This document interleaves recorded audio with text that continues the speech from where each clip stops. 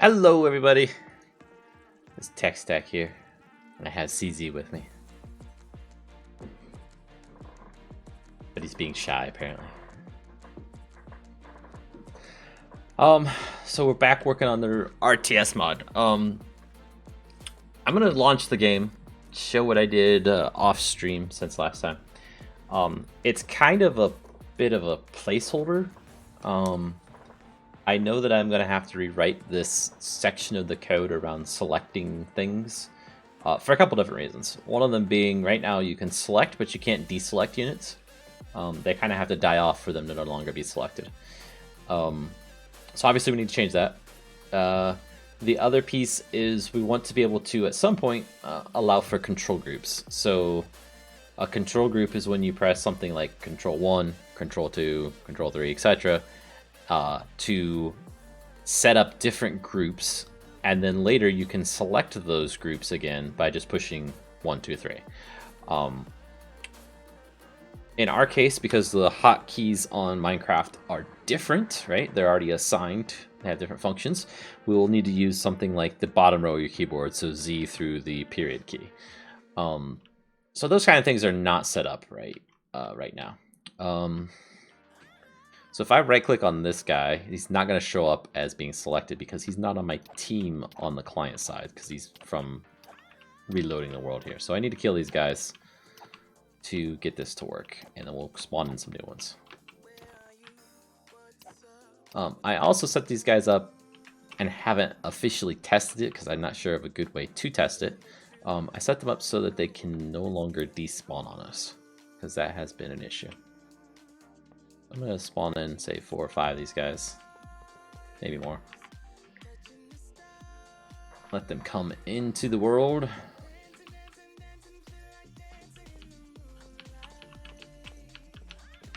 And as I select them by right-clicking on them, you'll see they highlight with the glowing effect. So we know which ones we have selected. This is a big improvement from my perspective because... Now let's check something here. Doesn't seem to have too much impact on the FPS. I was always not sure which guys were selected or not. So now we can tell them to move there. That was a garrison block, so these are normal foot soldiers, if you will. They line up all nice and tidy. Give it a cow to go and attack. Put it out here at a distance. We can click on it from a distance. They all rush towards it and try and kill it. Except for that guy, he's a little slow.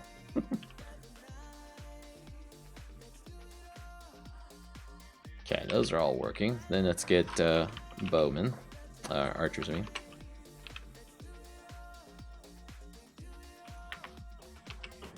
There's some damage potions in my inventory as well. It's damage 2. Get rid of these guys.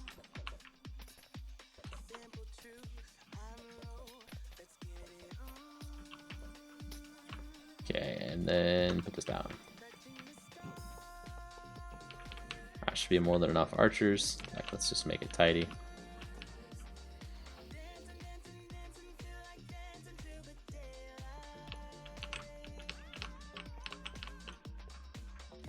Okay, select them.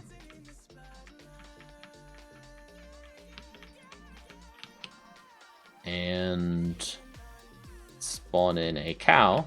And tell it to kill the cow. They will not move as a unit, right? They're gonna strafe around so they don't get hit as easy. But originally, remember last time I streamed, I believe, they would continue to drift around after, or strafe, and continue to shoot. I've got that fixed by looking for if their entity is, that they're targeting is dead or not. And if it is, it removes the entity, stops their strafing routine, and blah, blah, blah. So that's all good. We still need to also fix the selection so that you can't select something on your own team accidentally. We don't want to target our own team. And in the case of these guys, this type of behavior is a little concerning when they're going to be fighting other minions. Are they going to be able to hit it, right? Because they tend to shoot over their heads. Let's see if we can kill this guy so they stop targeting him.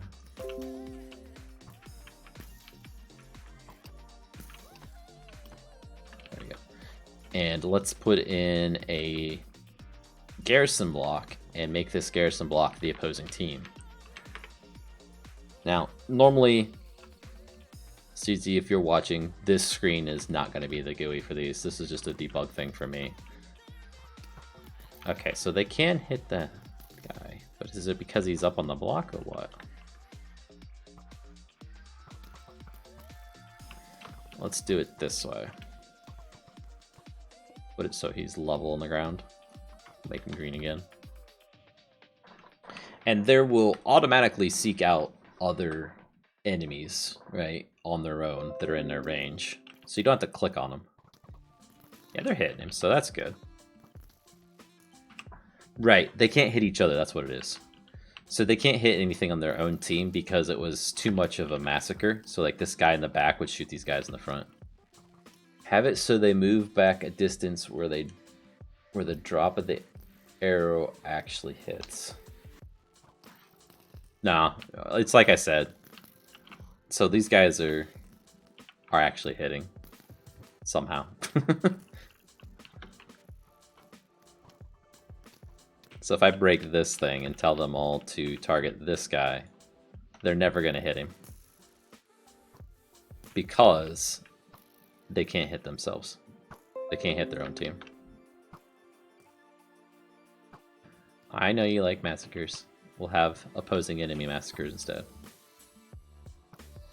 See, he's even trying to shoot himself. It would be cool if we had like a cancel command one. Right now this just says sample item, but this is our command one.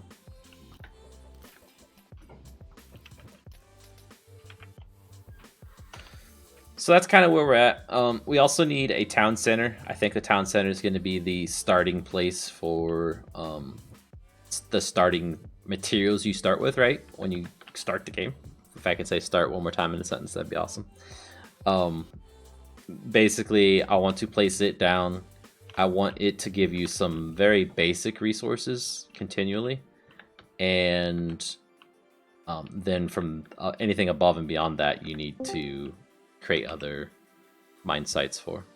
Hey, Fire. Hello. So CZ gets all pumped and everything for the stream, comes down here and cuts his stuff off. Yeah, I know. I'm not sure if it's because he's watching from the stream or what.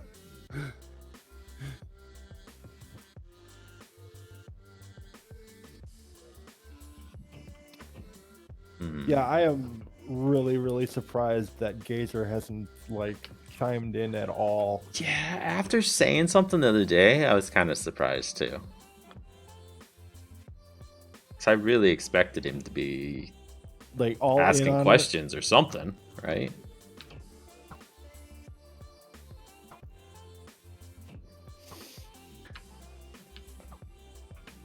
These guys fire in unison too. Not sure how I feel about that. What? Nothing wrong with coordinated attacks? Yeah, but maybe when there's an enemy that just spawns, it'll be okay. No, don't move there, stupids. Move there. Didn't mean to click on it. Yeah, okay, they're shooting at different times then. So I think I was challenged at work today and epically won. In what regard? Some of the Mexican workers that we have working there, they had this it looks like a battery box that has these two electric probes that you like hold on to, and they turn up this little knob and it sends like upwards of 12 volts of electricity through you. And according to them, most of the guys there can maybe get it up to like 7, maybe 8 volts. I went all the way to 12. Okay. Like, and they're just looking at me, jaws freaking to the ground. They're like, how are you doing that? That is 12 volts of electricity going through your body. like, yeah, it kind of tingles a little.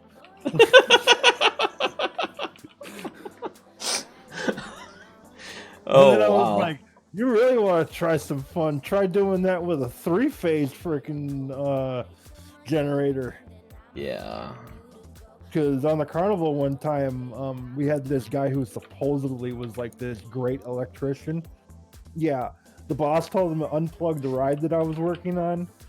The dummy unhooked the freaking ground cable first. While I was what? standing in a puddle and touching the ride. Did you got shocked? I'm take it. Oh yeah.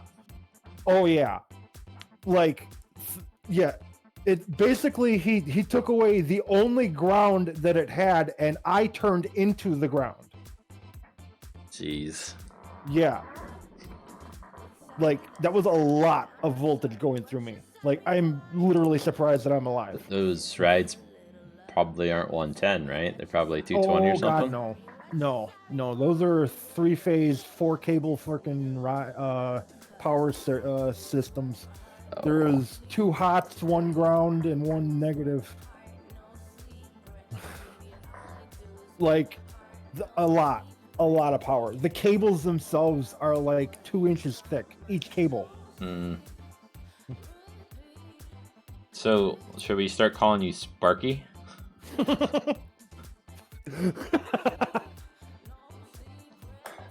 How are you alive? I wonder that to this day sometimes, like, seriously. Even the 12 volt thing, I don't know how many amps it was or whatever, but if it was on It you, wasn't any amps. well, I had to have something. It was literally just 12 volts. Yeah, but even a 12 volt battery has milliamps on it, like a flashlight battery. I don't know. It didn't have any. It didn't have any like. It's probably not rated. Yeah. It didn't have any kind of rating on it. Like, it doesn't take much. I think it was pretty much home built, actually. Great. Like, it looked like a battery box with a little dial on it and an on-off toggle, and then the 2 electrodes that you held onto. Okay, Sparky.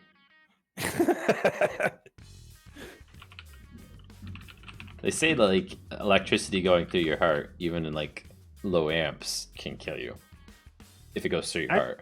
So if you have one electrode in one hand and another one, it's going through your chest to get to the other hand, right?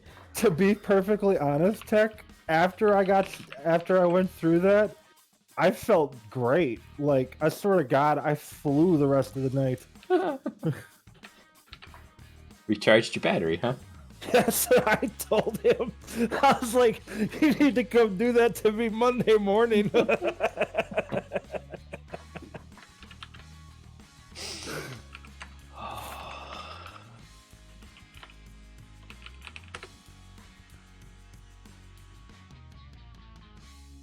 So I'm adding a town center right now.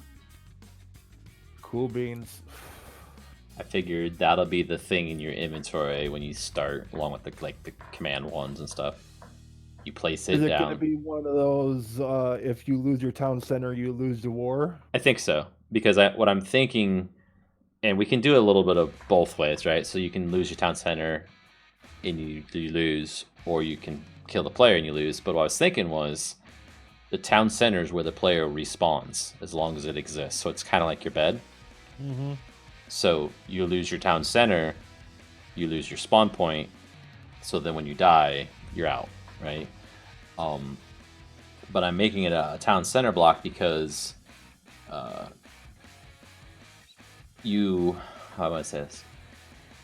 You'll start with that. It will generate resources for you, a couple different resources. I don't know if it'll do gold, but like if we do food, or to do food, it'll do a little bit of wood, it'll do a little bit of this, right? So that you have materials if you get knocked back to where you only have your town center. So that you can build another mine site to do whatever. The other piece of that is you go into its GUI and say, I want the mine site or a garrison block, right? That's where you buy the blocks from to build stuff. So that, well, Yeah, so you can do that. Now, saying that, we might make it so that you can also just go into that GUI from anywhere, but that's the kind of the starting spot for everything. You have to place it to get other things, basically. Sorry, I was ripping arm hair off. I don't think you should have been shocked. It might be messing with you. I went to after work today. I went to go get some blood drawn from me, and they had to draw it from more than a couple of places because my veins have a tendency to roll and not want to be. Are you a robot? Blood? Are you a robot? Like They were wondering. you could get charged up, and now you're saying you don't have veins. Like, it took her a good 40 minutes to be able to get this blood from me. Jeez.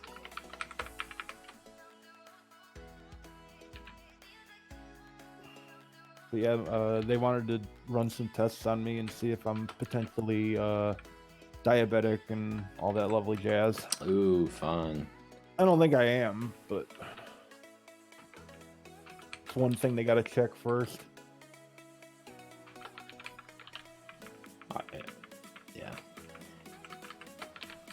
I don't want to get into health stuff while I'm streaming. I don't want to tell your health stuff to the stream, is what I'm saying, right? Oh, but I don't. Are you okay? Yeah, no, I'm fine. Okay.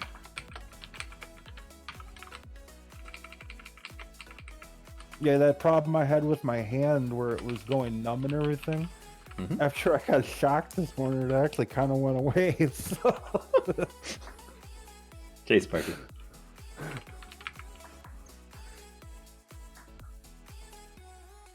So, you've heard me complaining about my shoulder, right? Uh-huh. I went to the doctor on Wednesday. He's like, well, I suspect it's this, but I'm going to send you to the specialist so that you can confirm it's that. So, the specialist hasn't called me yet. And yesterday, I had enough of not having relief from it. So I started looking online about it and like found out there's some physical therapy type stuff you can do to relieve it. Uh-huh. So I started doing those stretches and exercises yesterday and today, and my shoulder feels fine today. So I think he's right, and I might have saved a trip to the specialist if I can convince my wife that I don't need to go now.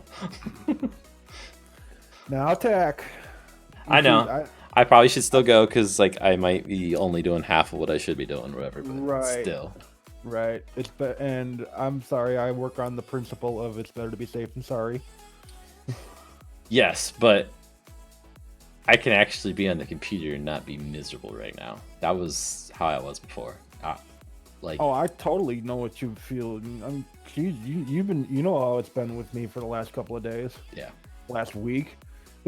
Well, and you know me, like how much I'm on the computer. I didn't want to be on the computer. So yeah. That's something was wrong. Very, very wrong. Yeah, you live on your computer. Pretty much. Excuse me. Okay, I think I've done everything to add the town center. But I'm sure I missed something. We don't want it to I'm do. gonna say my usual thing. Did you dot your I's and cross your T's? Okay. Okay, we don't have a GUI on it, but the block should be there. We won't have a texture, we won't have a block model. I haven't done that stuff, but let's see if the block even shows up in the game. I need to go and look at a video of someone who makes mods for 1.14 where they explain, I guess Forge added some way where you can create all these JSON files that say what the data is for this block, like if it breaks it drops this and all this kind of crap. But you can write it as code now again, which is good. Because when you write 15 different, when you're trying to add like 10 blocks to the game, that's a lot of files to have to create by hand. Right. Versus if I wrote code and just said, call it for each of these 10, it'd be easy. One or more entity values did not correct ID. Check the log. Okay. Well, I did something wrong.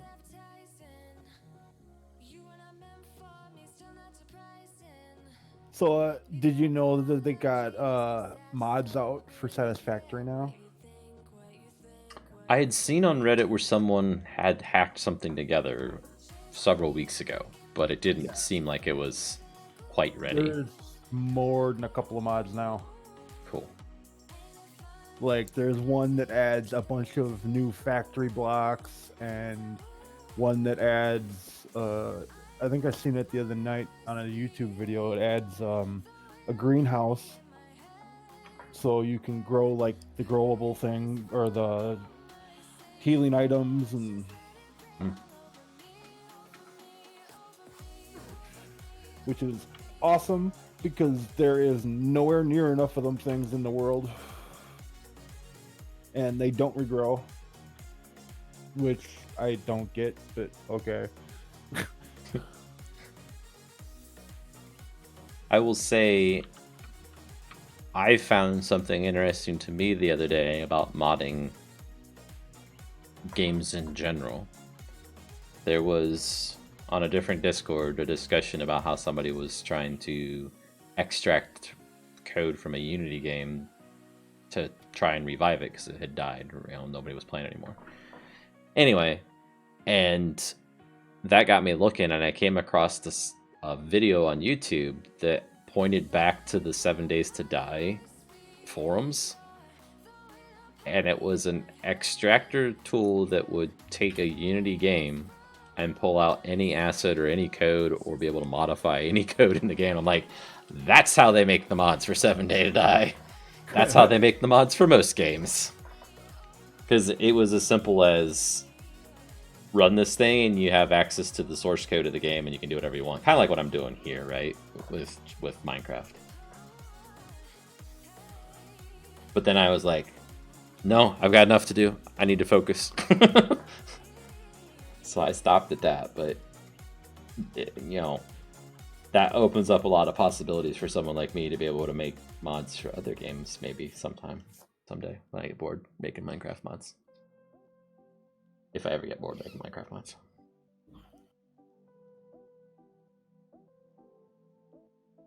Okay, I'm not sure what this error was about. It sounds about the registry, but rendering. I'm back. I'm back. Sorry, I missed the start of the stream. I had to put some food in the oven as soon as you started. I missed the entire intro. What's going on? I only explained everything I've been working on to you, thinking you were here. Perfect. I'll let me just rewind the stream because we have that technology. True. And I'll be back. Well, good. Then I won't have to tell you about how I shocked myself today. I'll listen to that. I was too. also being sarcastic about everything. It's just some of the stuff. Hey, I got someone at my door. I'll be right back. All right. Yeah, he truly didn't, recap anything cheesy. So if you want to hear about it, he'll probably talk about it when he gets back. Oh, he didn't recap everything? No, he didn't. Oh, okay. Taking me for a ride.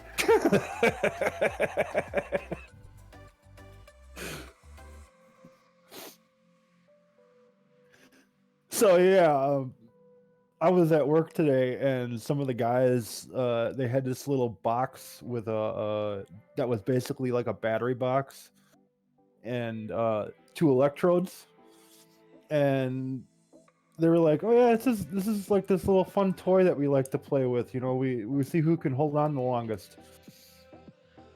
I mean, it only went up to 12 volts, so I mean, it's not like it's gonna kill me or anything, but. 12. So what type of battery? I don't We're know. talking- It was all sealed up. There was no markings on it. There was no, it was homemade. It wasn't, made somewhere. Because like a car battery is 12 volts, isn't it? No, it was smaller than a car battery. Okay. It wasn't that big. I ain't that crazy. So a car But, battery will like weld a wrench to it if you bridge the connection. Yeah. But these guys were like, you know, the highest anybody's ever made it up to is like 7 volts on the on the gauge, because they got it had a little dial on it, and it could go all the way up to 12 volts. You know, you could turn it up to 12 volts, and they like made it to maybe 7 or 8. Yeah, I held on all the way to 12. Okay, so they came to you and they said, "Hey, we made this torture device. Do you want to willingly put put your life at risk?" And you said, "Yes, that'll be a great time." According to them, it's just this, you know, this toy that they have that they, you know, they just see who can hold on the longest. Well, they've never seen anybody hold on for all 12 volts. They might have been trying to kill you, Sparky. CZ thought you actually recapped. He was gonna go watch it. So I recapped some stuff, but not everything. No.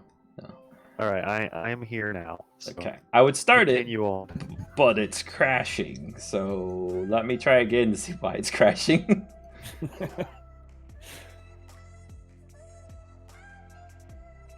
He's actually got quite a bit done already. I mean, for what it is.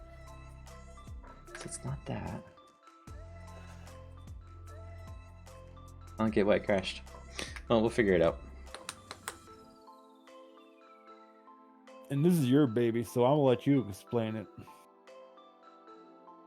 I haven't even had any input in this yet. Well, CZ, you're right. I'm being heavily inspired by Age of Empires. First off, it has a lot of things in it that makes it easier to do it in Minecraft kind of thing. But I'm also being influenced by other games that we play, like Planetary Annihilation, right? So I don't want it to be solely one specific RTS, but whatever makes sense, I guess, is what I'm going for. And if I can figure out why this is crashing, it's in the rendering of the overlay. But my overlay's not doing anything at that point, right? Like, you, CZ, you know the how you do the metal in PA? Yeah. Yeah, it's basically the same concept with the resources in this one. Right, so you build the, I'm calling it a mine site, over the resource, so over an iron block, gold block, whatever, and it will continually give you that resource. So it doesn't consume the ore. It will, forever until it's destroyed, give you that resource at a set rate. Yeah, and it's like Age of Empires, or I assume Command and Conquer had a resource system too, right? Yeah. Yes. Yeah, Command and Conquers, though, you actually had to go out and get it and bring it back to your place. In the same with Age of Empires, your workers would go to the gold deposit on the ground, extract it, and then walk back to the mine to deposit it.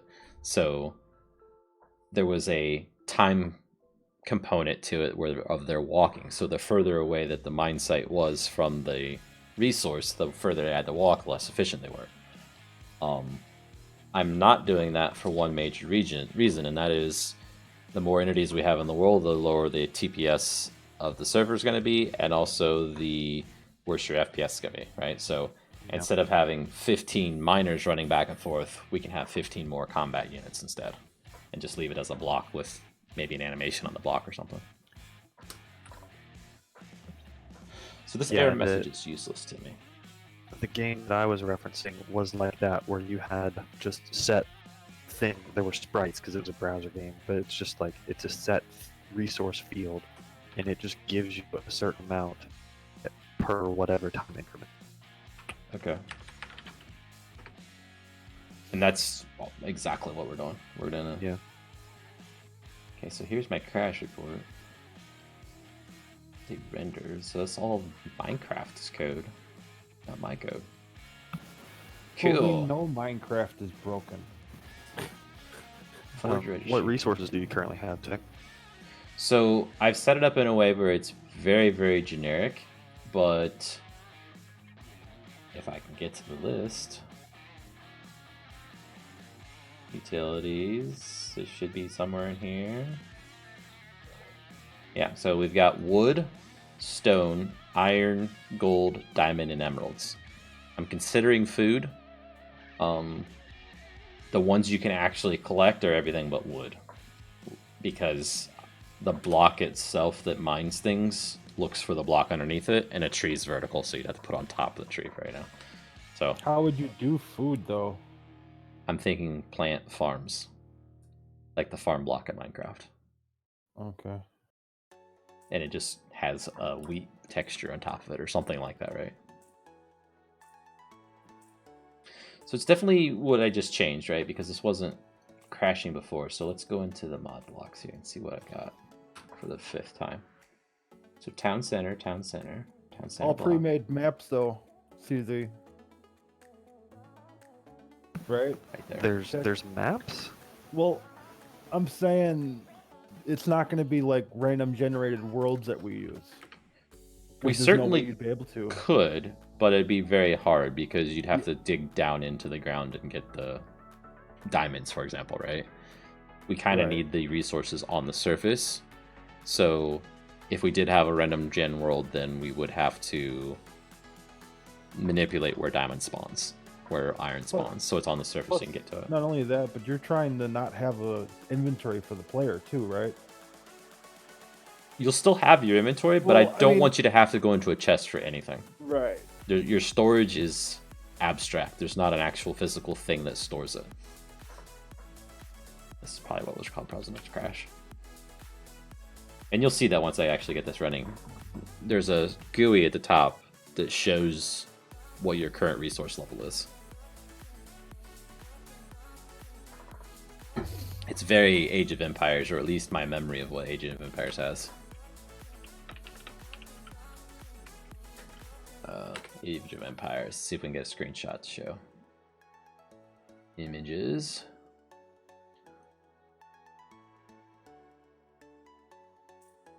Oh, come on. Steam, really? Wow, it took me to a Steam page.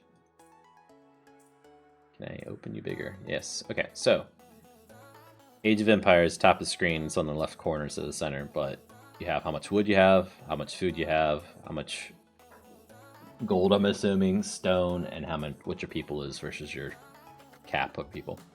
So we have something similar. Okay, looks like it's working now. Cool. So now I can actually sew stuff.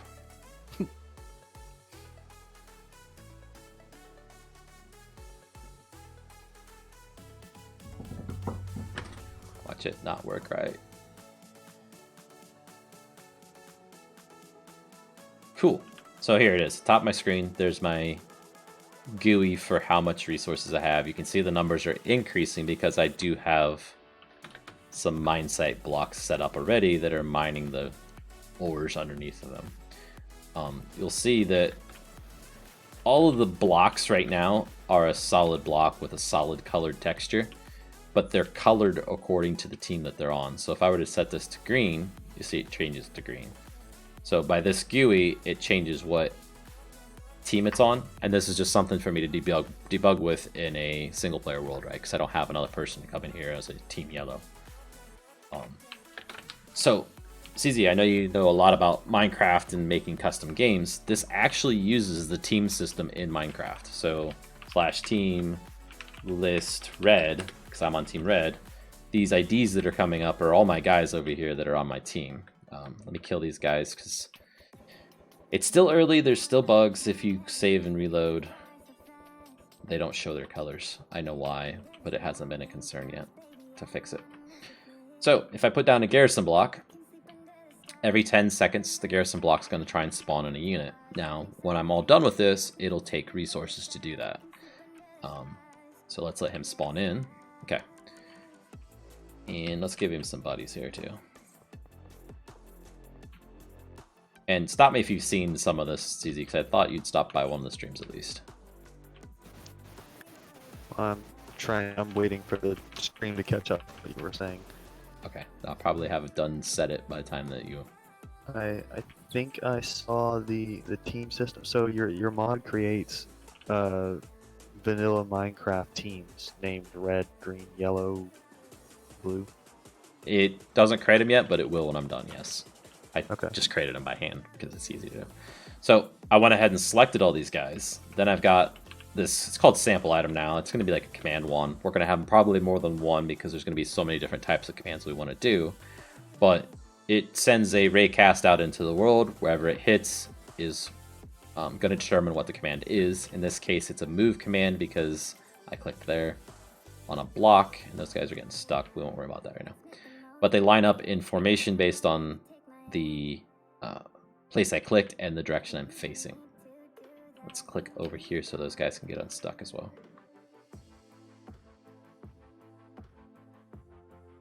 These guys are swordmen, even though they have bows. I just have everybody spawn with bows for a moment. If we were to spawn something in that they can kill and right click on it, they will immediately start targeting it and attack it and stop then when it's done. So you can issue a move command to say go over here and have them pass an enemy base. I set these up on team green and have my guys move over there. As they're moving, if those guys spawn in, they will engage them on their movement. And if they keep spawning fast enough, they're never going to get past it, but that shouldn't be an issue once we're done with everything. So I'm not doing anything, they're just automatically engaging the enemy units.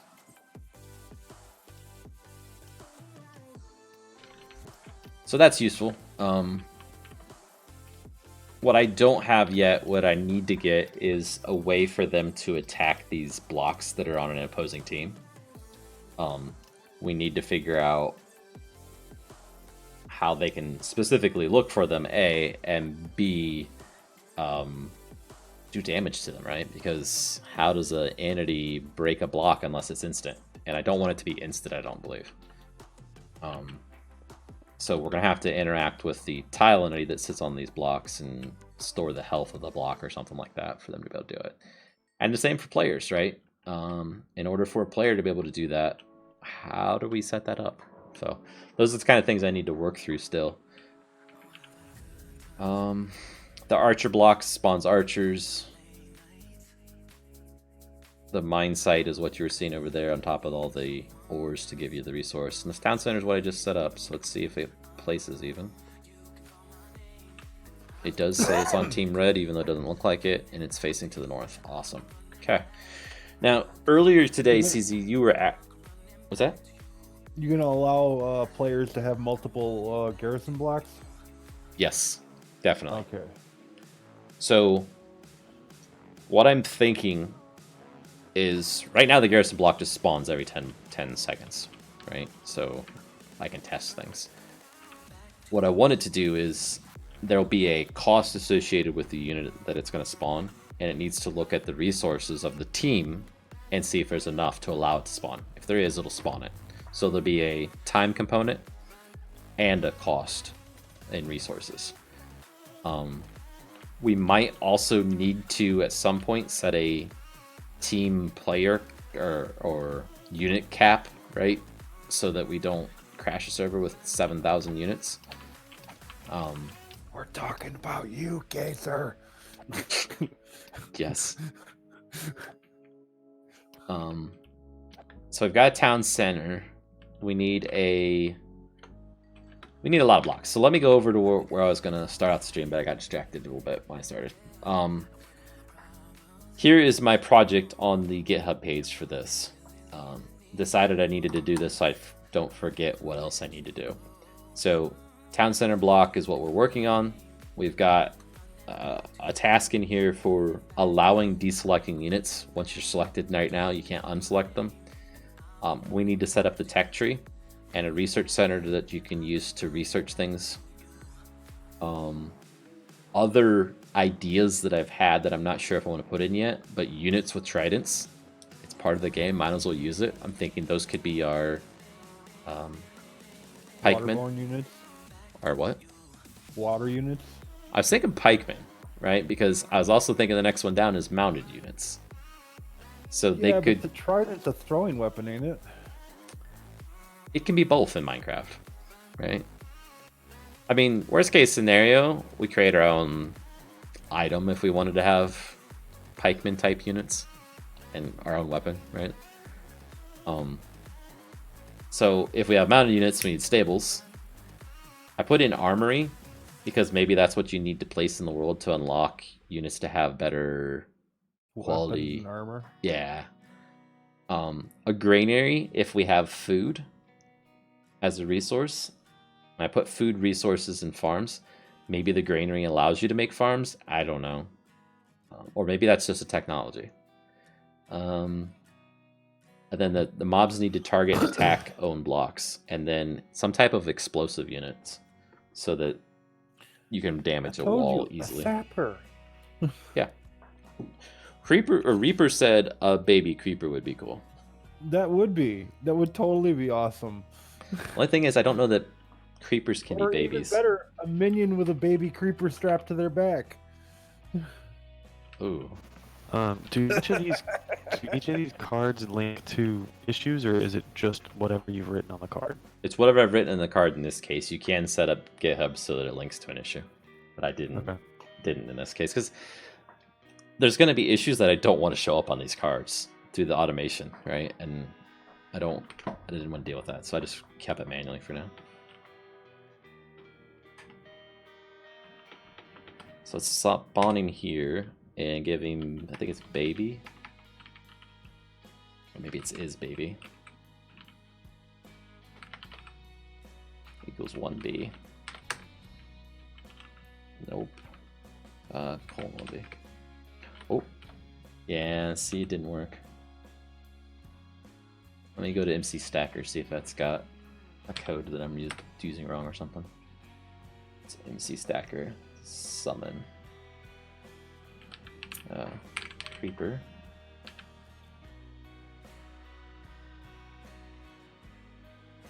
Nope, child's not even an option. Yeah, I don't think by default you can be a baby creeper. Yeah. You'd have to scale them all down and spawn it in with your mod. Yeah. So it'd be a brand new entity. Yeah, because you've never made one of those things. Right. I know. I get it. It's just everybody knows how a creeper animates, so I'd have to do all that too. Yeah, but if he's being, well, I suppose it depends on if you're going to have him be the actual thing or if you're going to have him spawn in on somebody. Yeah, if it's the baby, like they're carrying a baby on their back, that's kind of an awesome idea. I love that. Well, it would be easier that way too. I mean, you wouldn't really have to animate it that much. Not the creeper. We'd have to animate the character still, but we could Right. just change his model so he's got a backpack with a baby creeper in or whatever, and he runs up to it and boom. So the resources of cobblestone here is what's going to be used so to allow you to buy, what is it called? Oh, they changed it to infested stone bricks for the... That's cool. But it'll let you buy stone brick. Because I'm thinking that's how you build walls in the game. You actually just place the blocks yourself. Just like that.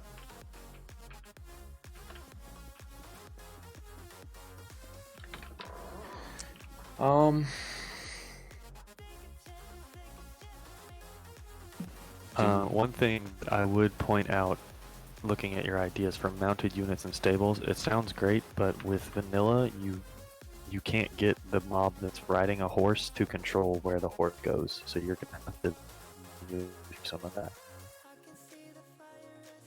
Just make it all one unit.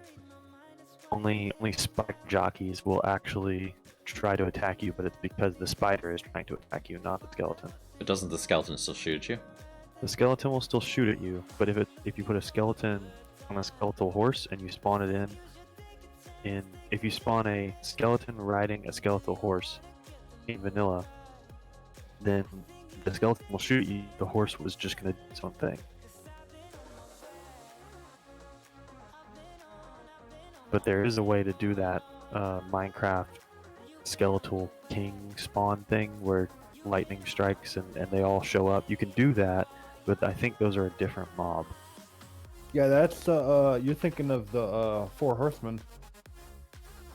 Yeah, the skeleton four horse. horsemen, because the four horsemen will actually come after you, I think. Yeah, they It's been a will. while. They'll rip you to shreds if you're not careful. So what I'm hearing is it's part of Minecraft, so it's possible. May not be easy, but it's possible. So you're saying if I go to entities, monster, the skeletal horse is what it was? I don't know what it's actually called in the Minecraft world. I mean, I've always known it as the four horsemen, and it's a very rare occurrence. Yeah, I know what you're talking about, but it should be like an individual entity still. If it Maybe skeleton rider, because it is a skeleton on it, ain't it? I bet it's just a variation of a horse because I'm not seeing it. Let's look at the horse. Well, it'd be passive. Horse. Skeletal horse entity. There we go.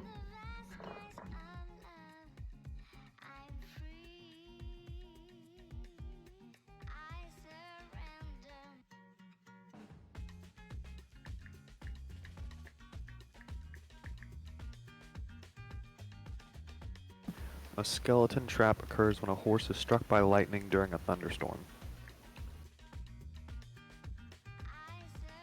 Right, and then the skeleton horse sits around until summon- somebody comes, and then it. So it's a skeleton horse entity, and then it has the MBT tag of skeleton trap equal to 1.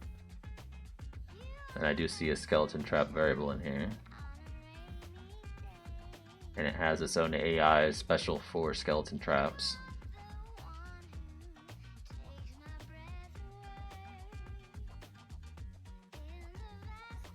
Trigger skeleton trap goal.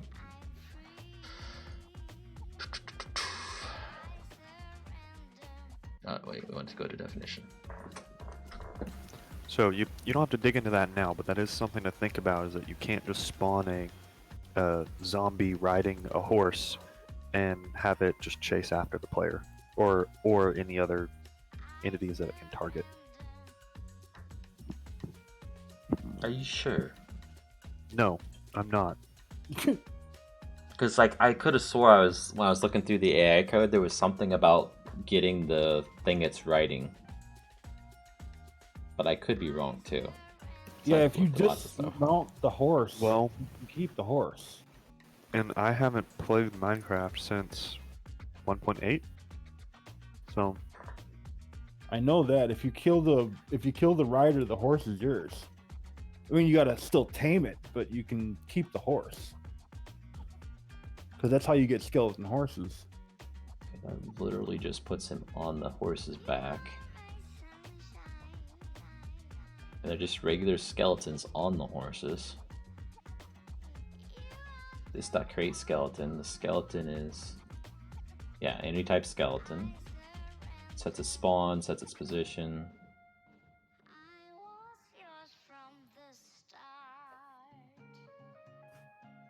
It's not doing anything to its AI directly to make it different than a normal skeleton. Not the skeleton, at least. Okay, so it's also going to create the horse. It's creating a skeleton horse type. Yeah, it seems like a normal horse. Seems like a normal thing. Okay, so if we go to skeleton horse, it's coming from this. AI register attributes.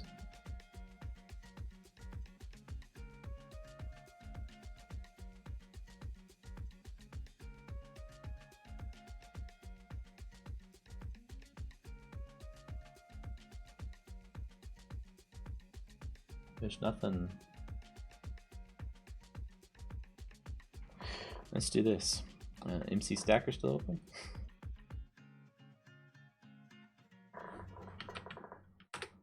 MC Stacker out, because I know you can do mobs on top of mobs in this thing. So the bottom one's going to be. Wait. Is there a riding thing? Passengers, awesome. Okay. Skeletal horse.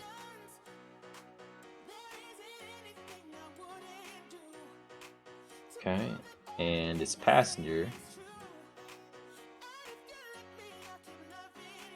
is going to be, well, in this case, we'll call it a creeper, but we're going to change that piece, and we're going to put my mob there instead.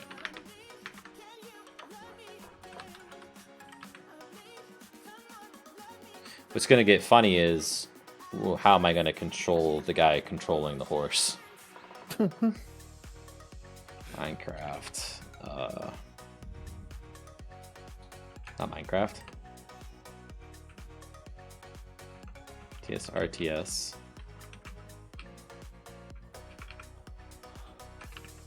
Minion.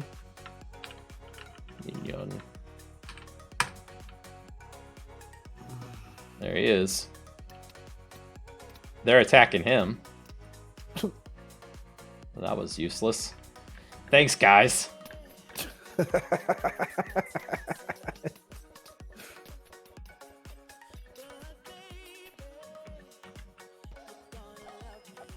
Maybe when you do it, you should see if you can have it set so that it sets the horse to the same team as well, so that they want to attack that horse as well. Right. I can't get him on my team doing it through commands. So who's in control of the movements? He's not moving around, he's just spinning around. That kind of tells me that it might be the mob on top. Because my guys purposely don't wander around the world like other mobs do.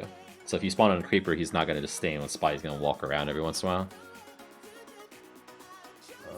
Can you change that guy to your team and try to order him around? I don't think I can, because it's not something accessible by commands. I'd have to, like, set up the whole thing to spawn him riding a horse. I can do it. It's just gonna take a hot minute. That was cool. He was, like, still riding it for a second when the thing was dead. Okay, so let's add a stable block. Why not? Like, I wasn't sure what to work on, so I'm fine with going and working on this. I think you should start by outlining what the tech tree should be. What the tech tree should be? Yeah, you're gonna have all these blocks. What? Well, you're gonna start with the town center, and the town center's your world of everything when you start, right? You plop it down, you go into its GUI. It will automatically give you some basic resources periodically. Probably food if we had food, maybe wood, maybe some stone, but not a ton, right? Because you need to go get mine sites out to really get the income coming. Those basic resources would then be used to buy a garrison from the block, right? So that you can go out and start building your forces. You would have a research center that's needed. You would have a archery range that would be needed. Everything's going to be bought in the town center, with the exception maybe of a marketplace building. You'd buy the building, but you, in the marketplace, would then be able to trade between different resources, right? So you might be able to sell 10 wood for 5 iron or something, right? That way you can trade back and forth. If you're low on something, you can use the marketplace for that.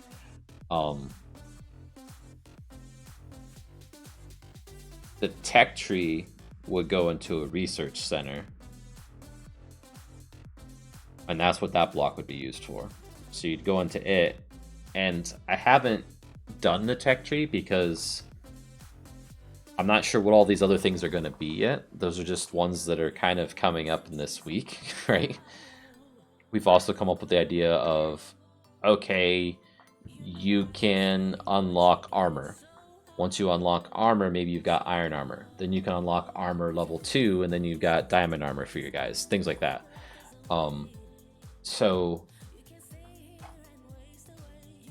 those pieces may not be directly in a research center. They might be in the armory, or the armory needs to be there to allow for this. You see what I'm saying? Like it's kind of a complex thing, and I'm not sure what all it's going to need, because we might take this as far as there's freaking tanks, right? And what do we do then? What leads up to tanks? And Well, and I was thinking even more basic, where you have blocks that generate resources. Mhm. Can I upgrade those blocks, or do I just place more down if I find the ores in the playfield? you certainly can place more down. Having a level 2 mine site or something like that might be possible to do in the game overall, but I think it's going to be more of a you unlock the technology and don't have to go and replace all those blocks. So it's the same physical block in the world. It's just instead of giving 1 unit per tick or whatever, one resource per tick, it gives you 2.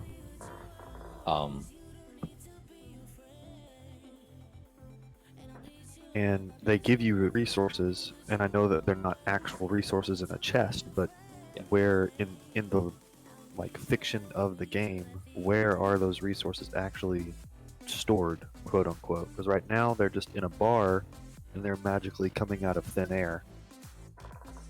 The town center would be the realm of everything for you, right? So you place a town center, that's where you start out, it's where you build everything from, it's where your riches are stored as a, and maybe town center is a bad word for it, but it's this like the courthouse or mayor's office in a current day kind of thing. But even then, like, you don't store money in it, right? But that's what they used to do back in the day. Like, that would be the king's riches would be in the castle, right? Yeah, I think to make it a little bit more tactical when you're actually playing the game, it would be interesting to have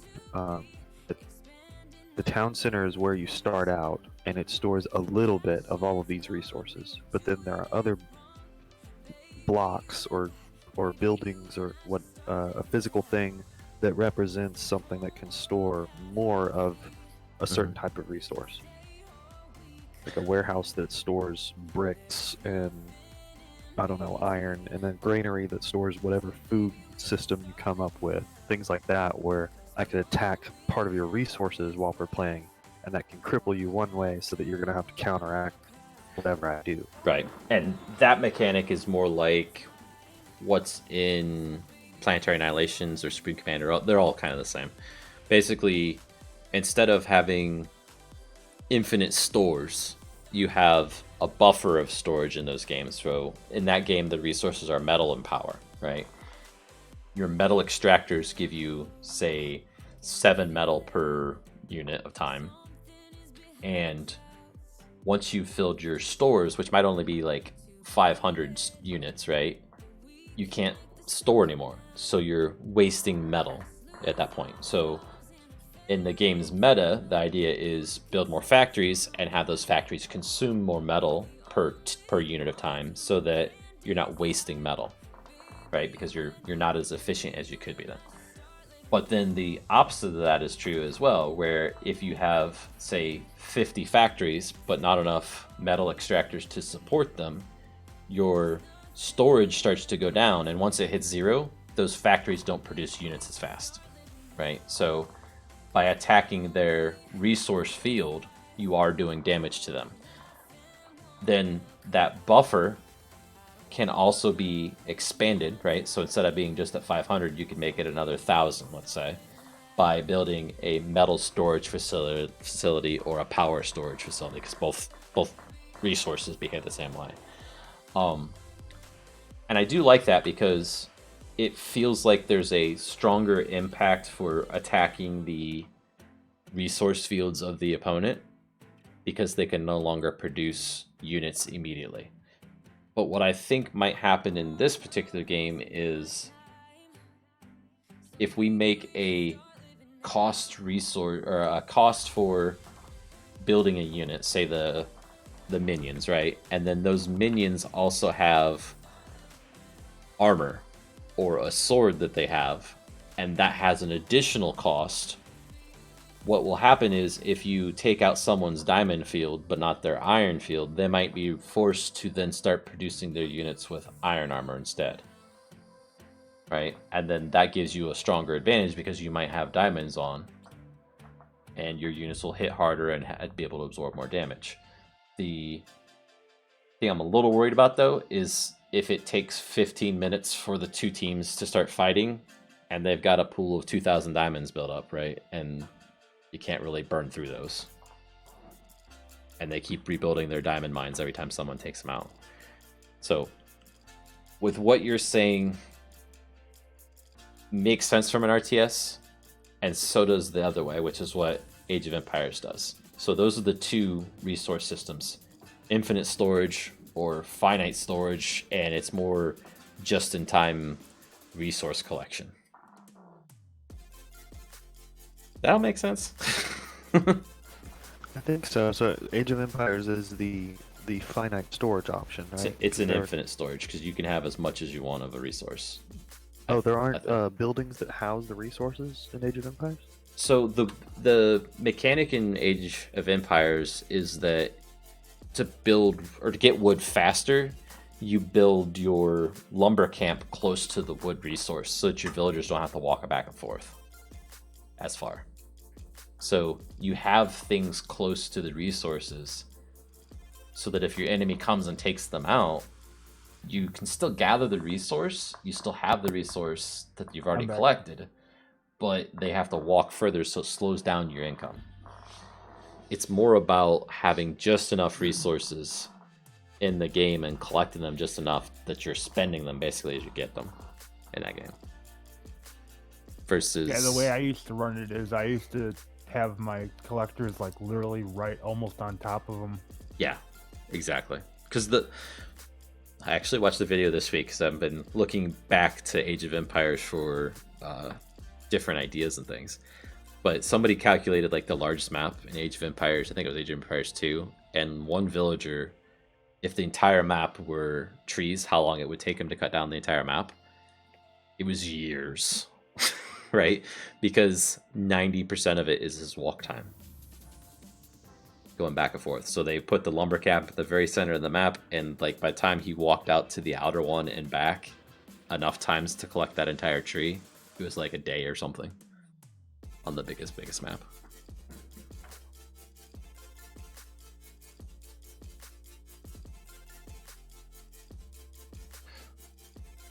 So all of that said, I don't know what all resources are going to be or what tech tree is going to be. I'm not even sure what all resources are going to be, which is why I coded it the way I did, because it's like 3 lines of code to add another resource. I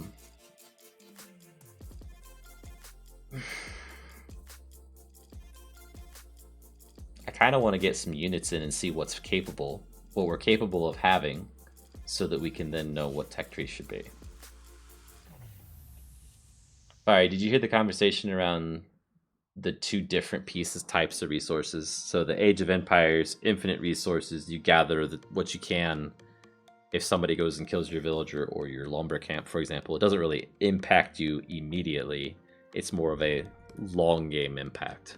Right, it's more of a hindrance because you gotta reset it up, and then, you know, if they do it again, then... Well, like, look at it this way, too. If you had 10,000 lumber, and you knew that was going to be enough to beat the other guy, it's not a direct impact. It's not an immediate impact, because you have to burn through what you already have.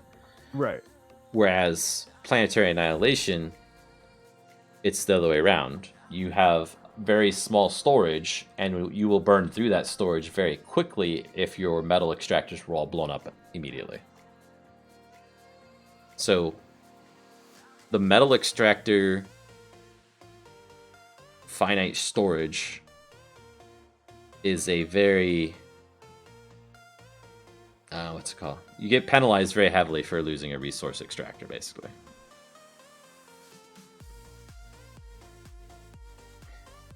And I don't know. I think we should go more with the Age of Empires thing, where you once you mine it, it's yours, and you don't have to worry about it. I'm kind of with you, but I'm a little bit concerned because like there's no workers, right? And that's the other thing Age of Empires had is there's those workers and there's the costs for having to move them back and forth, and it's easy to kill them. Versus what we're gonna have is more like the Planetary Annihilation's extractor concept, where you build it and it just gives you resources. Okay, but on that note, are you gonna make a storage facility then that it gets dumped into that will So be that's the thing that if you lose it, you lose X amount of that's what resource? CZ was asking. I think that's really the option here because you don't want to have people running back and forth, and you don't want to have to run and place things right next to it's already going to be right next to, but you're not going to have that travel time. It's just a set tick rate. Because in all honesty, that's gonna make those resource holders more valuable than town hall. Well, that's what I was getting at. So my initial thought was the town hall basically acts like your resources, right? Your storage for all. But thinking about it more, that's also our either our in game or our close to in game state, right? Because you can't spawn anymore if we do that mechanic.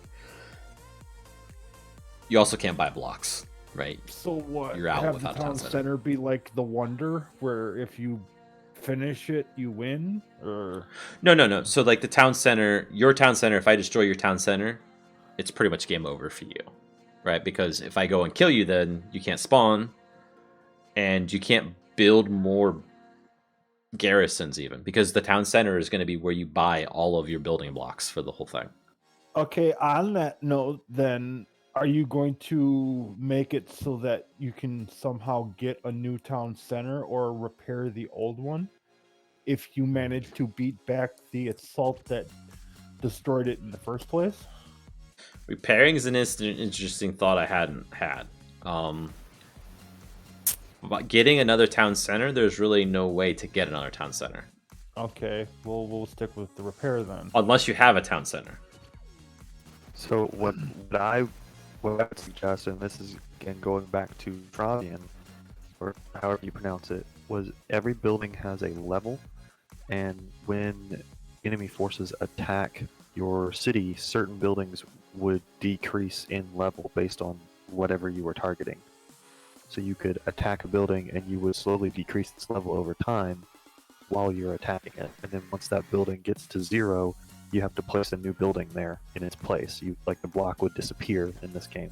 So if it was the main town hall building, then if you want that to be game over, it's game over. Otherwise, there needs to be a way that the player can get one more and start from level 0 or level 1, whatever the starting level is.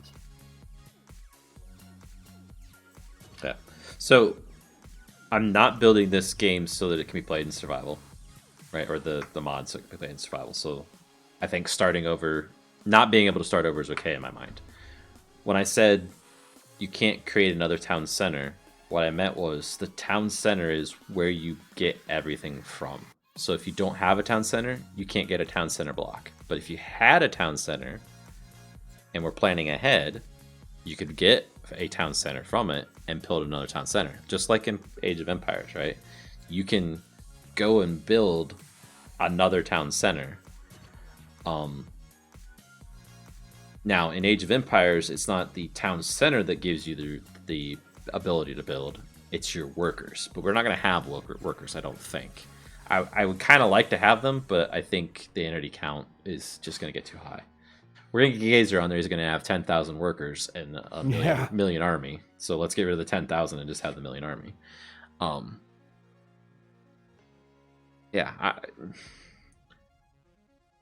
Does that concept make sense as far as you can have more than one town center, but only if you buy it from the town center? I think I would rephrase it to say it makes sense that each city or town you as a player have, each one has one town center, and you can create new towns. Yes. But let's stick with one town right now. A town would not have 2 town centers placed, but you could place a new one. You as the player have to know that, if this town center gets destroyed, I need to have one in my personal inventory to be able to place back down once it's dead. Yes. And the other aspect that we could use as well is I'm setting this up to use Minecraft's teams. There's going to be up to 4 teams, but there's nothing that stops there from being 8, 12, 16 players going, right? And every player that's on a team, my envision for this is when we hit start the game, after everybody's selected their team, everybody has their own town center. So if my town center falls, I can run over to Fiery's town center and use our team's resources, because resources are shared across the team, to buy another town center and place it down for me to use again. So you'll have to destroy all of the town centers of your enemies to win the game completely. Now that's something that resources are team shared. You're breaking up pretty bad. What about it? The resources being The shared? resources are shared amongst the team. I'm thinking they would be shared. Are you saying it's good or bad? And I'm only asking because you're breaking up so much. Did we lose you? Huh? CZ's cutting out pretty bad. I was trying to understand what he was saying. Yeah, I noticed that earlier. So, yeah, and it impacts large teams more than it has an impact on us 1v1, right? 1v1 doesn't matter. Doesn't matter that you can have shared resources or multiple town centers.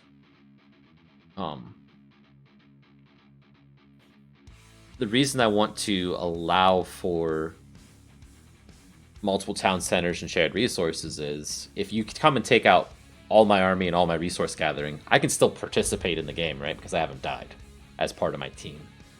As soon as I die, though, I think each player's town center is their specific spawn point, right? So if my town center dies and then I die, I can't spawn anymore. If we do the player has to die thing. And then that's a way for us, when there's a big match of big teams versus big teams, to weed out the weaker player or the people that are losing, right? Is to kill their town center and then kill them. Now, if they have already purchased another town center and place it right away, they've got another spawn point. Or if they run over and gather from, say, Fiery's on my team, if I run over and gather his town center and buy one real quick, we're good. All that said, town centers are not going to be the cheapest thing, right? So you need to have a balance of resources already to afford to buy it, right? But at the same time, because they're expensive, maybe you should be spending that money on buying armies instead, right? One thing that I think we're going to need, and I haven't come across a good way in my mind to control it, is in games like Age of Empires, and even a little bit in Planetary Annihilation, when you say, give me a unit, you go into the GUI of that block, or that building, the garrison, let's say, and say, give me 5 of these. And it will sit there and spit out 5 of them over time. So I'm not decided completely on the one condition. It's either going to be the town center dies, or the player dies. The player dies without a spawn point. So, is it kill a block, or like Bed Wars, basically, where the town center is your bed?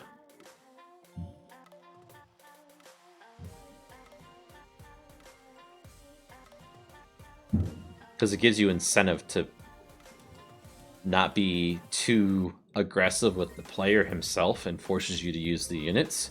But I want the player to still be able to have some mechanic in it where the player can go and help kill the bad guys, right? If he gets overwhelmed, he can go and wreck people.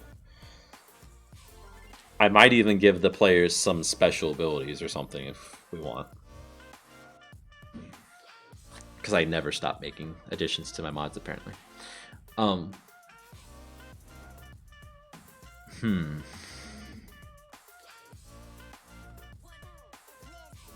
I could talk all night about this, I think.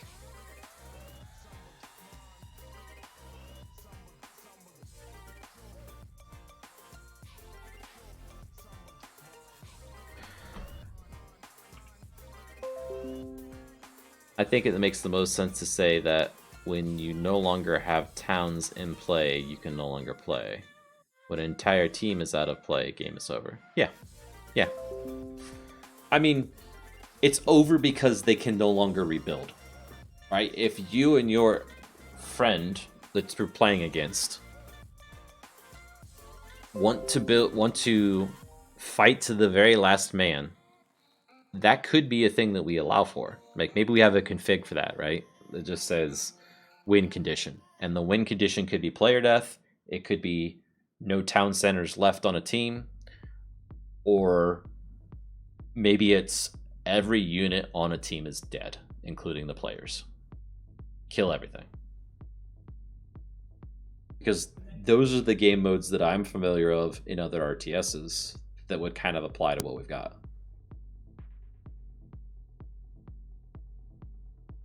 And CZ, I'm fine if you just want to talk. I just couldn't hear what you were saying that one time. You don't have to type everything out.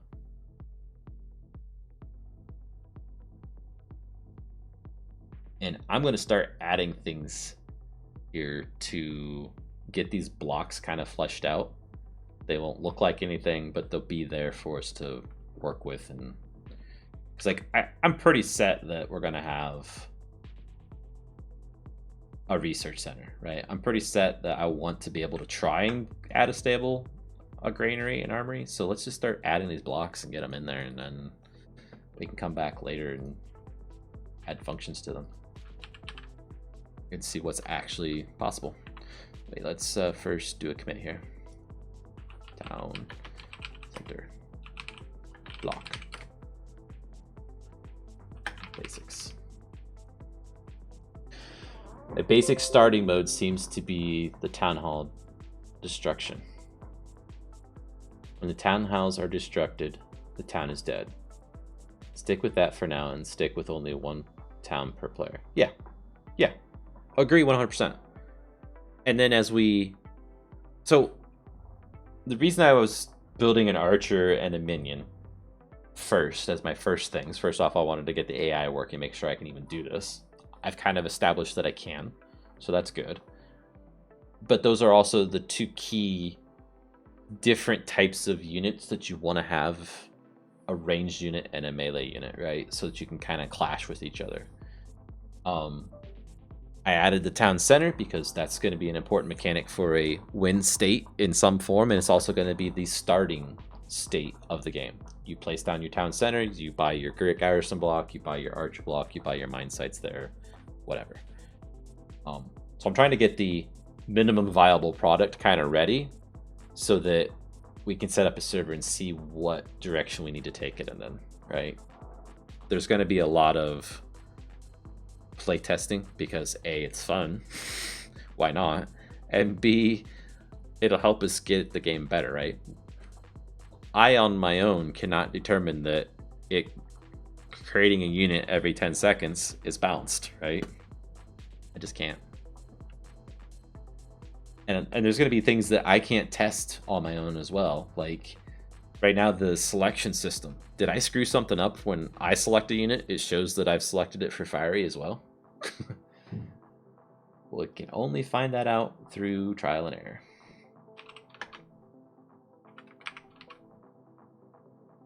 Okay, that was an important change to make there. Okay, so let's copy this town center block and paste it in as a stables block. Okay, we're started on stables now. Let's do a research center block.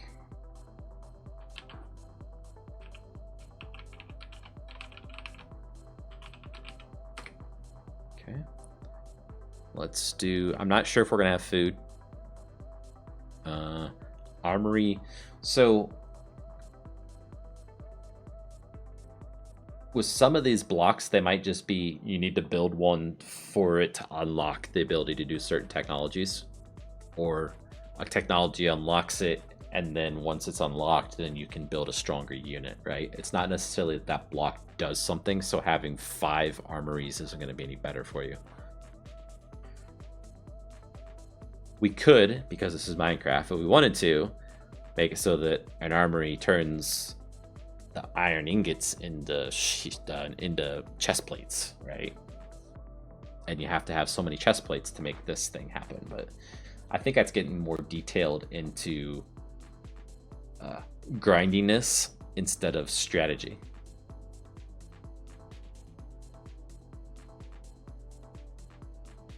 Let's just stick with these two, the research center and the stables. The stables because I want to try and get it added to see if we can do the horse thing for mounted units, and research center because we're going to need that regardless for tech tree. Okay, so that's that piece.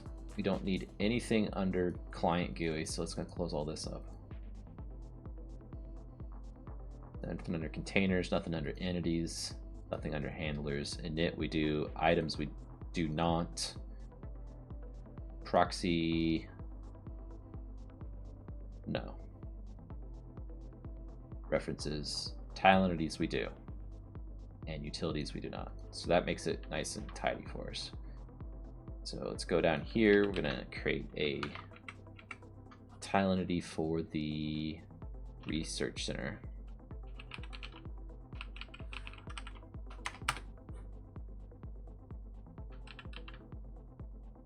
And a tile entity for the stable.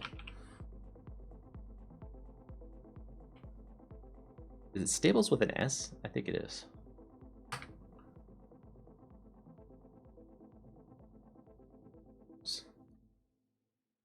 Nope. This one. Okay. Let's go into these 2 blocks and start changing them. So we do need to go into references, I guess, because we got to change this. So we're going to add in our names. Registry name, town, center block gets changed to stable. Stables block.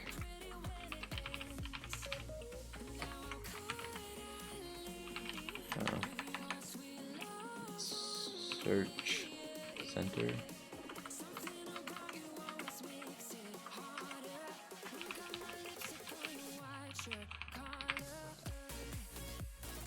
Okay, now we can go back to our research center.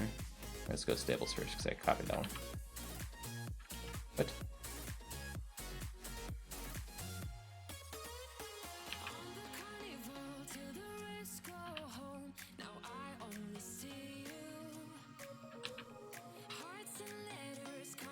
Okay, and then we've got our stables set up for the tile entity. So stables. And this one.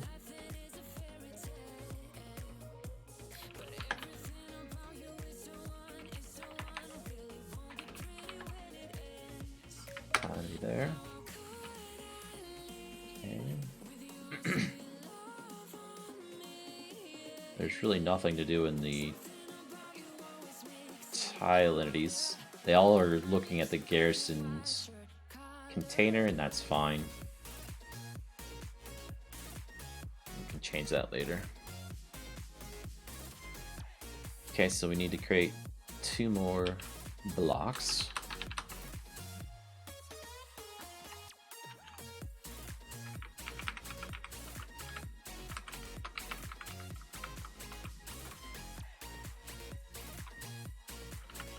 Hate how this does this. Like it won't let you autocomplete if there's an error here. Research center. Okay,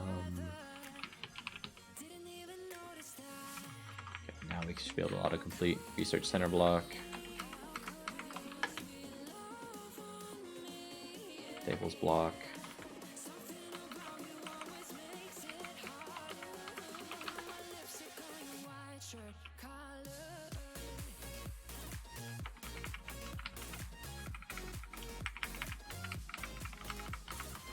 Research.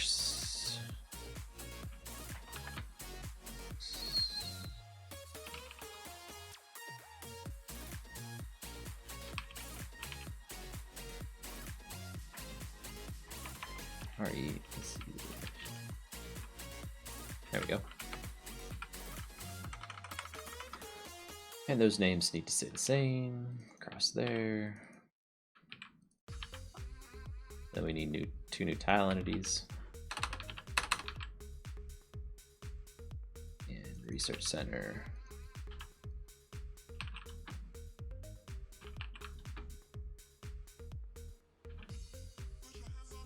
Oh.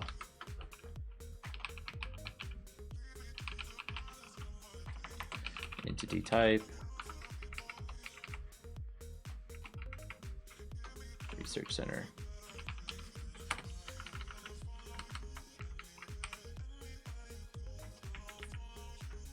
This one needs to be stables. Name, stables. Stables. Entity block. Don't want to throw in a wrench things, but you probably haven't gotten this far. But can I always see how many units and what types of enemies? So no, not the enemies. So that is an interesting thing. How will we handle scouting is basically what you're getting at. Because that's an important aspect for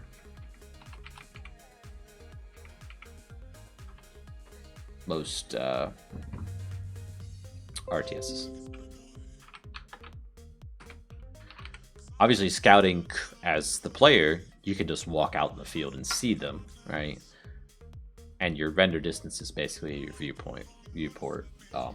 And there are limits to it, right? So the server can level the playing field so somebody can't set like 32 chunk render distance. The server's still not going to send that much.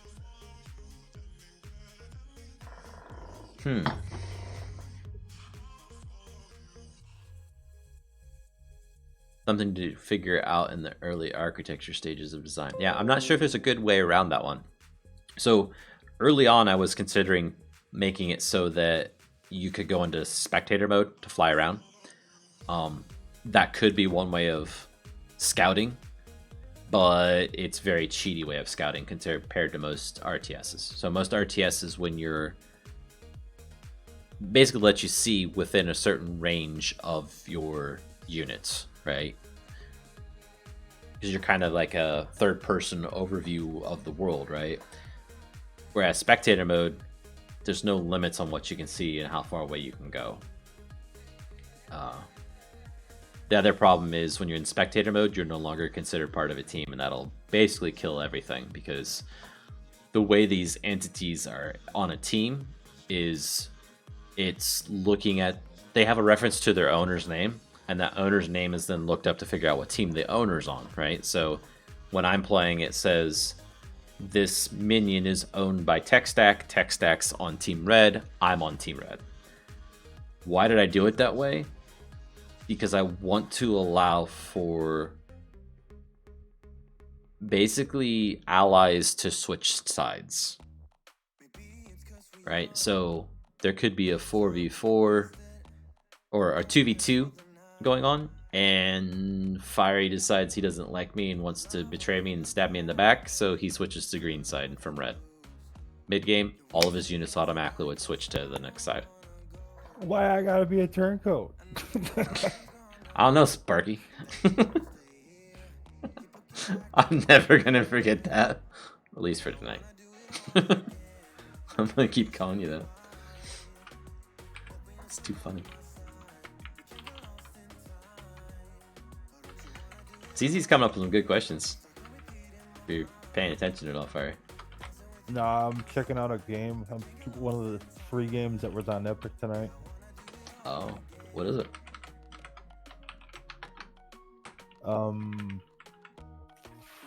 Costume something or other.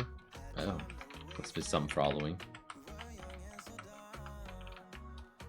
He's asking how we were going to handle scouting.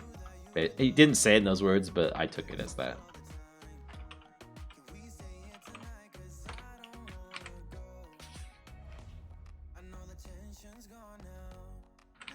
Okay, that should be the tile entities, or the blocks being registered and their items being registered. Now we need to do the tile entities here. Keep doing what you're doing, but make note about scouting and enemy visibility before you forget. Yeah, I'm not sure what we can do about it, though. I'm not passing it off as, there's nothing we can do. We're not going to think about it anymore, but... Okay, I need to come up with some kind of solution before I even start working on it. Staples.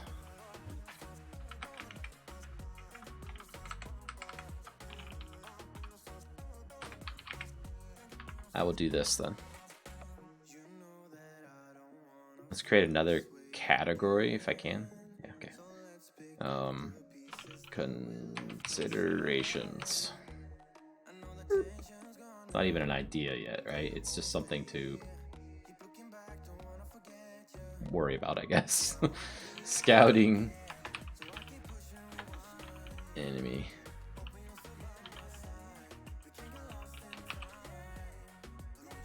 Now, we could do like some type of... see, this is why it's good to write things down. Oops, the heck. How do I give more detail to this? Really? It's just all right there? Yep. There's no way... I love Trello more, I think. I guess I could convert it to an issue. This way. So I wanted to put some notes on here. Could allow for seeing total unit count with special tech, right? So maybe you get like some mystical tech or something that gives you visions into it. Yeah, so projects are just like Trello. You can move things around, right? You can automate it too, so when you're adding a new one, you can give it this preset as to do, and then you just say any newly added issue goes in here. And each you can set up projects as milestones basically for your projects. And so like this one isn't the whole project, right? This is the private test server project, which I'm taking this as our minimum viable product basically. What do I need to do to get this into minimum viable product? I know I've got things that are probably beyond the minimum viable product on here, but I didn't have any other place yet to set them up. And I think I can add them to another project later on if we don't close them out here completely. If not, then I will yeah,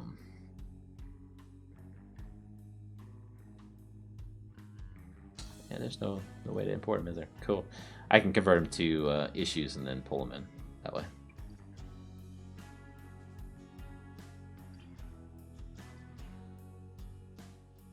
Wait, there's a milestone inside the project, you're saying? What do you mean?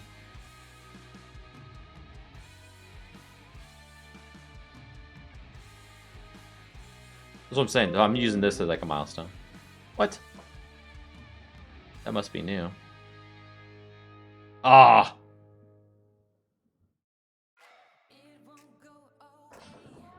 It's just like a project though, right?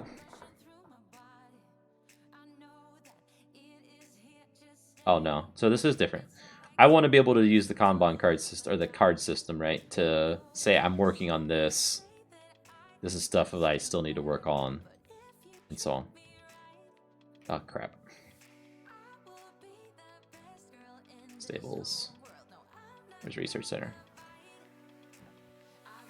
Because then like a week from now when I'm like, oh, I need something else to work on and I've forgotten everything, I can just come in here and say, oh, this is the stuff I need to do still.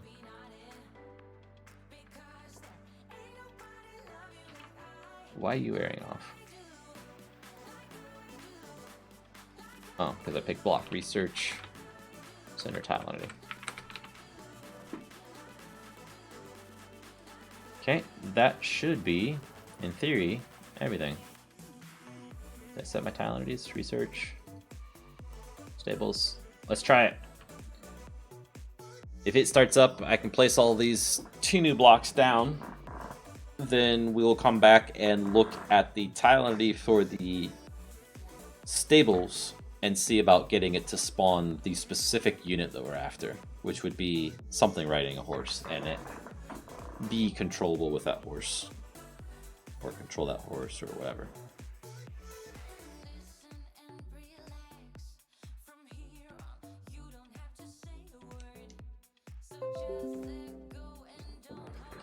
I have mine set up like this, so closing an issue drives towards a certain release. It's 6 one way, halfway does. Yeah. And if you notice on GitHub, the project, I think they set up projects before they set milestones, because I don't remember milestones. It's got progress towards it, right? So as I move things over, no. Maybe. Yeah, see, they're increasing the color bar there, the graph of what the state of the project is.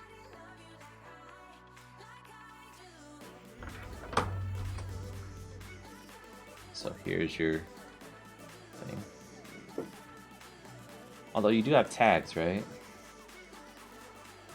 But you don't have, here's what I'm working on. You just have, here's the pool of things that I can work on and what's closed. Doing it this way.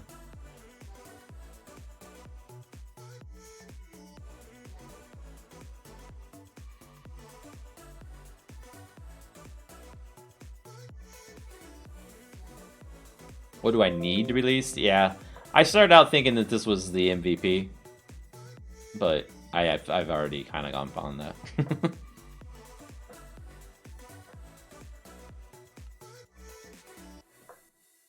What do I need to release? What do I need for MVP? I need the town center working. Then we can start screwing around with it and see what it's going to do. I need abilities. I need the resources to mean something. You can gather them, but they don't. There's no cost associated with anything. Research center, stables. They are both on red. We are good. Okay, so stables. This is how we spawn a minion. Does it return our minion to us?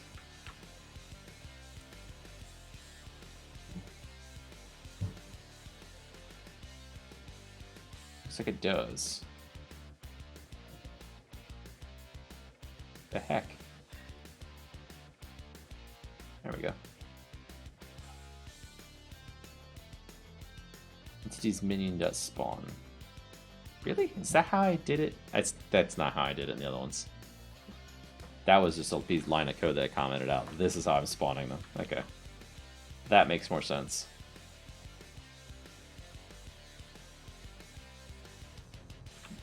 Okay, so does this return my entity? It does not, and that's fine. So instead, I'm going to say spawn mounted unit for team.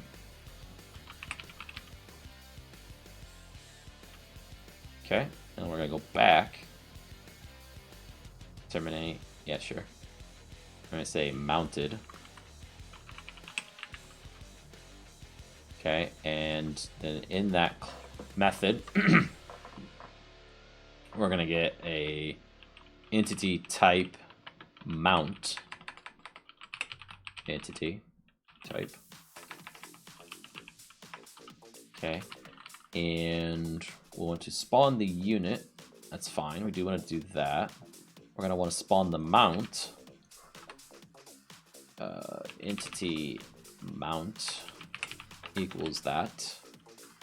Oh, crap. Come on. Spawn unit. Spawn unit is also one of my classes. And it's doing all this, so we can't do that. So instead, we're going to spawn it the old-fashioned way.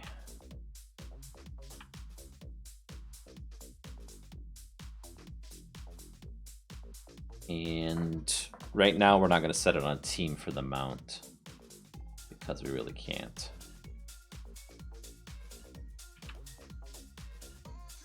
And that is spawning what? Entity type, so we want to do that. Okay, and then E dot set writing. No.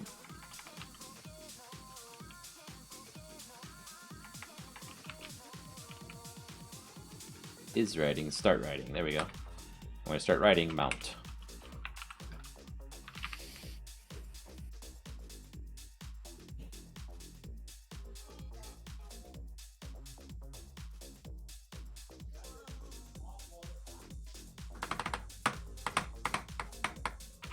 And I guess in here we can do this again for the mount, because this is actually setting them on the scoreboard itself, which is important for a different reason. There's errors? Oh. We didn't add the mount unit for this, so entities, any type dot, horse.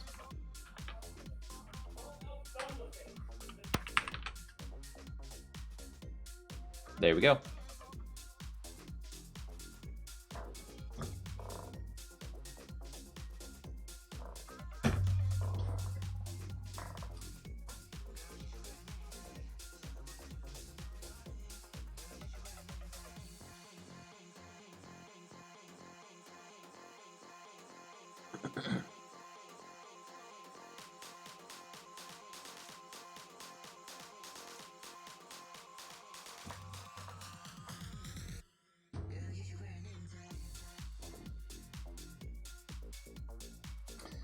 Thank you everyone for watching, who is watching. I think I've been at about 5 viewers, give or take, for most of this stream. And I've been streaming for an hour and 40 minutes. So that helps my watch time that I need to get to on YouTube. Oh, and subscribe now.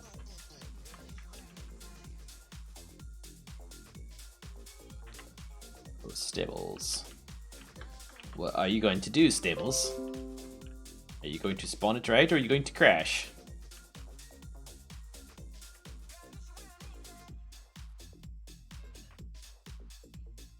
Boom. Oh. How about now? Now? Now. I don't think it's spawning.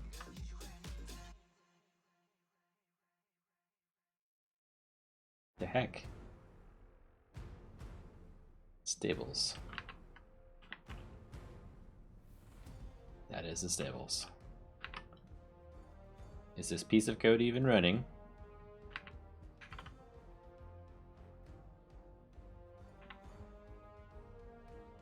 Okay, switch. Ugh. The glowing code.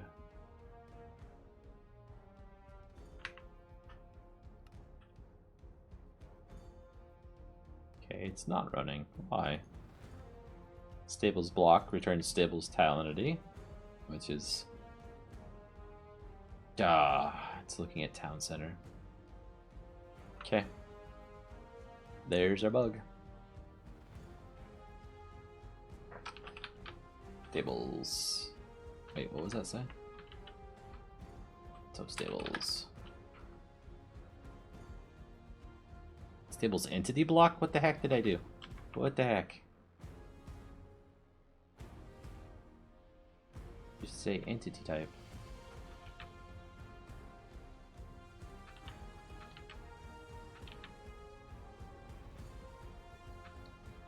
Well, there was our bug for this code change. And this one needs change too. I really don't like that 114 needs this. I'm not even sure if I fully understand why it needs it, but it does.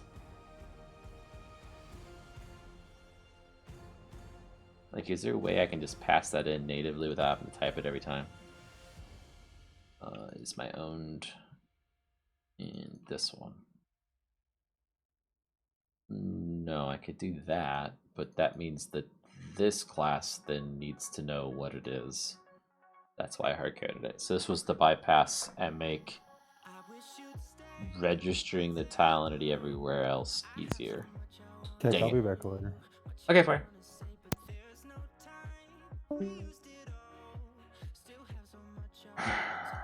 There's two places, right? In here. And here. Yeah, I'll just change one extra line every time.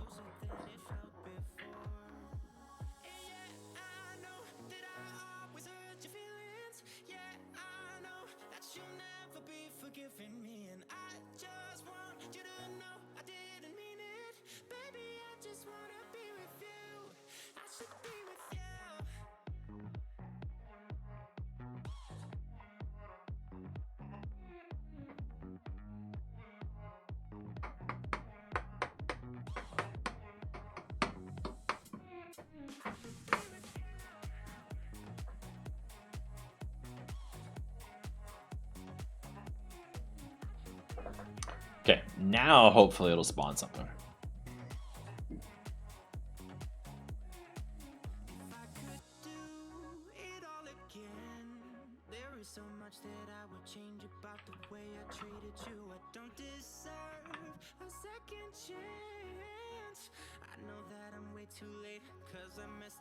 So place a garrison next to it because we know that'll spawn and it'll give us a timer basically.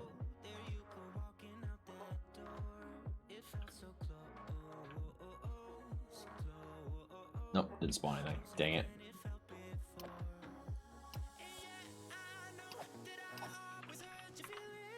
Did he drop his shield? He did. Huh. I don't want him to drop anything really. It's just caused lag. Okay, no errors. Research center. We never hit this line of code. Ah, I know why. Probably because we had the wrong one there. Let's replace it so that it created a new tile entity instead of the old one, which might have been set up incorrectly.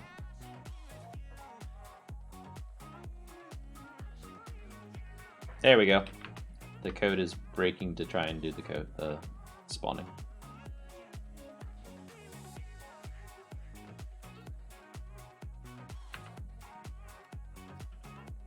Okay, let's do this. We spawned him. That's cool. Is he controllable though? So if I right click him, the horse itself isn't controllable. Okay, he's selected. And he moves. He moves, but the horse is facing the wrong direction.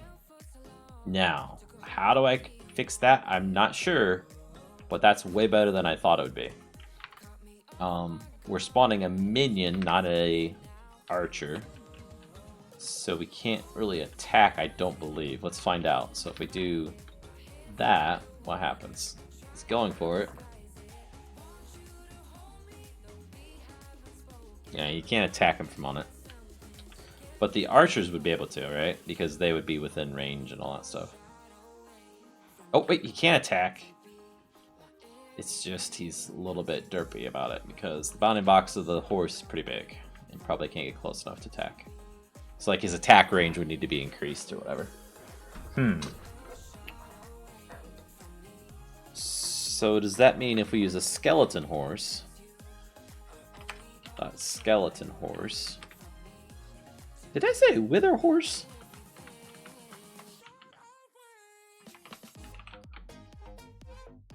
No, okay. It's wither skeleton.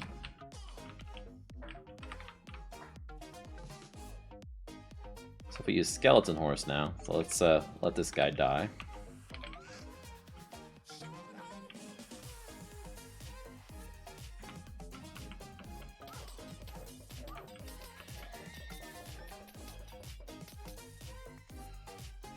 Let's set down our new stables.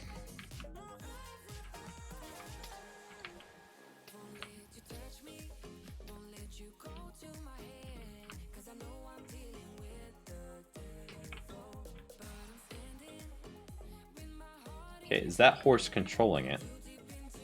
I think he moved.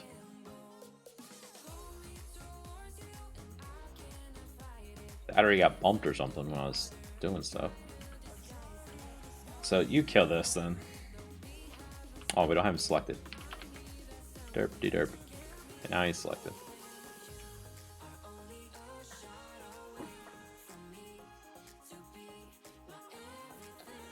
So the horse is not rotating. That's what's concerning me the most. The horse isn't rotating.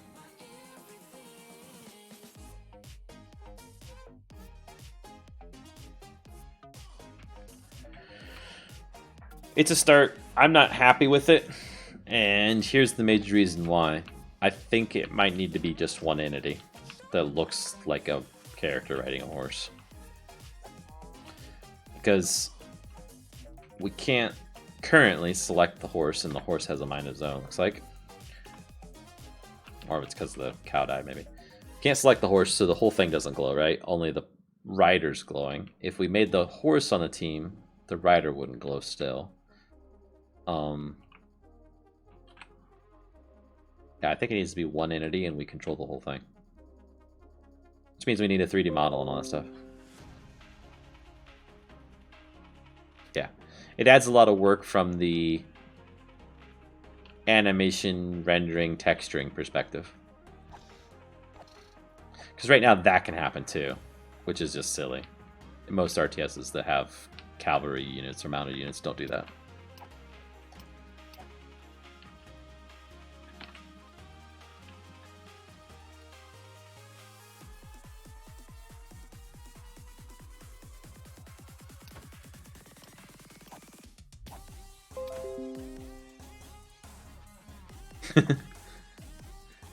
Pretty good actually for modeling. I don't know about animations, if he's done animations or not. I would do it not through the same way we did the other mod though. So we found a block bench tool that's very nice for making 3D models made for Minecraft. So modded entity can be exported as a .java class file. So you come in here and you say what? Where is it? Add. How do I do this? I forget. Crap. Add group.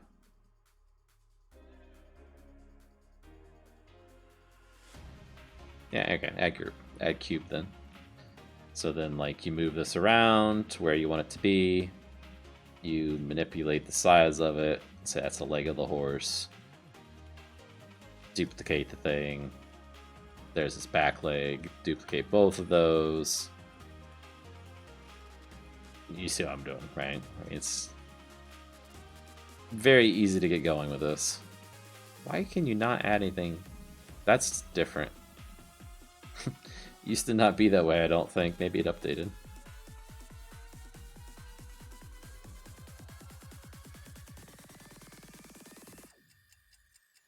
See, so doing this, even I can make a character pretty quick.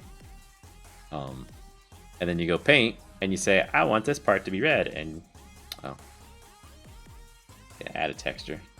Create texture. Sure. So that's the texture now. And paint, please.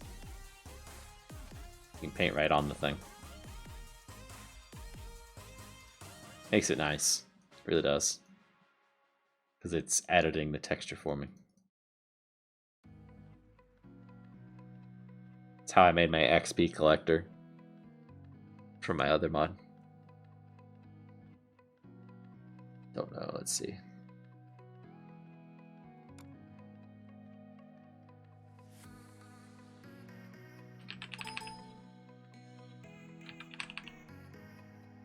Let me see here.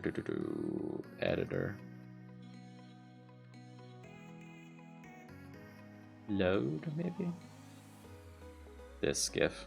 If I open this GIF, I made this model in that thing with the animations and everything.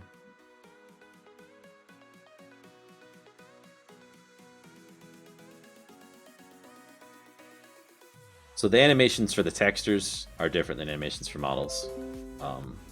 I would assume you can do animations in here, but not sure how. Animations in Minecraft, when you export them to Java files like it's talking about, is done in code. right? So this cube named cube in this case, right? We would want to name it leg front or whatever. You rotate that leg front and it animates it that way.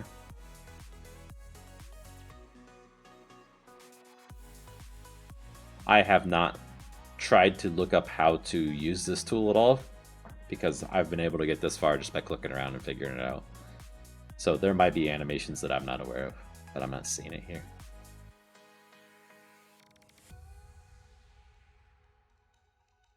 Positions, pivot, vertex snapping, transform, properties, scale, nope, nope, nope, nope, nope. Sessions, key bindings, layouts, about.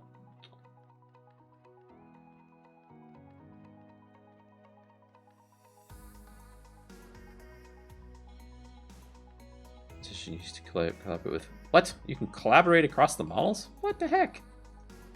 That's cool. And if you hit... Oh.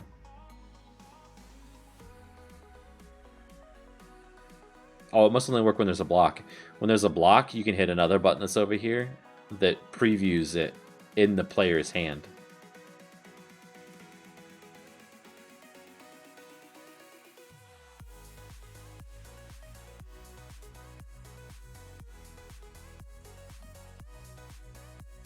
Yeah, I'm not seeing where I can get... Let's just start a fresh session here. Job, no, wait, block. Bench. Just wanted to see what its description was. Nah, nothing about animations. But again, a Java file. Let's just see what one looks like. Yeah, add group. Oh, wait, it's adding a bone. Oh, that makes more sense to me. We must not have been on Entity before. What's that? Finally finished my JSON model or animator. It allows you to preview the animations right inside your browser.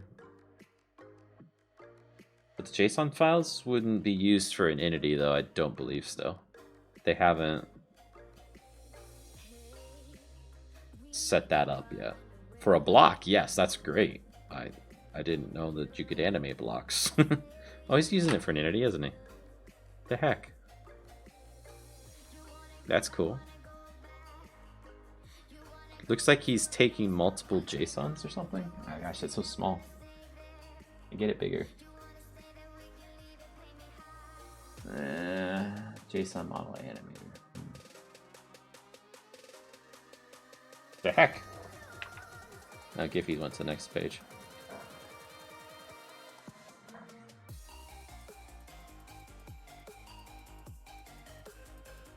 Yeah. I'll have to look that up if we want to get into that piece of it. I think what I might be able to do, maybe, is there's a vanilla horse renderer. We would make our horse look the same and draw our character on top of that horse. So if I get down here far enough, somewhere. So we're in, that's not it. That's not it. Here it is, Forge. Client, no, the model's going to be on both, I believe.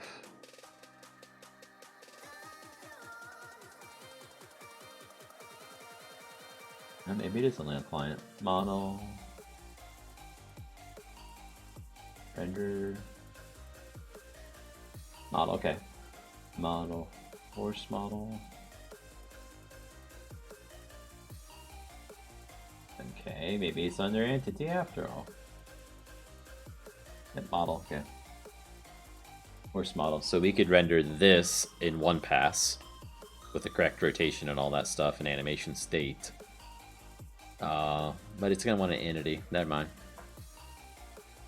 Yeah, so not sure why they're doing what they're doing with this. But here is the context of what it's doing, right? So it's adding a box. Literally a box. Setting the rotation point for the box. Setting up another model.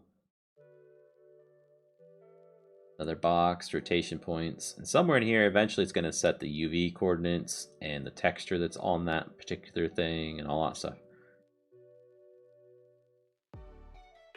Which would be what that program would export it as. It's going to export this file, this Java class file.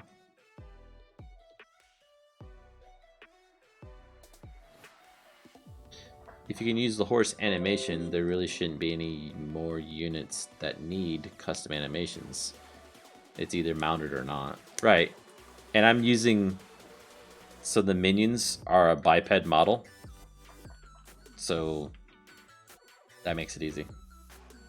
When we spawn a minion, he's using the same model that a player would use, right?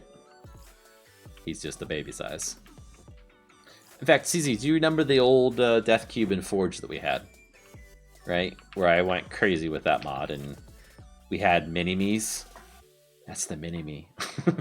It's just been ported to the new version of Minecraft.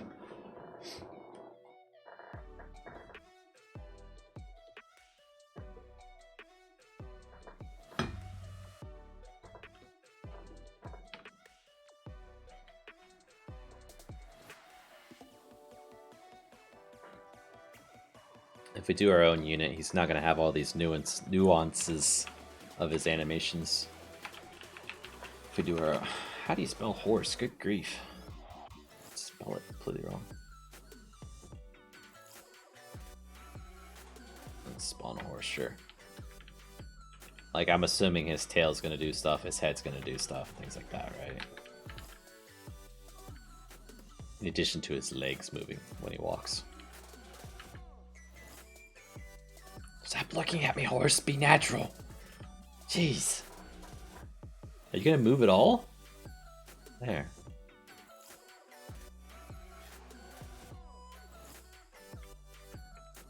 And from the looks of things, I'm assuming if we set down our current stables, several of them, we'll get different looking horses each time, and that's not really what I want.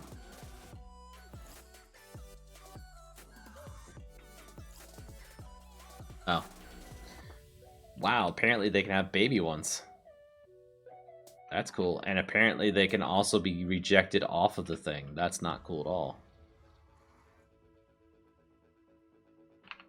Let's go back to a regular horse first off. Stable style.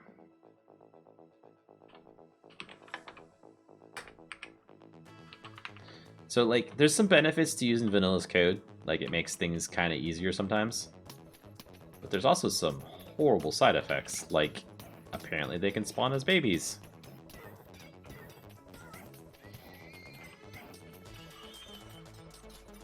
Yeah, see, each horse is a different look. I don't know if I want that.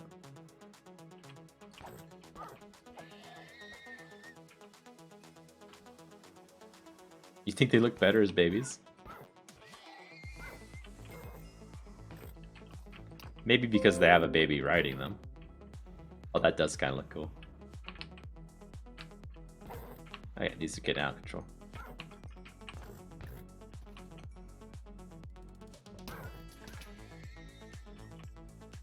Another function that the spawn block should have is the ability to set a rally point, right? So most RTSs, you place something that spawns a unit and you say, I want you to come here and walk to there immediately.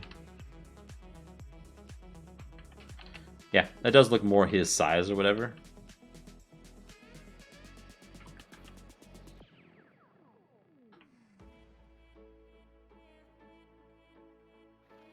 Okay, well, this guy isn't needed for right now, right? He's not part of the MVP.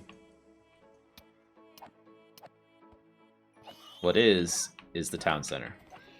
We've got the town center here, but it does butt kiss right now. We need to put a GUI on this thing. The GUI's gonna get ugly from the standpoint of how do we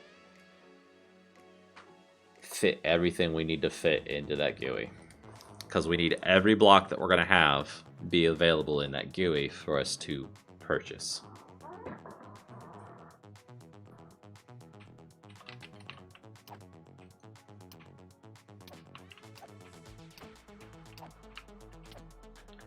You know what? Kill at A. Oops. That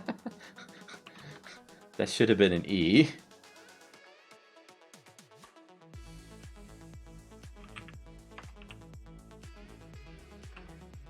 Let's see, can we do type?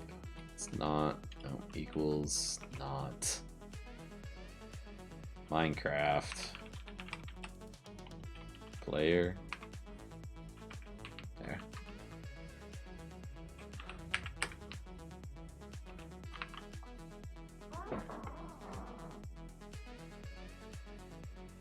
Town center block. So it's got a garrison container. So if we go to the container, we need to duplicate this and create its own GUI. Town center container. Okay, we open the town center container, go to my containers, add our own there for town center.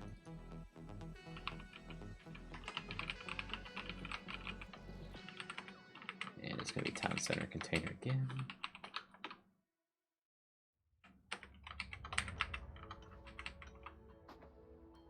And we need the town center block.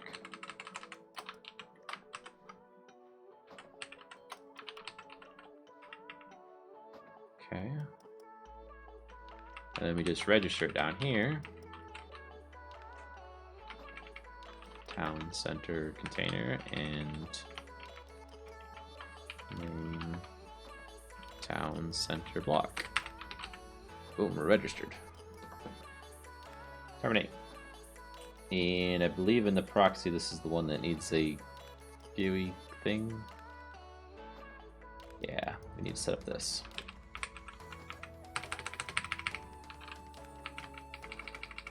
This links the container to the screen.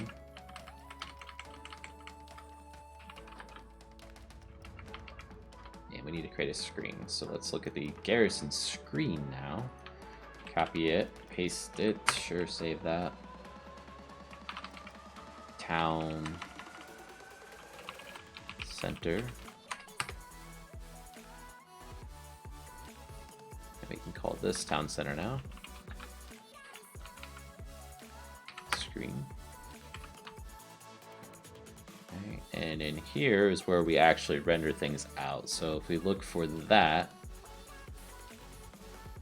garrison GUI under our resources, textures, GUI, garrison GUI, it's just a blank screen right now, that's fine. Button wise, we don't want these buttons, right?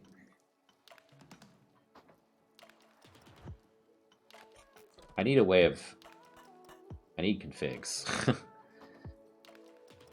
That would help me as a developer of this. But I need a way of toggling off this showing or not if I'm in development mode. Because this is the buttons that control whether or not what's the word I'm looking for? These are the buttons that control whether or not which team it's on, right? So I can override the team. This is not something that would ever come up in normal play though. But I need it to do development so I can set two teams up to have them fight each other with their minions.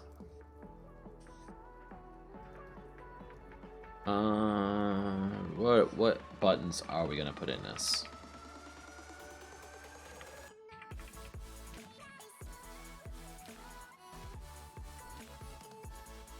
We need a garrison button.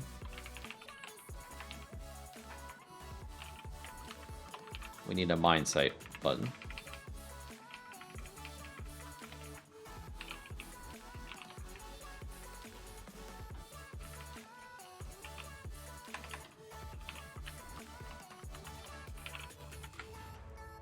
We need a archery range.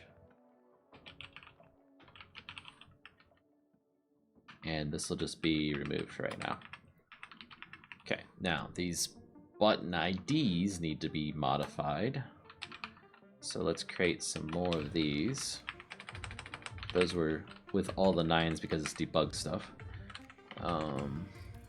GUI button by Garrison. Now do ID 1 because it doesn't really matter what the ID number is, as long as it's unique within that GUI and block. 2.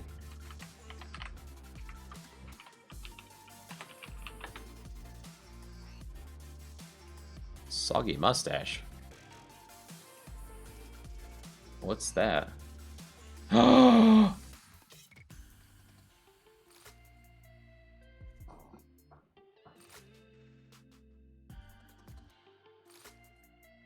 Does it do for my... Are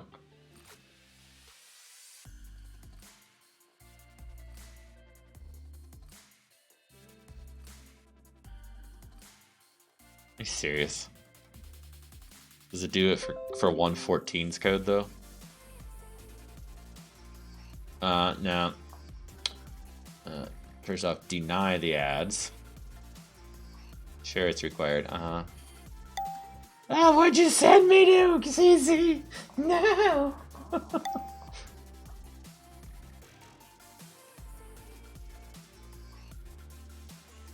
No, I don't. No, I don't. Close. That's a no. I know it's just the ad service the guy's using, but good grief, that's annoying. My personal favorites are the ones that come up and say, your computer is infected. You need to call us now. Call Microsoft now to help us remove your virus or something, right? And then, of course, if you were to call them, they would. Yeah, it's random, I'm sure, which ad it was. That was just a bad ad.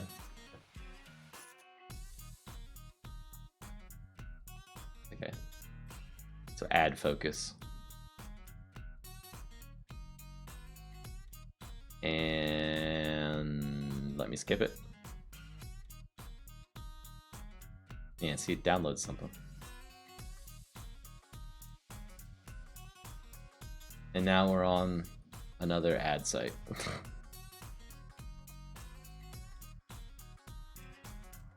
Sketchy download of the day. I'm gonna avoid downloading it. Archery range. So the layout is not my main concern with this GUI. It's more about how it should function so that it's intelligent to use. Let's do this. Town center GUI buttons.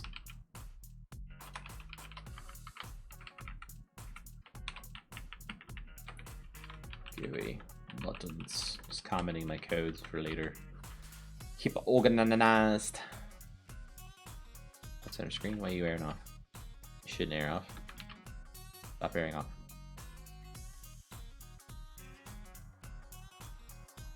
Really?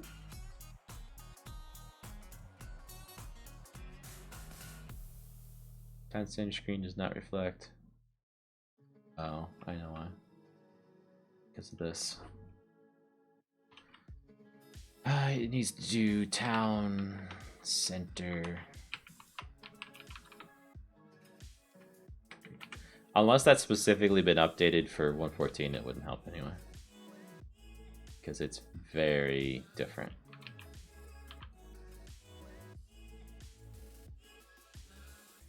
There we go.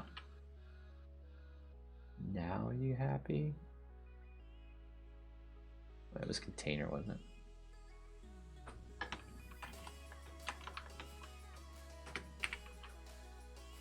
There we go.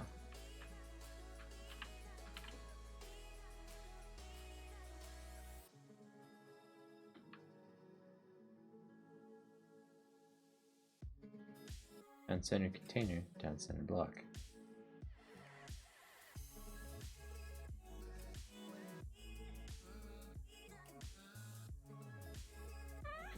Okay, why are you airing off? Change the method, blah, blah, blah, blah.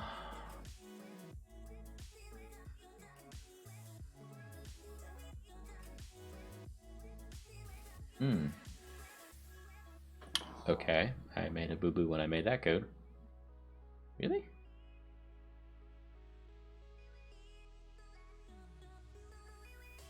Oh. Dang it. Yeah, I was pretty lazy when I made this code.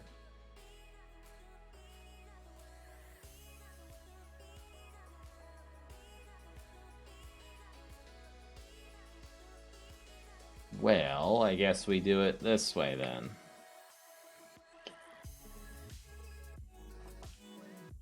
Rid of that. The event's not needed then. This GUI container becomes whatever that first parameter was, which it doesn't even need, really?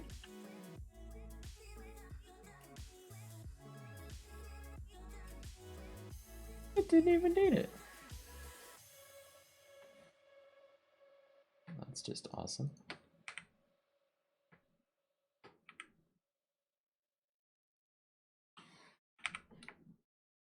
So all it really needs is this plugged right here. And then I can copy that line.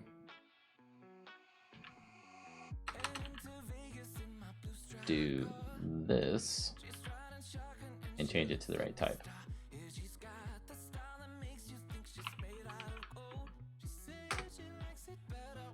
Ta-da! Don't like that it's broke across multiple lines, but it is what it is.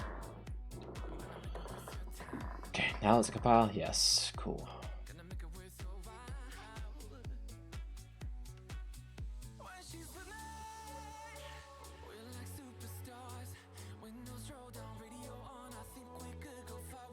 Okay, so now in our tiling, so the way that Minecraft works, the client has buttons on the screen, but the server doesn't know that you clicked the button.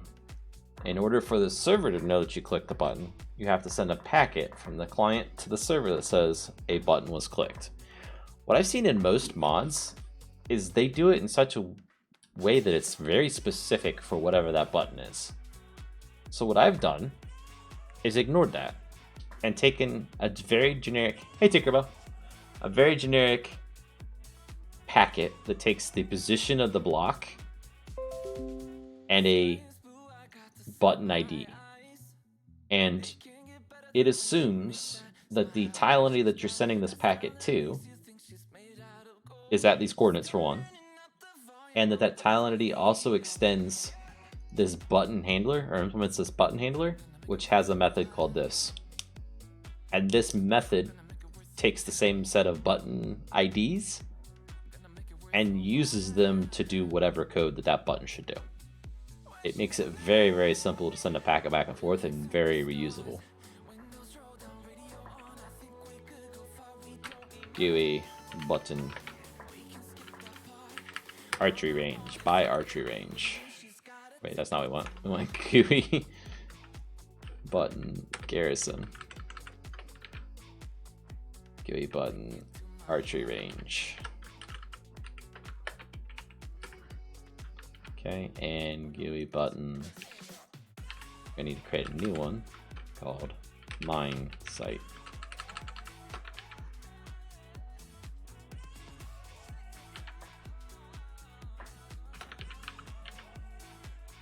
Equals 3.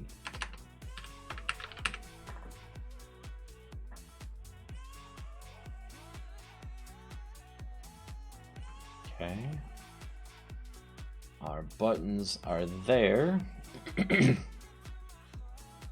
order to make them function, then we need to go into Town Center. And I'm just going to paste the names of them there temporarily. Boop, boop, and boop.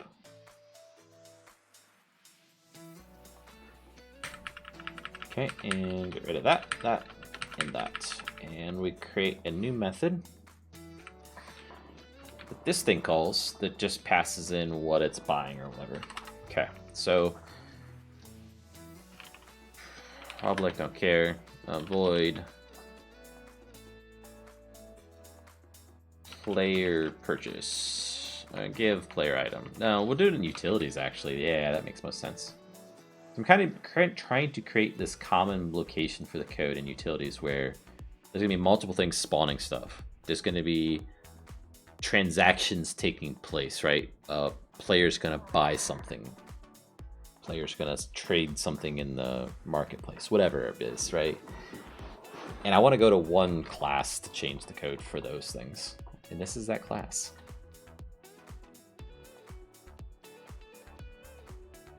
So public static void because this class static because this class doesn't actually get instantiated anywhere. It's just its own thing. Player buys block. Okay. And in this, we're going to say what the block is and what the player is. So player. Do we want the player or the name? We need the player. So we have to give it to him. Player entity, player, and it says block, but we're gonna say item. Item stack. Item stack. Okay, and all this is gonna do is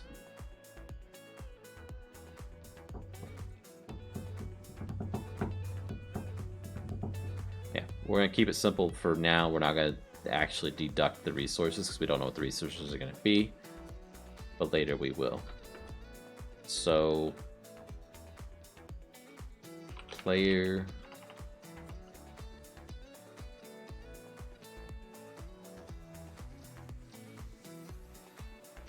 entities type dot item dot spawn. Okay, so player dot world, and the stack's going to be item stack. One passed in the player. What the heck's the player do?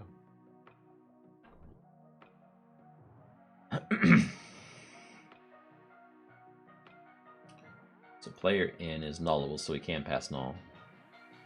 So stack is null, then it is not null, then it gets the tag. Passes it into that version of the spawn, which is a custom name, okay. The stack is not null, then it gets the display name, sets the display name, yeah, okay. Oh, tag compound data, okay. Player in, though, is passed through. What does it do? Again, gets passed along to the next thing. Spawn reason, boolean, block position. Okay, so we can get the block position of the player.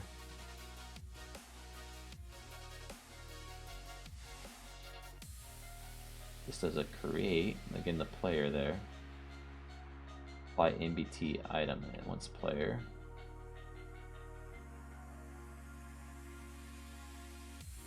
Ignore item entity data.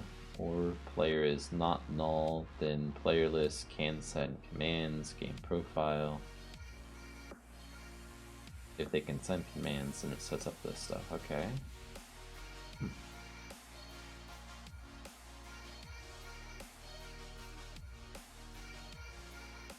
Let's look at the call hierarchy for this. Dispense item. On item use, mounted unit for team, spawn unit. Oh, that's my stuff. Spawning an entity.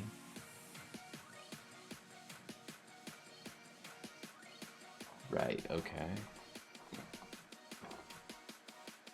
Entity type item.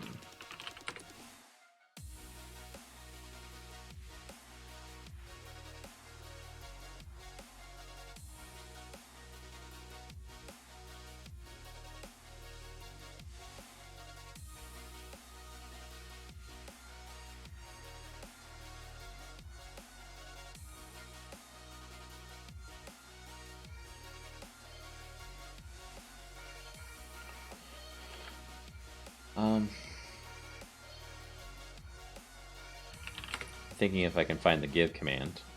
Yeah, that's what I thought. Then we can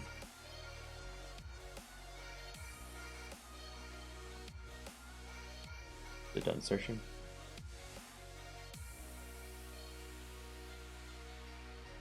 Bummer. We can find the give command, then we can do it the way the give command works. So that's basically what I want to do. I want it to spawn an entity, but it's directly to the player. So command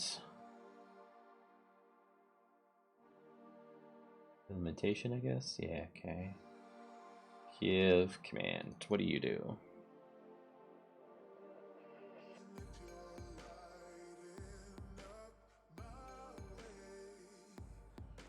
Creates an item stack.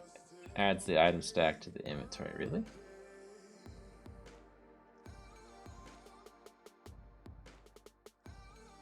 There's no spawning of it into the world? Huh? What was the can I join? Hi Larry. What do you mean can you join? I'm coding right now.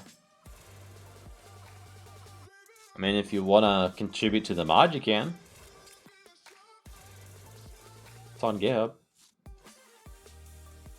Don't have a test world set up right at the moment for this one. I plan to later.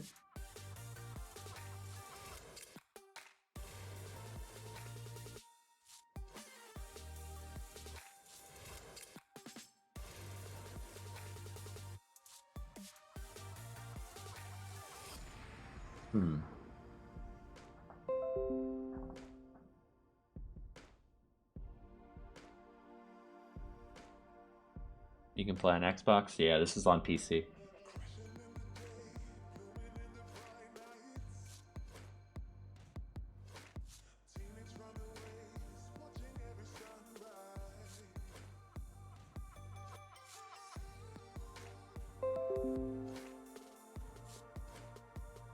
Yeah, it doesn't, it's not going to work on Xbox. The mod will be for the Java version of Minecraft. Sorry.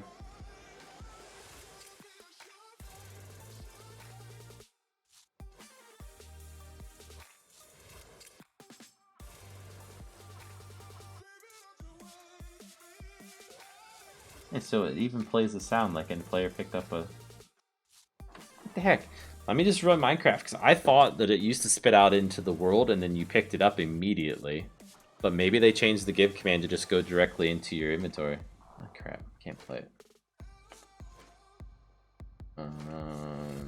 That's our error. So let's do that. Comment it out. Ta-da!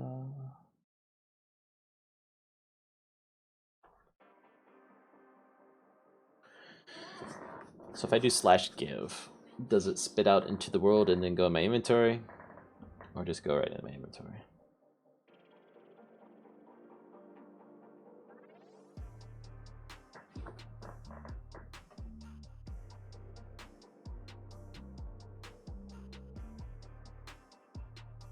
So this does a flag. Let's look at this one.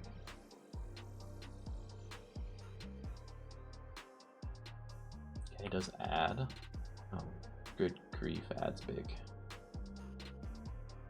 Crash report. Okay, can ignore all the crashing stuff.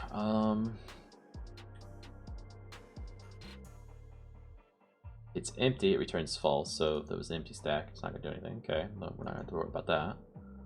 So we're gonna try if it's damaged. Get first empty stack.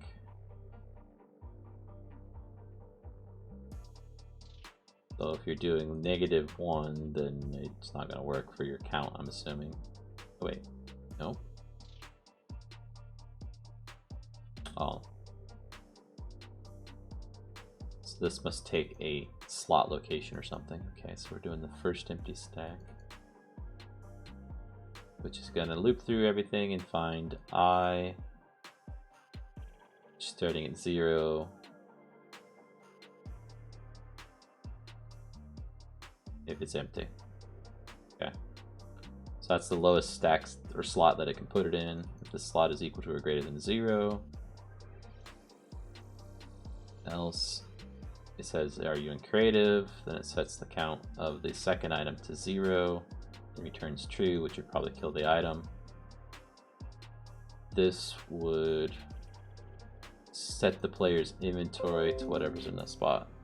Why is my chat not working right?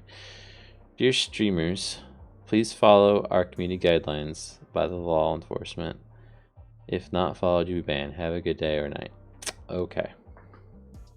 I will follow the guidelines.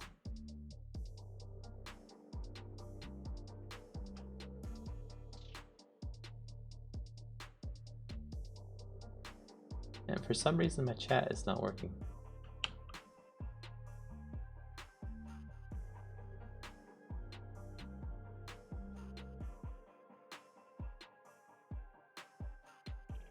After refreshing it 3 times, CZ, I finally seen your chat come up.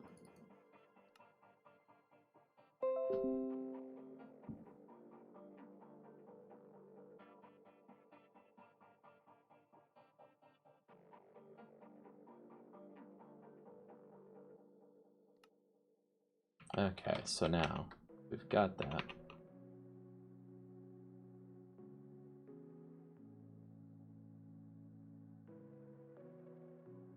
And YouTube community guidelines, if there's something specific that you think I'm not following, please let me know.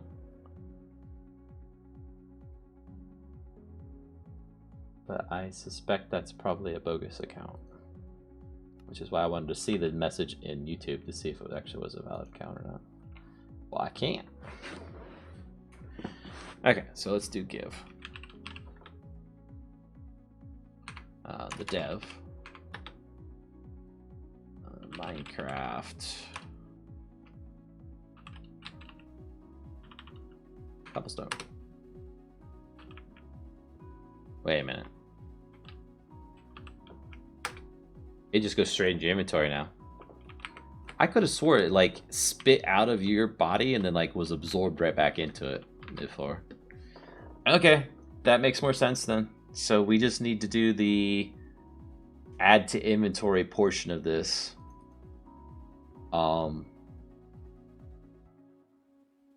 We do need to check to see if, how do I say this? We need to check to see if the player's inventory is full.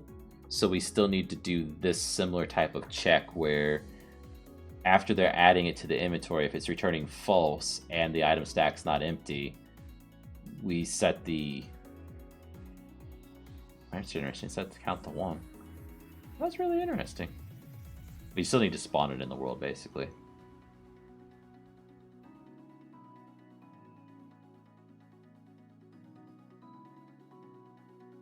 So we got to do this stuff through here.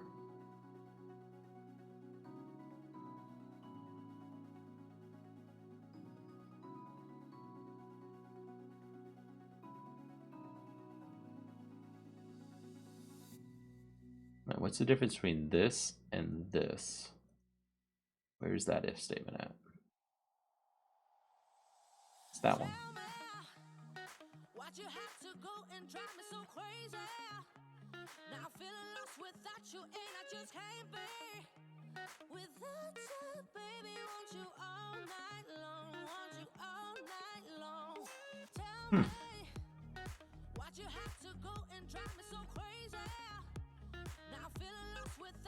So this is acting like it is going to spawn on the ground.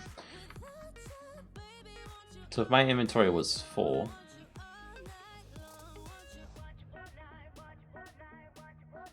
including that slot, and I give myself cobblestone, it does that. But if I'm in survival and do it, spits out of my face. If I'm spawning it in the world, it's doing this piece.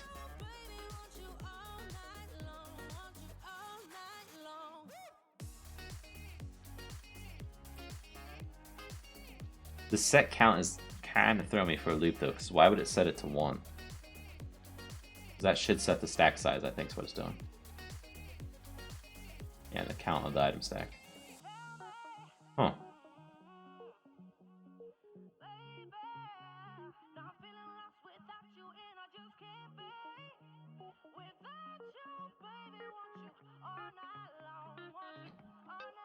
Hmm.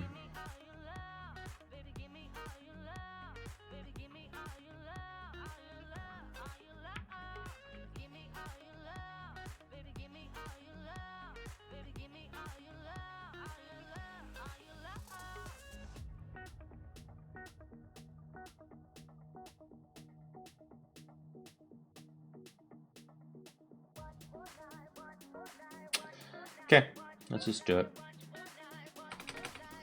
So when you're a player, dot inventory dot add items to stack, and it's going to be item stack.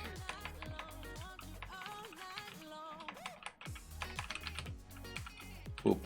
And if we hover over that, what's it say?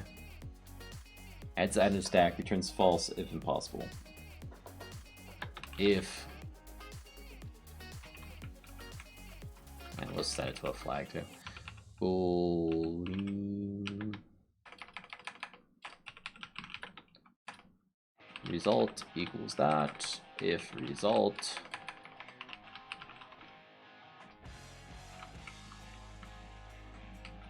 is not true, then we will spawn it in the world. So player.inventory.drop. Wait, spawn. Really? What was it called? Drop item.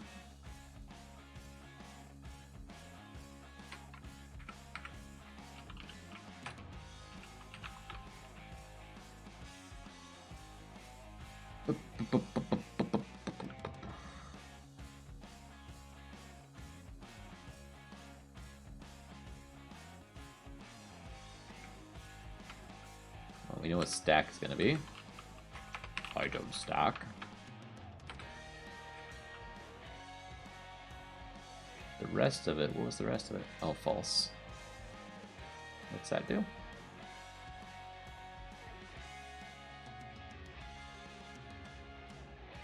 Oh, it's just unused.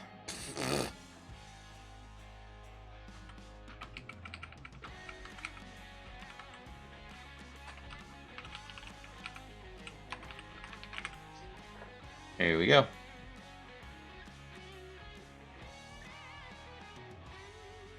So now, if we take our, go back into creative.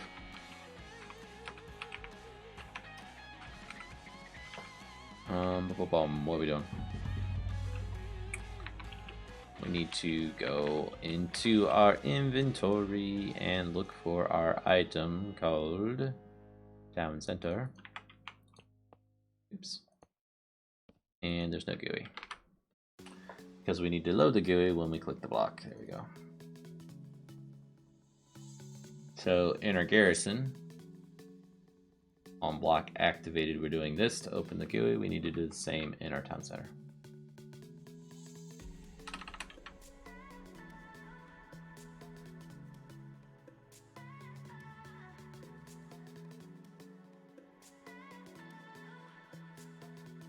That should be it.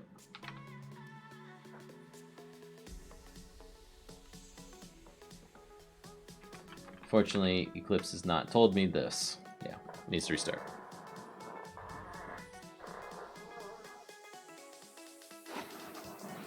While it's starting, I need to put my phone on the charger. It's about to die.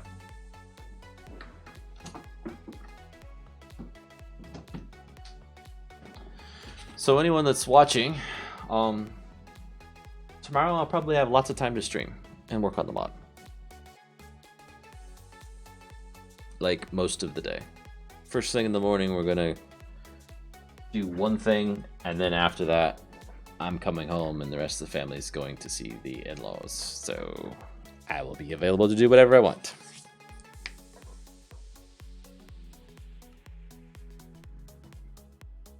and they live 2.5 hours away. So they're gone for at least 5 hours. But more like 7 or more. Okay, so we're open to GUI. Which GUI is it though? Because it looks wrong. Okay, open GUI. Server entity player. Okay, so that's all fine. There's nothing specific to the type in here. So on our containers, we've got it set up so that town center, town center, town center. Okay. About the proxies or something in there. Town center, town center.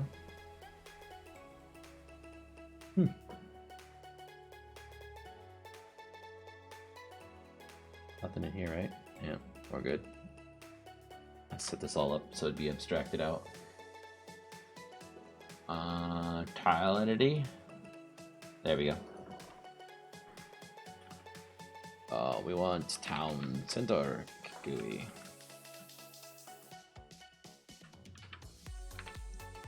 Now, if we open it, oh.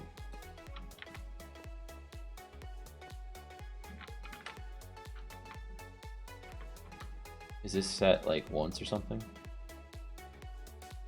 Okay, startup.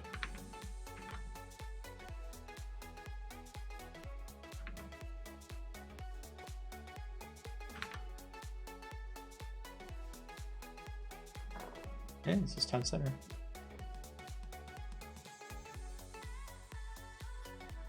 Okay, so step into this code. Not that part. Right there.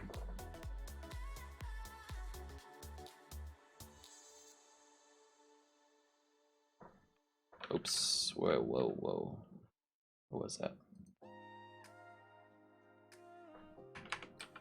Town center container. It'd almost be better off sometimes if I didn't have a complete working piece of code to go off of. So then those little errors like that wouldn't happen. Okay. So if I give myself a garrison, does nothing. Did we set up the town center tile entity to actually give us the block? No. Okay. So utilities. Utility dot player buys item, and we want our player there, and our item stack is going to be a new item stack, and in this case it's going to be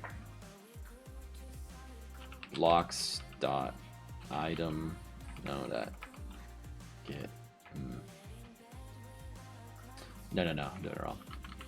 It's items dot get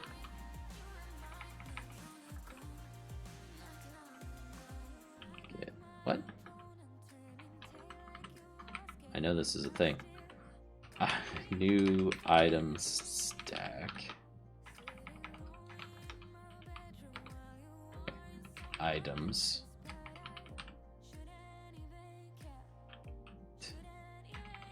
Block.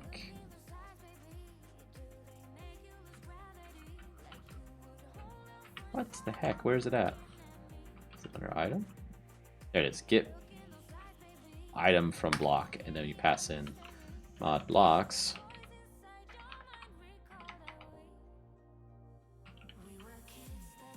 Dot. Here's a block. And that's deprecated? What the heck?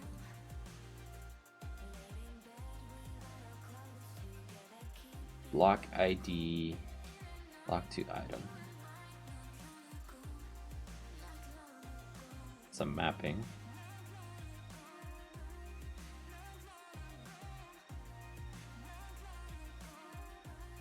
Get or default.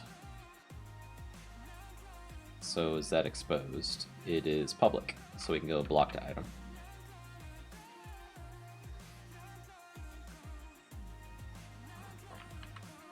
Just so we don't have to deal with it being deprecated. Block to item dot get mod blocks dot garrison.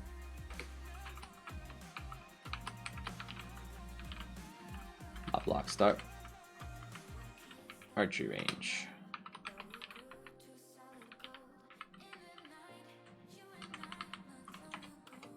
Don't mine site block. Okay. Okay, when you click on them, what the heck? It's still paused. Yep.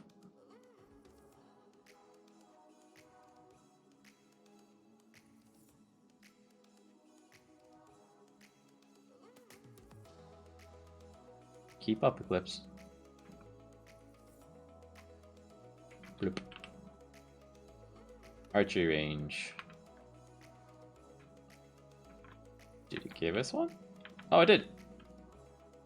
Tech. It just didn't give it to us. Oh, because the game's paused.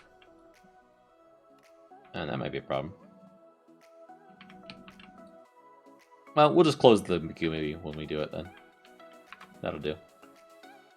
So then let's set up a... Oh, crap.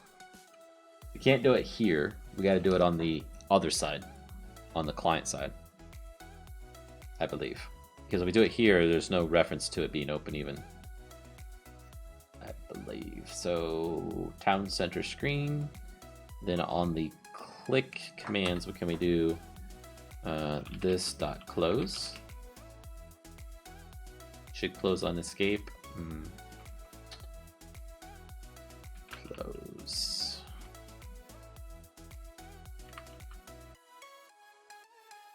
Okay, let's do this. We're going to do a call hierarchy on close, see what triggers it to close. A key pressed. Okay.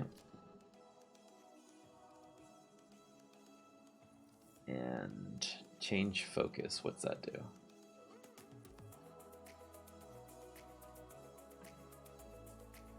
Change focus. Takes a boolean. That boolean is based on flag, has shift down.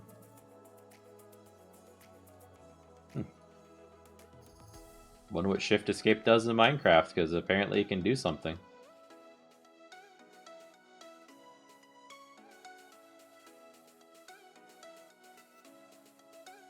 They do not have shift down. Yeah, literally the shift key.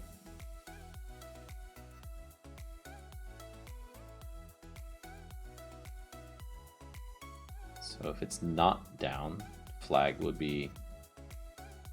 So if it's down, that's true. So this would be false. So we want it to be false, so this should be true. So if it's not true... Oh, it's true. Okay, change focus true. Gosh. Okay, whatever. Change focus though, huh? That's what we want to do. Let's try it.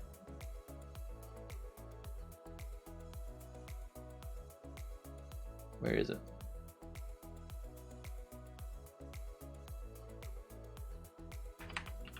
Change focus. True. I think. There we go. So now if we go into the block and hit archery range, it did doodly. Let's try false.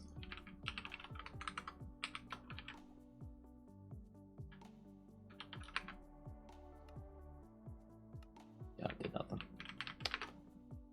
Dang it. It's not change focus.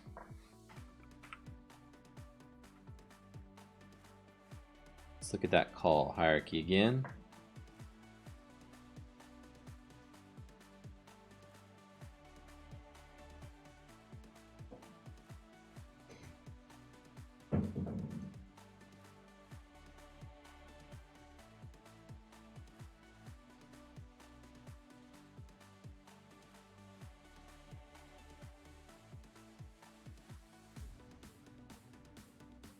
On closed. Okay, super on close.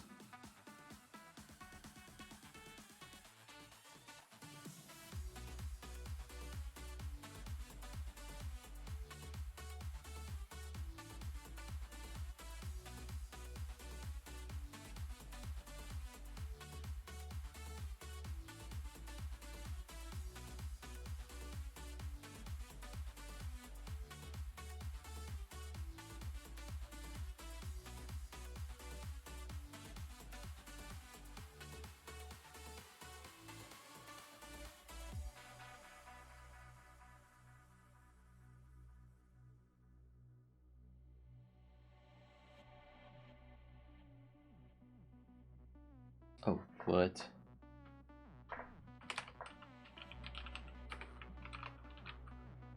I thought that was the method that gets called when it's closed. This is the method that closes it, I think. Yep. Now, for some reason, I'm not getting the block, which is a whole nother thing.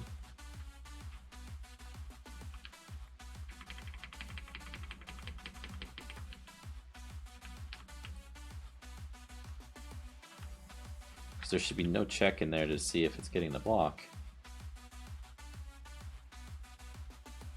Let's go in debug mode for a second.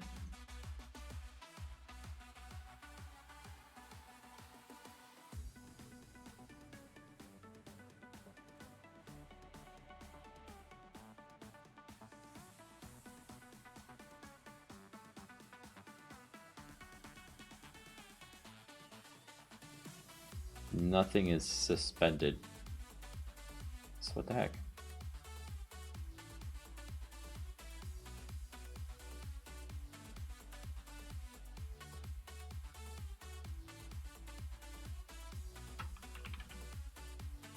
Center container entity.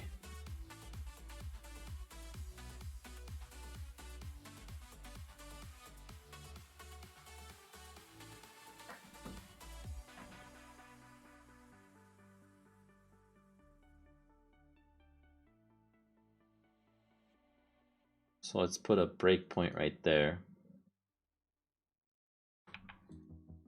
A garrison. It does run it. Interesting. What the heck?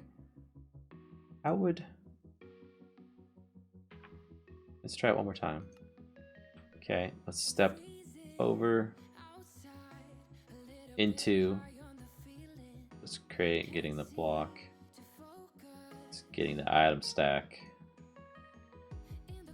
Going into my code to buy it. Bought it. It should have added it to my inventory even. But I'm not seeing it. Okay, so there it is. There's a delay. That right backed into it.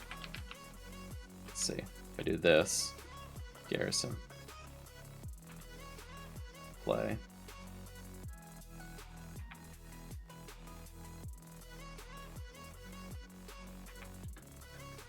That's a serious delay. The packet's taking forever to get through, or something. Yeah, the server can't keep up as it overloaded. Let's clear that in case it's old or something. Because like when you do breakpoints and coding, it will do that as well. Garrison. Yeah, so let's keep playing.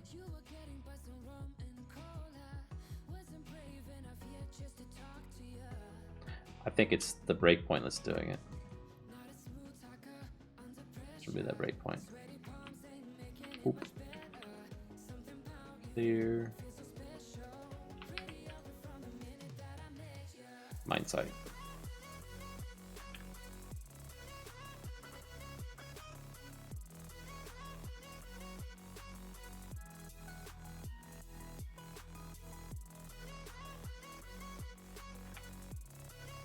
That's so delayed, I don't understand why.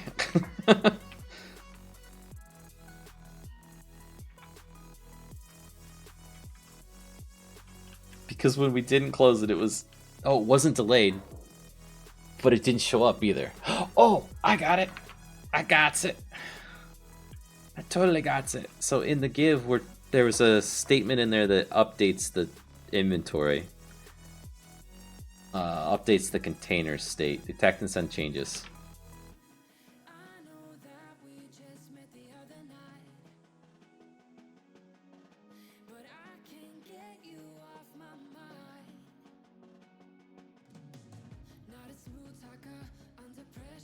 That's gotta be what it is. So if we detect and send changes on the container of the server player entity, okay, in that case, it's under utilities. We've got player. Not on there. Nope. Player dot detect.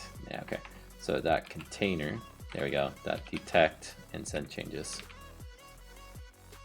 So the question is, does that exist on the player at the client level? Sends it to every listener. Yeah, that should do it. Okay, so now Garrison, boom, block in the hand instantly. Mind sight, there we go. Archery range, cool.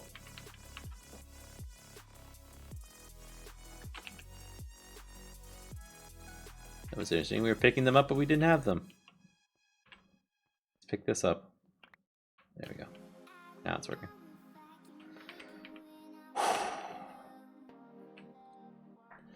So CZ, if you're still there, you know what this means.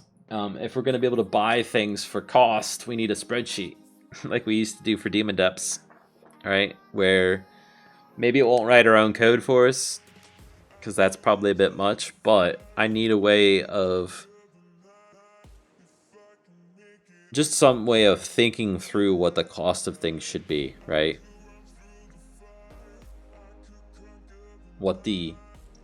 I need an economy spreadsheet.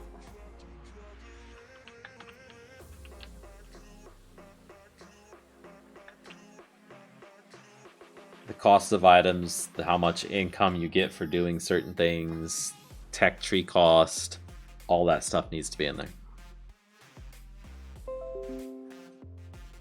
Build time. Well, build time and for what? For the block? Ooh, I didn't think about build time for blocks. I could, in theory, I could set it up so that when you place the block for like the garrison, it goes into a building state, right? And that state takes time. And when it's out of that state, that's when it can actually start producing units. And we can make it look different too, because it's a different state to Minecraft.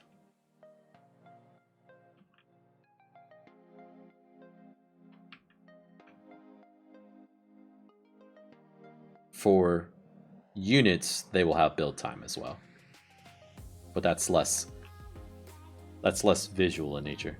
I think the town hall should have a build queue, and you can queue up X things to build.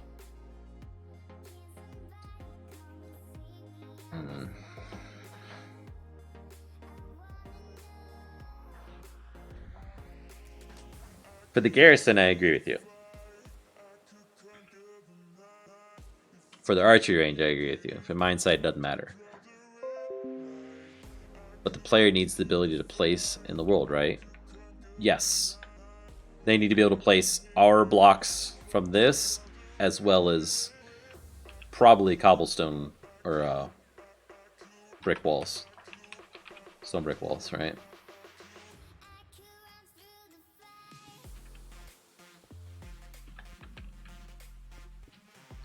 Because these will be our walls in the game. Now, maybe we'll have our own one that has health or something. I don't know.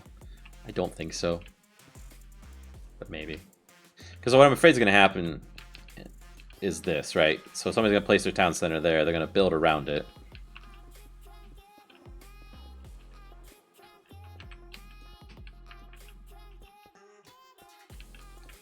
Nitpick. If you're using the word garrison, then you mean barracks or academy. A garrison is a group of troops. I think a garrison's a building though too, isn't it? Then yes, I mean barracks, but I was thinking more medieval, which I don't think they called them that.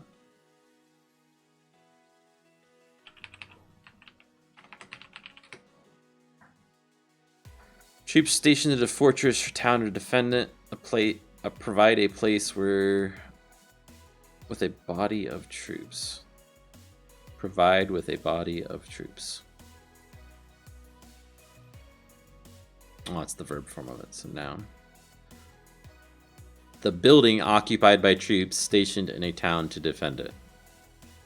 So that's the Google definition. There's two. Troops stationed in the fortress or town to defend it. The building occupied by troops stationed in a town to defend it. So it kind of can be both.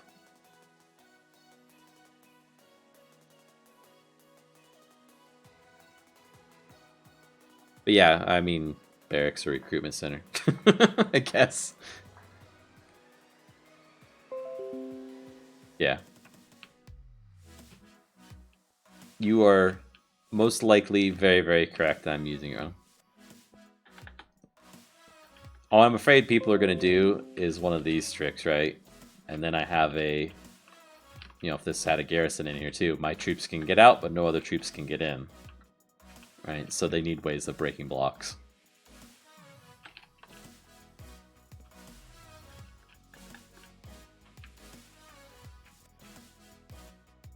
They will pathfind over things if it was like that, but when it's too high, they won't.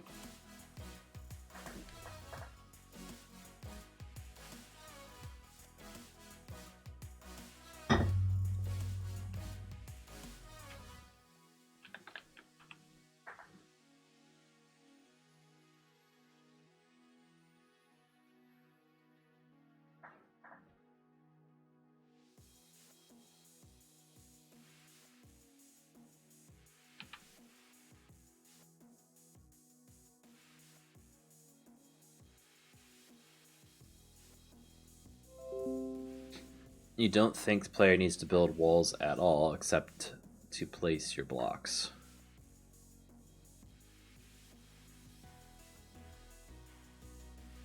Well, that was one of the concepts I was liking in being able to do this in Minecraft, was you can alter to the terrain to give yourself a strategic advantage, right? You can make a wall so that you can make a choke point.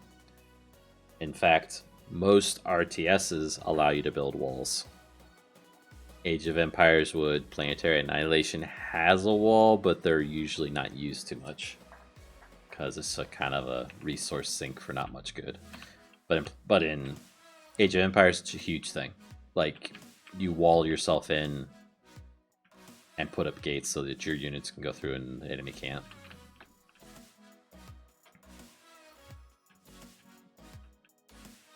So one option is to replace this stone brick block. Not like actually replace it, but create another block that's my block that is a stone brick, right? That way I can give it health and stuff. Because that would be a thing. Okay, so we have a way of buying stuff. It is for free, which is good for me, the developer, to test things.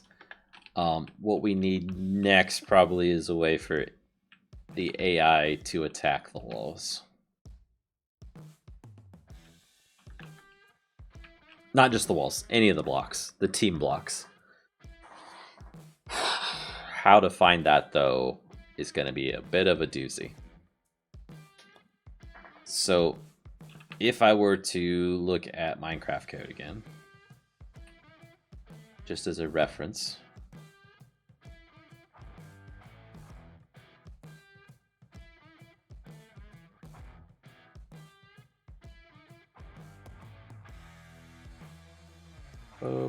okay, so let me think this through. So there needs to be a way to find a tile entity by an AI. I guess if we think about the way that Minecraft works, there are some entities that look for blocks, specific blocks.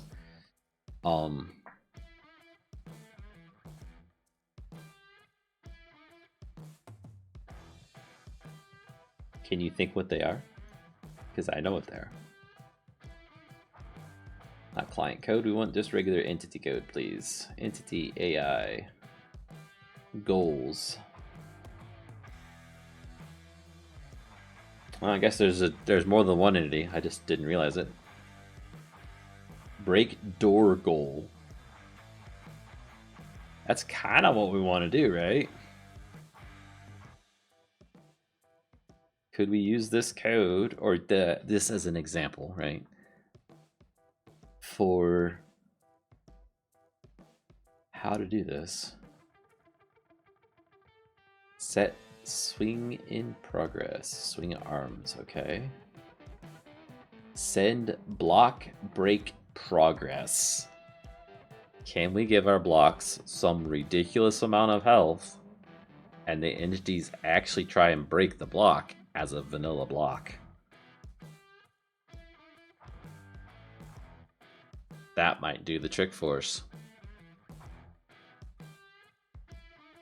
You're gonna create destructible blocks. It would super cool to have actual structures built and destroyed with attacks.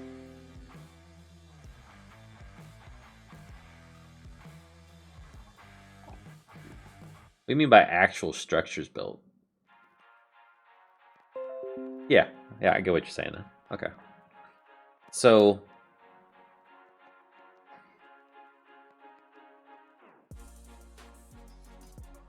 yes, it would. It would be super cool. I'm hesitant to go multi-block for many reasons, but I'm just always hesitant to do it. So it would be very easy for me because we don't. Okay, so your cost is determined by the town center, right? So you don't need to have 3x3x3x3 whatever of blocks to make a multi-block structure. You only need one block in your hand. Then when I place this block, I can set the other blocks, right, to be whatever we want. That's our block.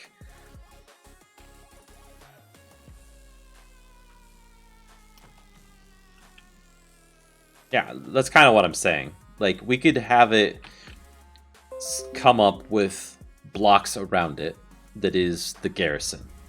And the entity spawns on the special block that they actually need to destroy, right? That they need to seek out and destroy. Now, I don't know if that fits with what you're thinking, but if this block is destroyed, the thing doesn't work, right? If we use vanilla blocks all around. The other option is we set this block, it places all the blocks around it, blah, blah, blah, and it constantly monitors all the blocks around it. And that monitoring of the other blocks around it determines its overall health. I just killed its health by 1. I killed its health by 2, 3, 4, 5, 6, 7, 8. That type of thing. That could work too. Now, problems with that? What happens if... Which one would be awesome? The actual breaking of the vanilla blocks?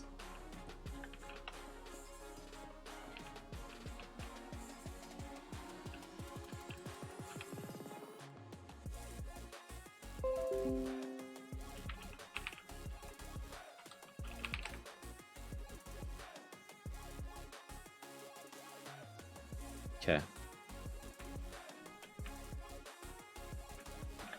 The other problem, though, is, remember, we did some flat ground and it would have spawned in a 3x3, right?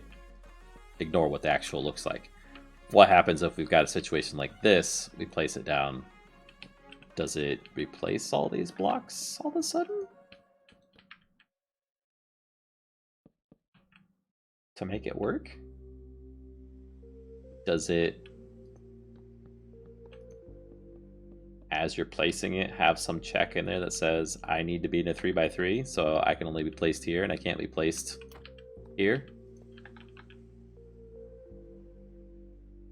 I think the check is the aesthetically more accurate way, but it's going to be a little confusing for people that don't know that this is a 3x3 versus a 4x4 versus a whatever.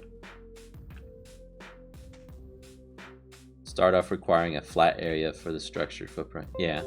Well, a flat area...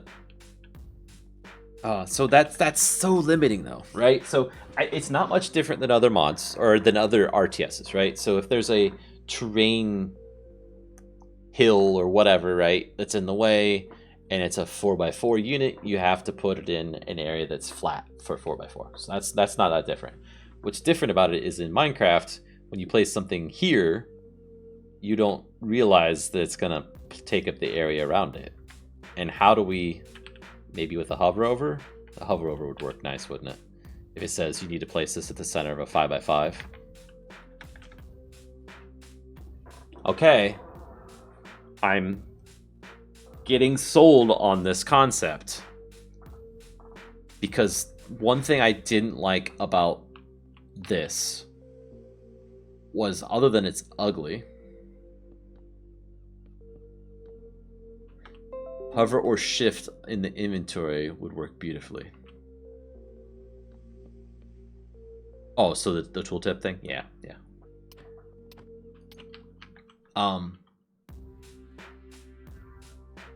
If we did the 5x5, I need a structure for it, obviously, so somebody that can actually build. But a couple things. One, this is ugly. I'm fully aware this is ugly, but I was going to make it look better. I was going to change the model. This was just a placeholder. But my concern was, how do I make a garrison that's one block that spawns this little guy that's almost as big as the block?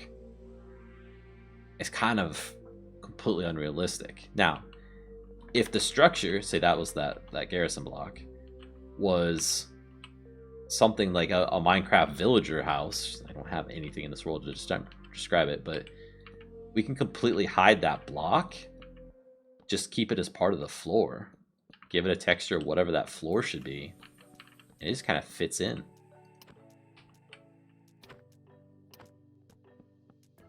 Right? So let's say that's the block, but it just fits because it just looks like the vanilla block beside it. Right? And that's the actual block that does the work. Now, downside to that, I did set these up so they're colored for a reason, so you know that that's an enemy one.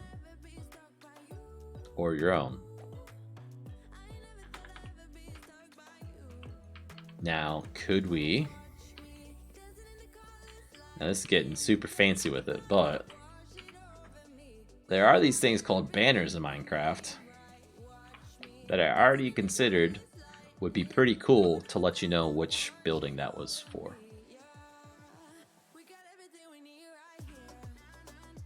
Okay. Now, in creative, or in anything, bow, what happens if those get shot with a bow? Oh, awesome. I thought they were like item frames. They'd pop off. That might just work.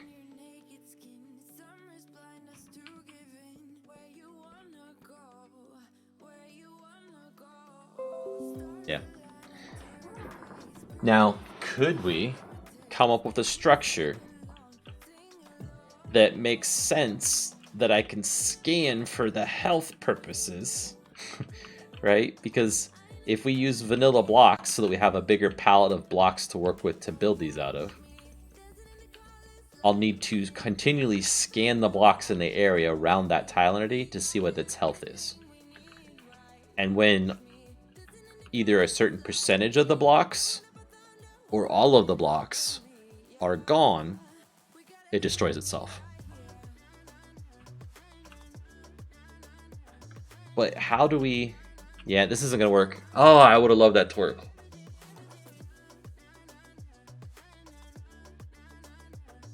Dang it. Unless I really create a crazy AI system. What I was thinking was, how do we get the... I can literally just hard code all the blocks in for these. I'm fine with that. If I know what it is. Also, I know how to scan things in Minecraft and make a file out of it, because my tower crane from the other mod does that. It's not ideal, not foolproof, but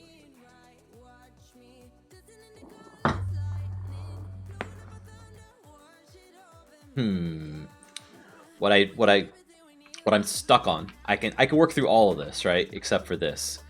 That guy needs to know to attack this block. And this block looks like any other block in the world. There's nothing special about this block here that says that... Okay, let me do this instead. If the house was this, there's nothing that says that that block is part of a house versus a tree in the world. So how does he know that he needs to go kill that block and this block, but not the tree over there?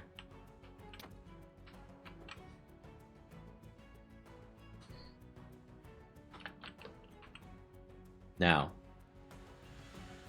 what I could do is he looks for this central block that needs to be a different block that's not the thing that's going to spawn these guys. That block. and knows that he kills everything in a 5x5x5 around it. If there's any air blocks there, kill it. Structure targeted blocks where entities can attack, the structure changes state after the target HP changes.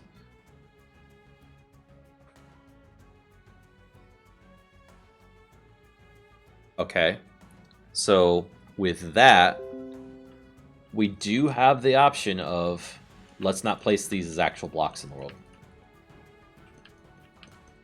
Right? They're not actual blocks, but we'll render them like they are.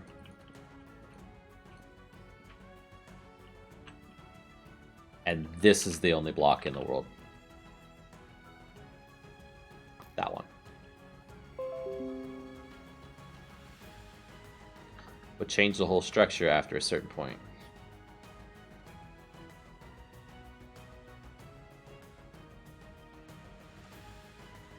We could do like some RTSs and set it on fire, for one. That's often like, this building's damaged. Oh no, it's got flames coming out of it, right? We could have different levels of destruction, and it goes through each one of those. The tile entity would stay and remain and be active through all of them, but destruction states is what it would go through, right? So there might be a house with a fully built house with a roof and everything. Then the next state is the house, the roof is like crumbled off of it. Like there's no roof. Or maybe that roof is there and the roof's on fire, right? We can actually place the fire. Well, we couldn't place the blocks, could we? Dang it. Yeah, that's getting harder.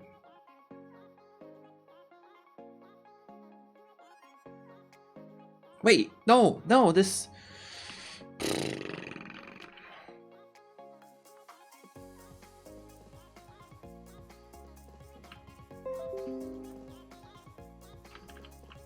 I was just thinking a 3D model. Yeah, three. Well, you're still thinking there are actual blocks in the world, which kills the whole AI. The AI then needs to look for a tile entity and everything, every block around it. It may be possible, but I'm afraid it's going to be more CPU intensive.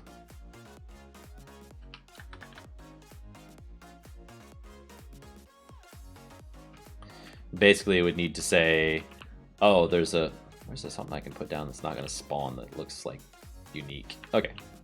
We're going to use this as our centers of our buildings, right? So that's the block you place down for the building.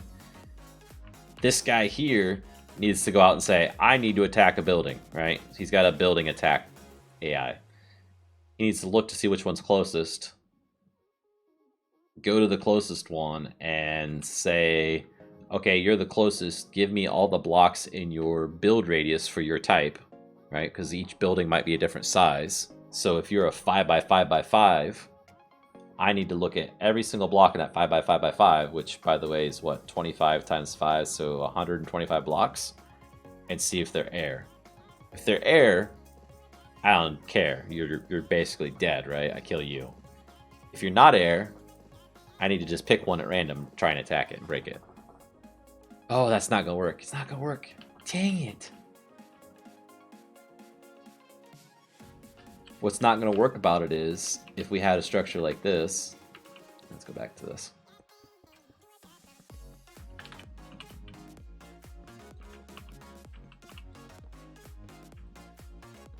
Come on, get out of my way. Maybe you'll see what it is before I get this built. But you can talk, man. You were understandable most of the time. That one time, it just was breaking up a little bit. I understood most of what you were saying, but it was like, why is your internet been crap? You used to have really good internet. You like downgraded or something?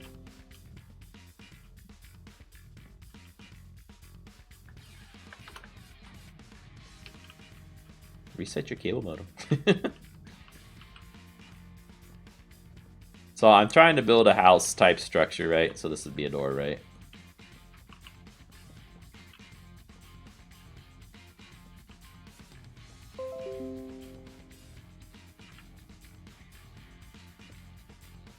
Oh, you need hardware? Okay. So let's say this is the house. How does short man get the block up there to break it? There's just no way for him to go up there, right? And you could say, well, they need a staircase. That gets really complicated to code that you need to break those blocks first. I don't know what you mean by structure targets. Like, they have to hit a specific block inside the...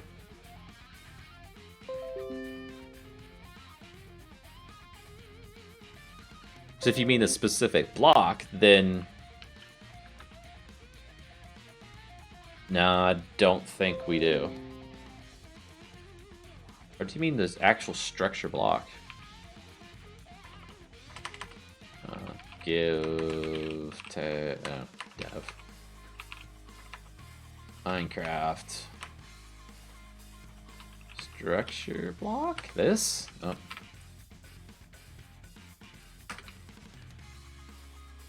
Hey, my inventory's full. Data, save, load, corner, data. No, there's no target in there. Just turn on your mic and tell me. It'll be okay. Then there's no lag. Okay, we'll try this. Yeah. I think that you should create your own block that is a targeting block, and that's what your mini-me's will go and hit. Okay, and a building will have more than one, you're saying? A structure can have however many of those target blocks in it, and your like central block for whatever that structure is. So let's say there's the garrison block. The garrison block is part of the structure of the garrison, and there's like, let's say, just like one block that the mini-me's will target. And the garrison, to figure out the state of the garrison building, just needs to know the health that's left on that one block. So On the target block? On the target block. So whenever you're creating the templates for these buildings, you'll always put the target block on the ground level, or however many target blocks there are, and the mini-me's can always attack it, and you can change the shape of the structure and the look of it based on the damage state of that target block. Okay, I'm with you, except for one thing, and that's why does it have to be a separate block from the garrison block? It doesn't. Okay. I'm just thinking to make things look really pretty, you could have multiple of them on a structure that has a lot of health instead of having just one block. And right now your mini-me's spawn on top of that, so like if it's inside the garrison, they'd have to just run inside and just attack the floor or something. And that kind of defeats the purpose of their archers too, if that's the case. Yeah, so I think it should be something that you're going to be putting on the outside of the structure at the ground level, and you also kind of have to keep players from just plopping blocks in front of it whenever they're playing the game. Right. That's the other concern I had, because even if we stop somebody from, say, physically placing a block like that, well, if you can keep people from haphazarding it up and just cheating the whole system like that, then I think that would be a really elegant way of doing it, because you have your central building block, the garrison block, and it just knows how many like structure health blocks it needs to check to figure out the state. It can check that however many times per game tick, whatever you're going to do, and then if it reaches a certain level, you can just like place a bunch of blocks on top of that structure and change the look of it to make it look like the building's damaged. But the only thing that's really changing are a couple numbers on a couple of blocks that you made.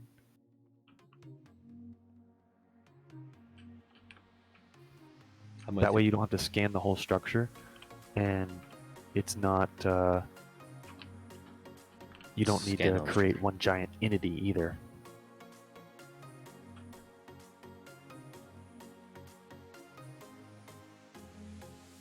I'm gonna have to weigh the pros and cons of the different options. I like your idea. Don't get me wrong. I like it. But if we had it as that single block just rendered really big, it's one block for the minions to go up and hit. It's also hittable by the archers then, because there's not actually a block there. I guess it would be funny because you could walk through this block here like you're in No Clip. Like I could just go do this right through it because it wouldn't actually be there as a block. So maybe that's good enough reason right there to not do it. Okay, so I think the way to work around the player just kind of glitching it, and let's use this data block, structure block thing here. So if that's our health block, and that's our health target block, and that's our health target block, and that's our health target block, so there's one on each side, or whatever. The way to keep the player from cheesing it, say on this side, and just placing a block here is that tile entity inside there enforces that there's no blocks other than what it should be outside of it. And that your initial placing distance is one bigger than the structure, right? So if this was 5 by 5, you actually need a 6 by 6 to place it. Yeah, and like maybe you could steal from like the cactus code that's built in where you can't place stuff right next to it.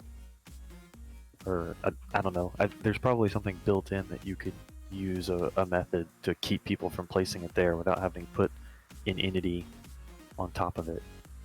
Oh, so this block in the center, all I'd have to do is say, is this air? If it's not, break it. Or just continually set it to air. Either way would work. I just need positions for this block to know A, where to check for, and where to ensure that there's air. So, it's some code to do. Don't get me wrong. This is going to be complex, but I'm liking it. So it would just look so cool as you're playing it and your structures start to get damaged. And maybe you could just use the blocks for now, put this down for later, and get the rest of your mechanics working. But the piece I need to do for the rest of it is these little guys need to know where to target. Like I gotta get their code to see these blocks as something they should attack, be it the single block or these targeted in blocks. I guess it's just a matter of swapping it out. Which block? Yeah. So right now, just have them target the garrison block and don't build anything around it, and just place the garrison block in the world.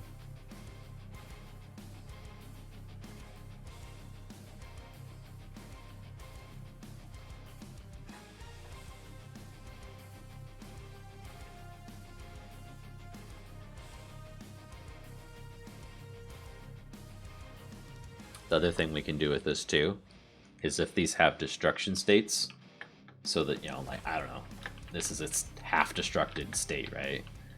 And then this is its 2/3 destructed state, and then, you know, it just continually removes blocks or whatever, or something like that, right? We can make it so that it has the inverse of that too. Right, when you first place the garrison down before it becomes fully active and functional, it starts placing these blocks and builds itself up. Yeah, what I would love is that you place that block down, it starts building itself up, and there is a literal build timer. Mm-hmm. And that's how long it takes for you to actually build your town hall. And or maybe not the town hall, but your garrison, and then there's different levels of the garrison. Like, say that there's 3 different kinds. You can get a larger garrison that spawns troops faster, and it looks different than the actual garrison. And each one of those will have destruction states. And when you get down on a level 3 garrison to the 0 destruction state, it becomes level 2 garrison. Okay. I might not do that, because what I was thinking for the level 2s and 3s is not having a different garrison for you, but in your research center, you've researched speed recruitment or whatever it might be called, right? And that makes it a level 2. And when that gets triggered, all I have to do is say to all the tile entities, what's your block state around you, right? Are you currently level 1 or 2? And just have it automatically make a bigger building. Yeah, like I would love for it to make it a bigger building, and then there's a destruction state The only for each type of those buildings. problem with it automatically making a bigger building is if there's terrain around it again. So if it's got a bigger footprint on the ground, right? Yeah, so maybe the Maybe it just footprint, stays the same. I guess the volume would have to be the same, right? Technically, if somebody were to dig into a cave or something. Like Yeah, build a I mean, cave. I'm kind of assuming that we're going to be mostly on a plains biome if we're doing these wars. But I could see somebody, like, there's a ravine cut into it, and they just dig into the cave side that's started there or something. Not actually dig, but they put a unit in there. They put a garrison down there to protect it or hide it or whatever. Yeah, but maybe the footprint stays the same, but the building just gets a little bit bigger. It comes out a little bit. There's a second story or something. And all I that could, really signifies is that it's a better block. yes. And I could see it being the exact same shape even. In theory, right?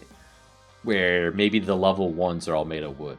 And the level 2s are like stone bricks. And then like the level 3s are like quartz block buildings that look really fancy. You know what I'm saying? Like make it visually look like it's going through ages, if you will. Yeah, that would be a much better way to start off with it. Is have it be the same footprint, the same envelope of volume, and then maybe you don't even use up that whole volume with the first building. It's just a tiny little wood shack. It could get a little bit bigger, and then the materials get really nice. That would be the best way to do it. But again, I think you can just start out for now with just having them attack the garrison block itself, and then we could go into that later. But that would play so well.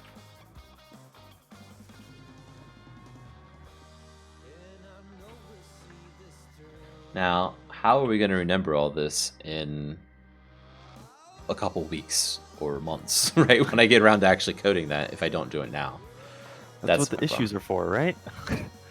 I guess. But we talked how long is this stream archived? Yeah, I know. Oh, it goes to YouTube. So it's just on your YouTube forever? Yeah. As long as YouTube will keep it.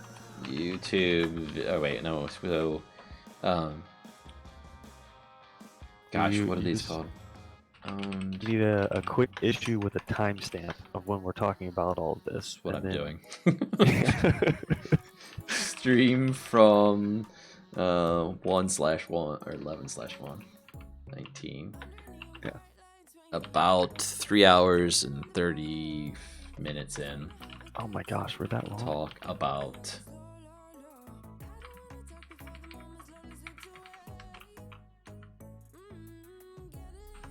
about structures and how to do it.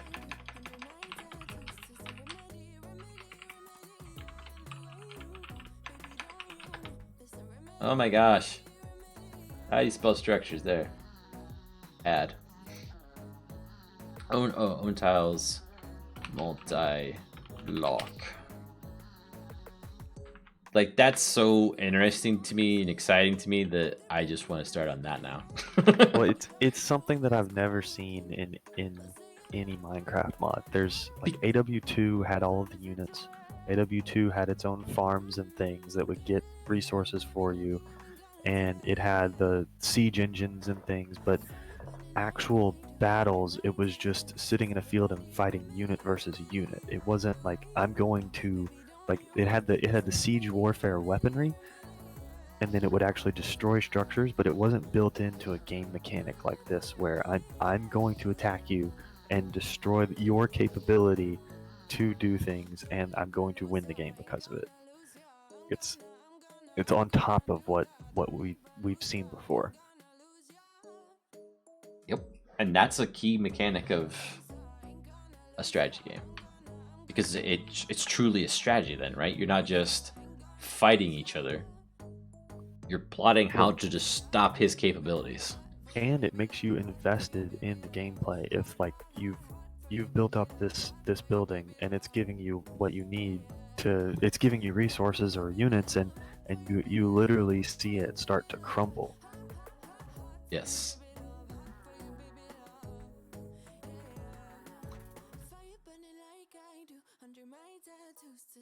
I'm gonna First need a step is lot of create. buildings to do this. Well, and that's what I'm saying. I can build some buildings in vanilla Minecraft and send you the schematics or whatever, and or even like Fiery and I can just get in there and we can build some buildings, because they're not going to be that complicated. They're not going to be that big, and all we're really going to need to do is just change up the color palette on them. Do we need to use this thing then? The structure block. I don't know what the structure block does. That kind of got added after I stopped playing. It lets you create a structure in Minecraft, like a schematic, and then load it back in. It just directly exports a schematic. It's not a schematic file, it's Minecraft's own proprietary format, but Can you read that? in Minecraft, I would think I could. Well, I'm just it's easy enough nowadays to build a world and then open up that world in MC Edit and just export the structure as a schematic file. Right, but if I've got the file in this format, Minecraft already knows how to read these. That's what I'm saying. I can just hook into the code that says load this specific schematic, please, and it just does it. Oh yeah, okay. I'm hoping. So can it detect? No, it still can't detect it. Why? T. Out of position 1. Structure size, I don't know, 3 by 3 by 3. See, it's got that little wireframe around where it's going to scan. Apparently it doesn't need to be 1, it needs to be 0. Scans itself, and then 1 position forward.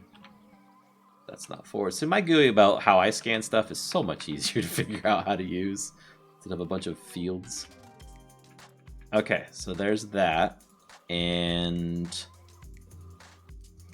let's call it logs. Save. Okay, and then we're going to go over here. And we're going to say load logs. Load. No, load logs not available. That says T. Did it save it as T? Okay. And then what's this load do? Still says logs. I don't know what I'm doing. Just a sec. Oh, that's what that does. Okay, so this is...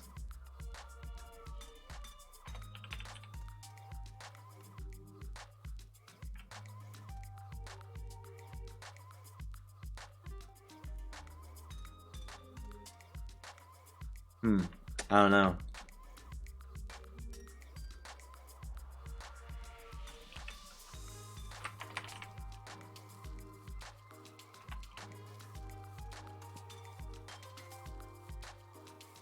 That is a block. That is a block. Oh, we could make it so cool.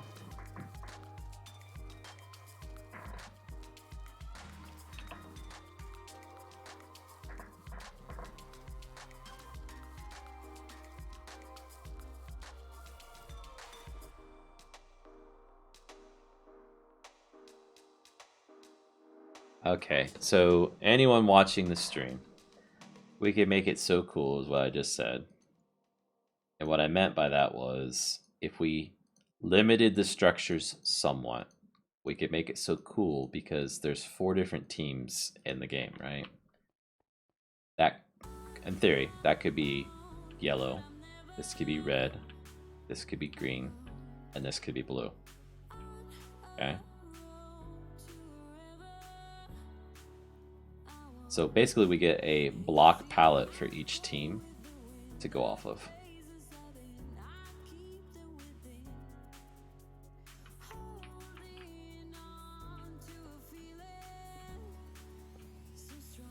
right? And then their brick forms. Sorry, brick form could be bricks, stone bricks, in stone bricks. And apparently the other form of bricks don't show up in here, or maybe it's other bricks, whatever, right? Sandstone is what I was thinking. There's no sandstone bricks? Oh. Guess it'd have to be this.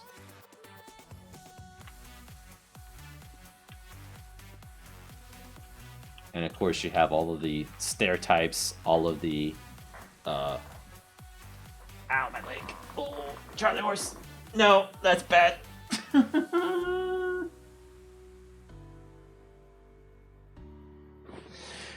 Okay, it's better.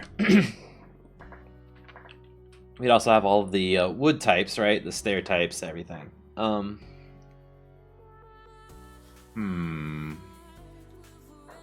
Gosh. It does limit you quite a bit, though. Of course, the wool colors, you'd have the color of the team. Anything that's colored, you'd have the color of the team. It's easy.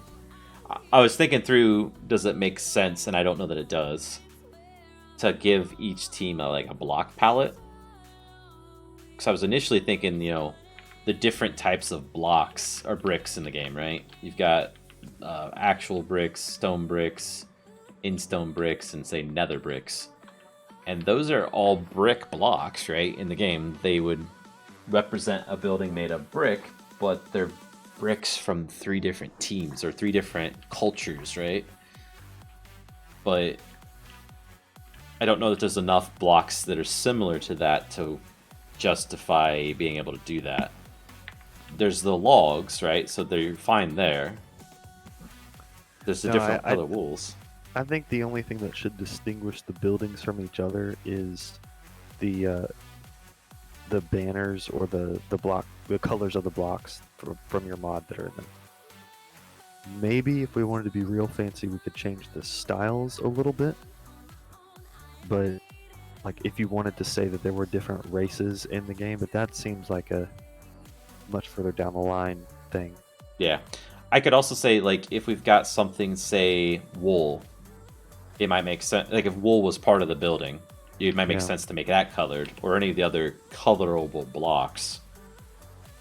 Yeah, it would make sense to change the colors for the colored blocks, but I don't think it makes sense to create a set palette for each team and then build each building with that set palette. Yeah. Especially because we were talking about possibly creating upgraded buildings with upgraded materials.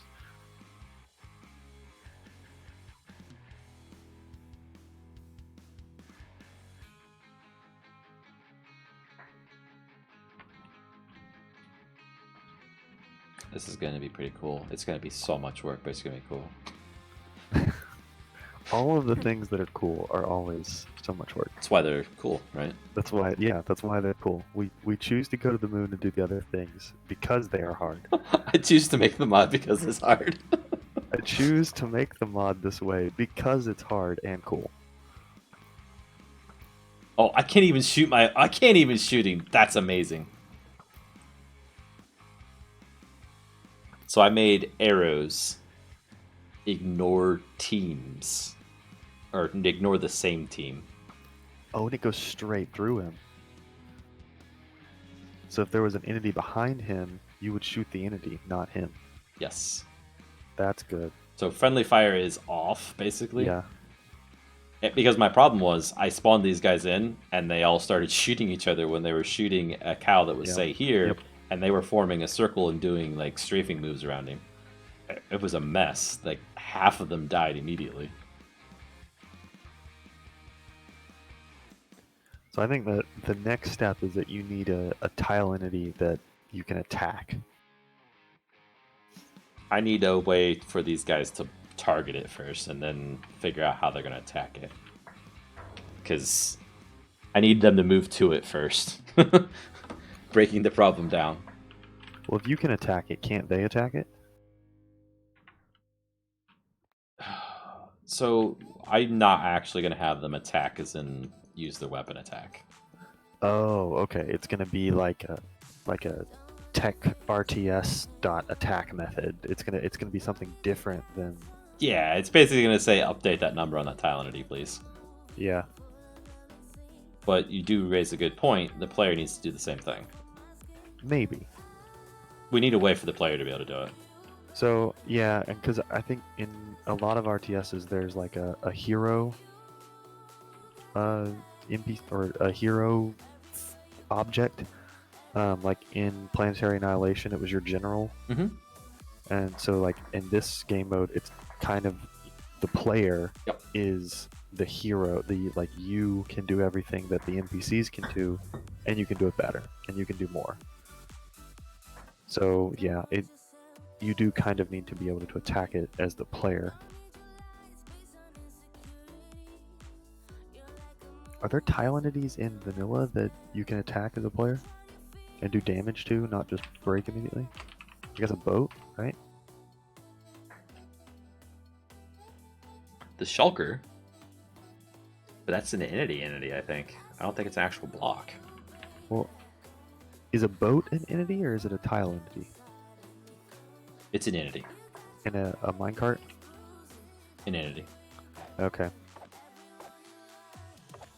We need it to behave like a shulker, but I think a shulker is an actual entity, not a block. Yeah, I'm looking through him at a block called sandstone, and he is a entity that just doesn't move and takes up the volume of the block. Dang it. I mean, that's an option. Yeah, can you create a shulker that has different texture and doesn't attack you back? Well, I mean, I could spawn my own custom entity that the size of it. Well, actually, doesn't matter. It's the size of a block. I mean, it doesn't, but you could just spawn one that is the color of the teams, that acts like a block, like a shulker, but you can attack and kill like a shulker. He literally can't move, right? There's no way. Can we put him in a He minecart? cannot. He can be teleported, I think. But as far as like normal gameplay, no, a shulker never moves. They and you teleport, can- yeah, on their own. But Yeah, and you can't. and then they can right? they can actually, like, when they teleport, they will move in space. Gosh, And I think you might be able to use a teleport command on them, but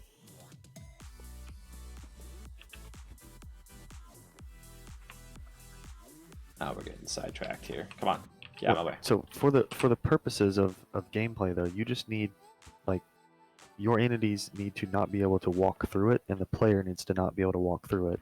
And then both you and your entities need to, your mini-me's need to be able to attack and kill it.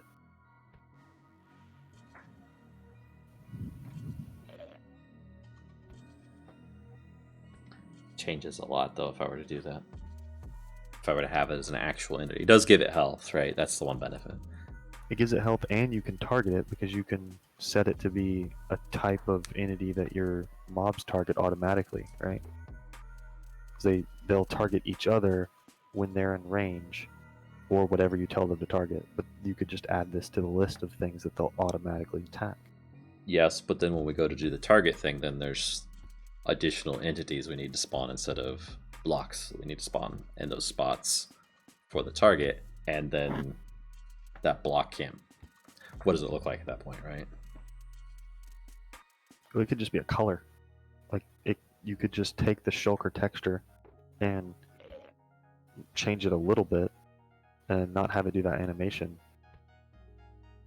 Oh, well, Then you're well, I was only looking at shulker as an example of something that's block sized. I'm not going to use the actual shulker entity code. well, but I'm saying, like, the texture on that Mhm. and like the shape of it, you could take that shulker model as it is and just plop that on a structure, and it wouldn't, on a building, and it wouldn't look all of that out of place. You just change the color a little bit to match The building. the team. But Okay. like, you could That's true, easily 'cause we wanna- incorporate that one block into your building so that it's not that garish. And we would want it to stand out as something different than the building blocks of the building itself, so the player knows to go hit it. Yeah. It doesn't need to look like a normal block. It can be its own thing. In fact, it's probably better that it's its own thing for exactly the reason that you just said.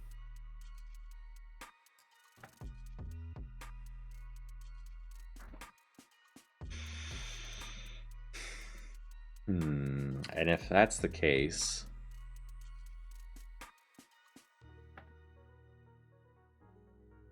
wait, okay, so taking this back a step, we were talking about, okay, so this is a block that has a tile entity, right? A tile entity just means this is a block that we're going to run code that's specific to that spot in the world, right? It's like an entity, but it's a block. Then there's entities as in these guys that can move around the world, right? They're not tied to a specific block. We kind of want a hybrid almost, which is why we're talking about the shulker. But if these guys need something to target, and I take the easy route, which is to get them to just target the tile entity, and we switch it to an entity, then later I have to switch this back to something we can actually place in the world. That's a solid block so that these guys can walk through it and everything. And then we put the entities in a different spot. So why don't I just keep this a tile entity, add the other entities that are the targets for that tile entity, and figure out a way for this tile entity to hook into the target entities that are around it to monitor their health. And then I've solved what we need to do. I'm not fully keeping up because the stream was lagging behind when you were saying this, and Oh yeah, sorry. I hate that. it was actually a little bit easier for me to understand when I you were was listening to the stream. Yeah. Yeah. So the stone you're saying is the tile entity. That's smooth stone, or yeah. So say that's the smooth garrison, andesite? right? So that's the garrison. Okay. That's a tile entity.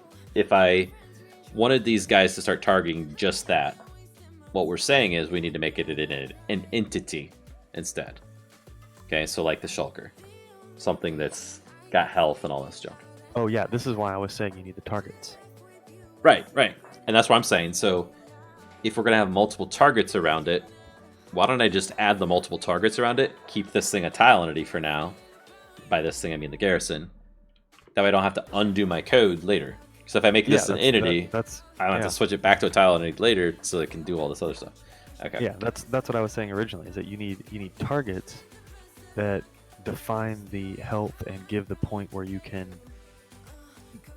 take away health from the structure, and then the tile entity, the garrison block, just scans for those targets and determines its collective state based on each one of their states.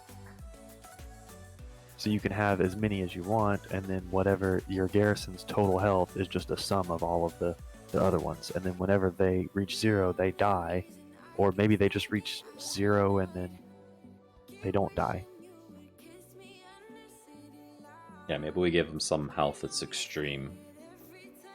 Like, if there's 4 of them on the structure, we give them 4 times the health. Right? That way they can take the full brunt of the health. I guess it doesn't matter. Either way, it doesn't matter. We give them the health of what the structure is. You need the target to reach a state where your mini-me's will no longer attack it. And that is its dead state. Yes. And the reason I was saying we want to give them all 4 of them the full health of the whole structure is because they... How do I say this? I don't like that, because then you can just attack one point. I like them moving to a different point on the structure if you have multiples. But that's what I was going to say, was we want them to be able to attack one point. Yeah, and you'd have to update the other's health based on all of each other's health, which sounds a little bit more complicated. Why, though? So if I know how much they should have, I can figure out how much they've lost and add up the losses of all of them to see what their overall health is and know if I should kill them all, because we've taken enough damage as a total structure. So if you all have 100 to start with, one takes 5 damage, the other one takes 95 damage, I know we've taken a total of 100 damage. We should die as collectively the building. Yeah, I guess it works that way. So what was your benefit in having to attack each point? It'd just be cool to see the point disappear and then they move to the other side of the building. It looks like they're actually destroying the building more so than just whacking at one block repeatedly. But that's purely aesthetic. But we could.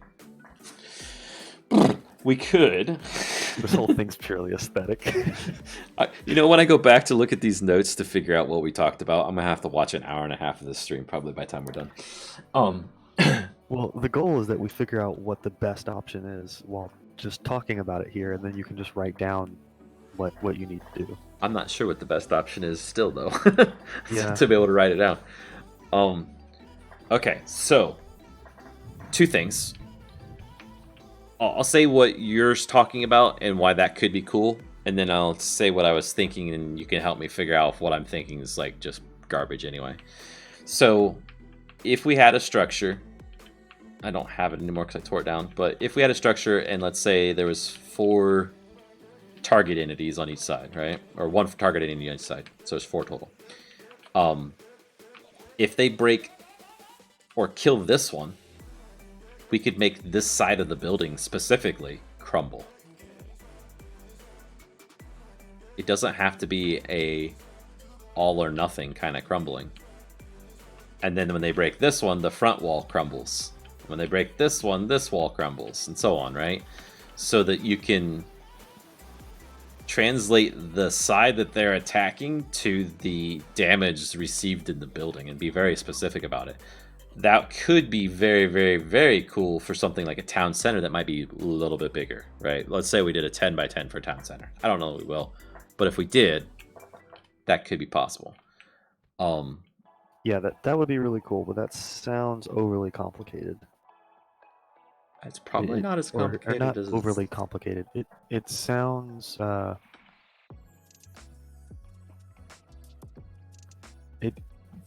You know what? To make it simple, when the thing dies, it blows up. I think there's just say there's 3 damage states to a building. There's like a finished, a damaged, and then a Nearly destroyed. yeah, basically just ruins, a ruined version. And so you build it and it's in the built state, and then you're damaging it. Like once it hits 50%, there's just a different schematic that is the damaged version of that building. And then there's a different schematic that is the ruined version, and when you're showing the ruined version, it just doesn't work anymore. So for a garrison, it wouldn't work anymore, and then the ruins are there, and you're going to have to place down a new garrison. And if you want to place it down there, you're going to have to dig out all the stuff and place it there. The ruined version would be like very minimal. It would just show you that there used to be a garrison there. Because I'm thinking it's very easy for you to say, or it will be if we can use those structures built into Minecraft, so that it will be very easy for you to just say, place all these blocks there. And then the trigger for doing that can just be whenever you hit a damage level, a hit point level. And they'll all take up the same build envelope, and you're just in my head you're running one command once that trigger gets pulled.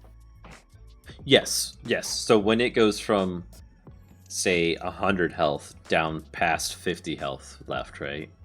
That's when you trigger stage 2, right? And it just places the blocks or removes the blocks, whichever. It's going to fill that whole volume, right? With exactly what's in the template, be it air or block. Yeah, I think So it replaces not a big deal. every block. It might replace it with air, but it replaces every block within the build volume. Yes, we probably wouldn't want to replace the tile entity, though. I just thought of that. That would be a problem. I can get around that though by the tile entity going into the ground when you place it. Like it replaces the block you click on with the tile entity or something. Because if you replace the tile entity, it's going to lose all of its data.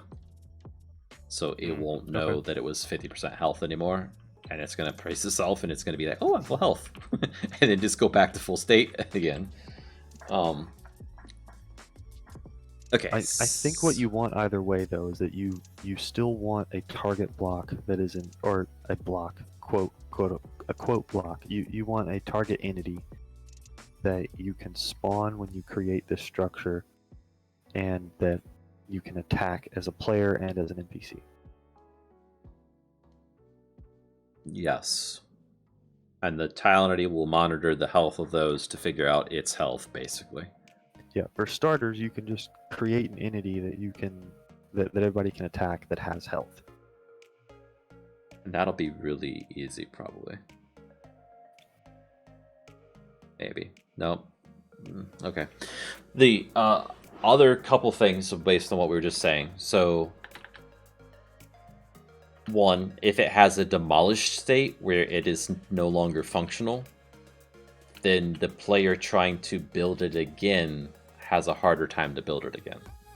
So, saying that a different way, if this is my demolished state where I've got these bricks on the ground, I can't just run in here and place down a garrison again where that one used to be, because now all of these are in the way, right? We already said it's going to check to see if it's all flat.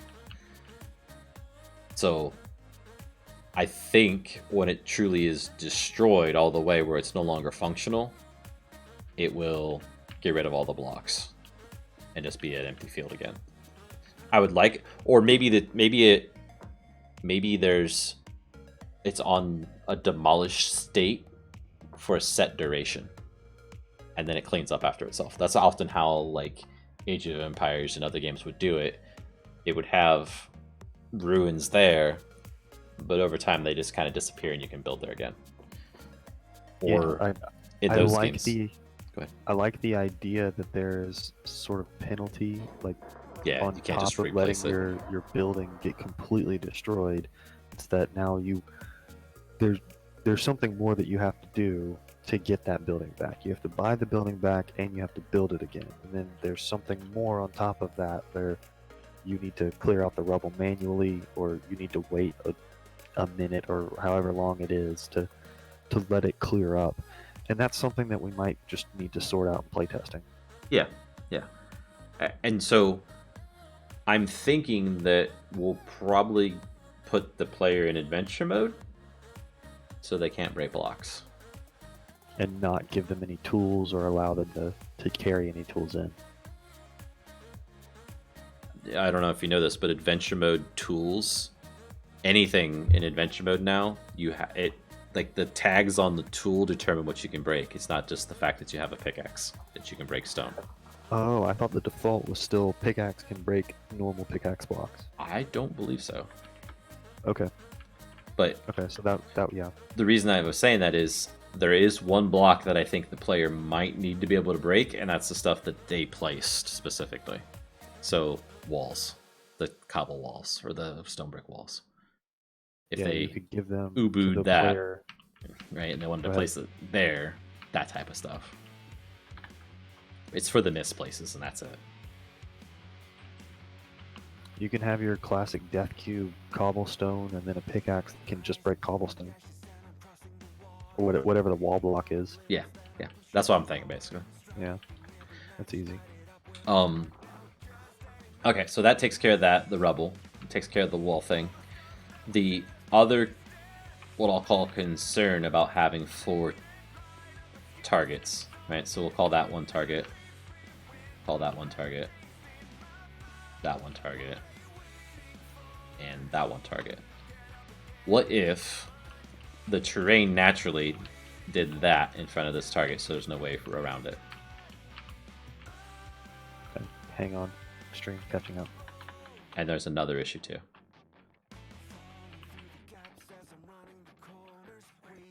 So if the terrain was dug out so that you can't walk So these to guys touch the can't target. block it, to touch it, to Yeah. attack it. Because we might check that the bounds are this big of this area, of this building, right? And that this block here is clear, and that this block here is clear, but that doesn't mean the block right next to it is clear enough to get even path to it. Right? It might be a freaking moat. I know this is like hard for natural gen to do this, but what if it was like this? That was the only valid block, so that the units can come out of the building. Well, in that case, your archers will still be able to shoot it, right? They could. You can shoot a shulker with arrows. Well, let's say the person did this. Build a wall around it. Naturally, if they built a wall around it, Yeah. are walls destructible? They would be destructible by the explosive unit. Okay, so that might be a tactical advantage that you want to allow.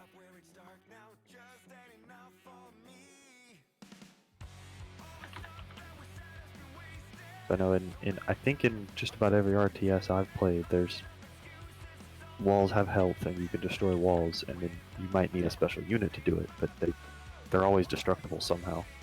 Yeah. I planned on having them destructible, and I was thinking that any unit could destruct them, but with what we're talking about, these guys aren't going to be able to target blocks, so... But maybe we can. You know, Even if you have an explosive unit, you're gonna have to target the explosive unit somehow. right, the explosive unit, I was thinking he can deal damage to blocks because he explodes, right?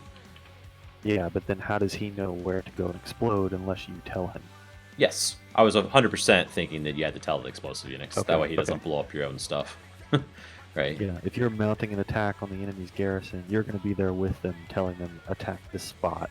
Yeah.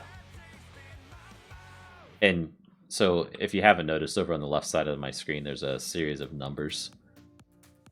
If you played enough RTS, you know what control groups are or no? I have an idea of what control groups are. Okay, so to confirm that you know, if you select a bunch of units in an RTS and Yeah. press control, and typically control and 1 will set the first control group. And then when next time you hit 1, if you have a different unit selected, it'll go back to that first selection that you had when you pushed control 1. So it's a way of saving your selection of units so that you can quickly toggle between different groups of units. Say control group 1 is your melee units, control group 2 is your ranged units. You hit 1, tell them to move in, then you hit 2 and tell them to move in behind, right? That way you can coordinate your troops in groups instead of having to select each one individually, blah, blah, blah. So that's what this is about over here on my left side. It's not working yet, it's just a display on the side. But I want to allow you to select different types of units or different groups of units as you see fit and assign them to a group. Because this is Minecraft, you can't use 1 through 9, or yeah, 1 through 9 because they're already on the hotbar. So I'm going to use Z through dot or period, right? That way you've got the same thing along the bottom row instead of the top row. I forget why I started telling you that, but it had something to do with that explosive unit. I would guess you set one control group to be explosive units. You can have them attack, and then once they get through and do their job, then you can set the rest of your units in Yes, to exactly. go and actually attack those blocks. So I think to circle back to why we're talking about this, I don't think moats are going to be an issue, because I think if they're the player isn't going to be able to create moats, and B, if they're on the terrain where it just so happens that you can't get direct access to the blocks, I think that's going to be rare. And if that does exist, then the archer units can go, and that will be a tactic for that battle.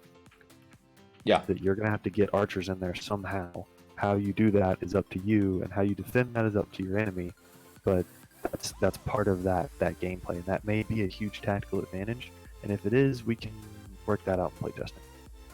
I think what might happen as far as players being able to try to cheat this is if they got those explosive units, right? They could say, hey, explode right in front of my garrison to create a moat. Would they be risking their own garrison in that process? Yes, but if somebody tried it enough times, they could figure out, oh, if I blow it up right here, it's perfect and doesn't damage my garrison at all. They also could, if there's a corner in a mountain, put this in the corner of a mountain, right? And these sides become very hard to access, which again is a strategic advantage. Not gonna disagree with that one bit.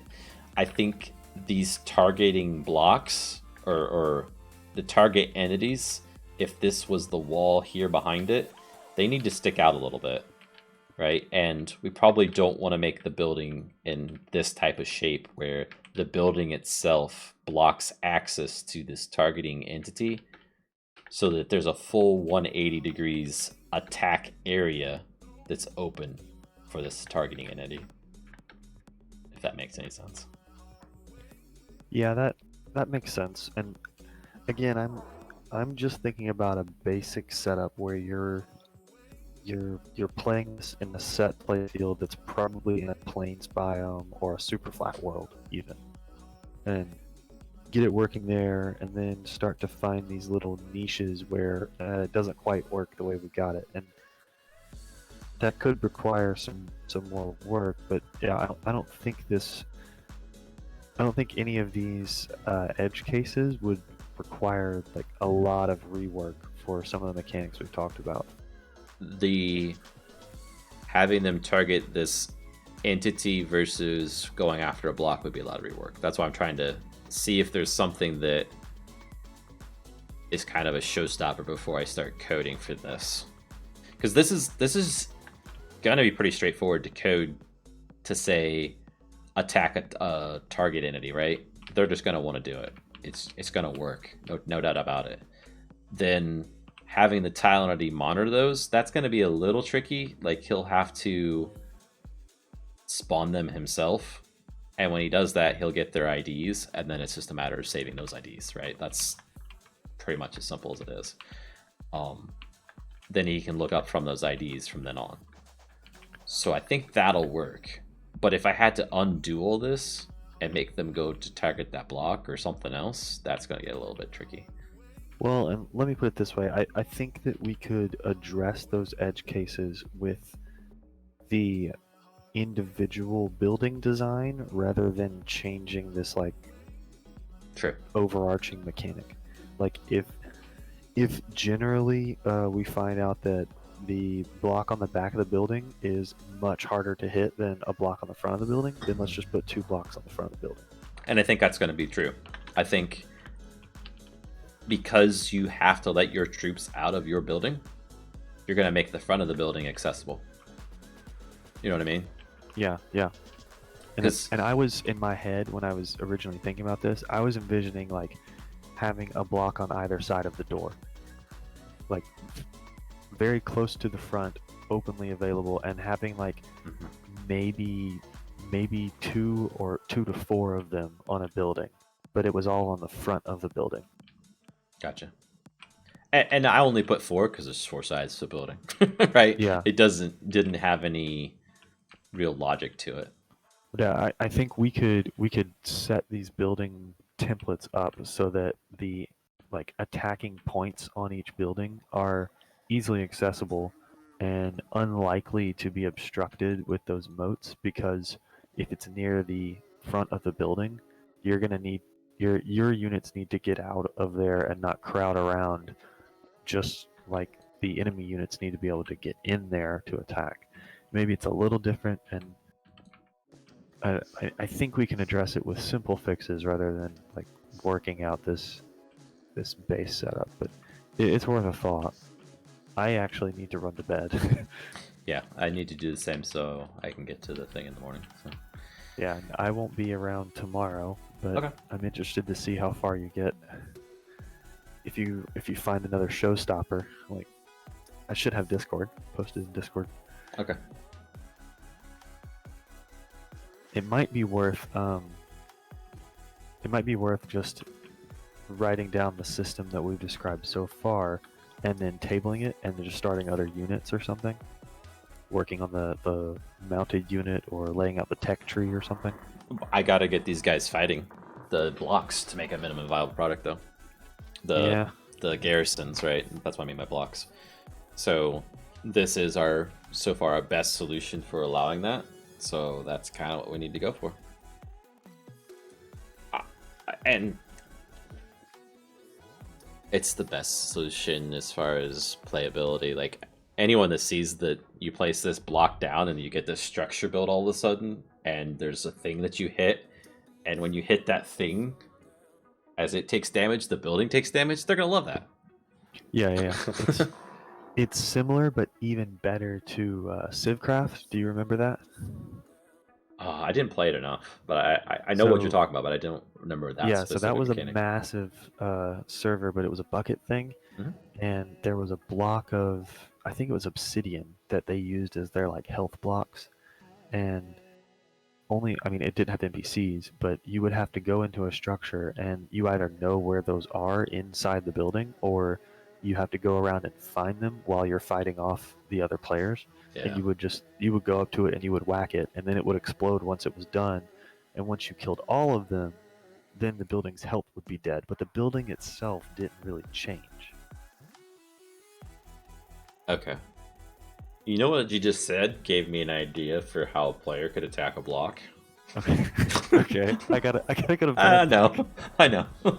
It's not gonna change my plan at this point, but that's a backup Okay. plan, I guess. Okay. Nope.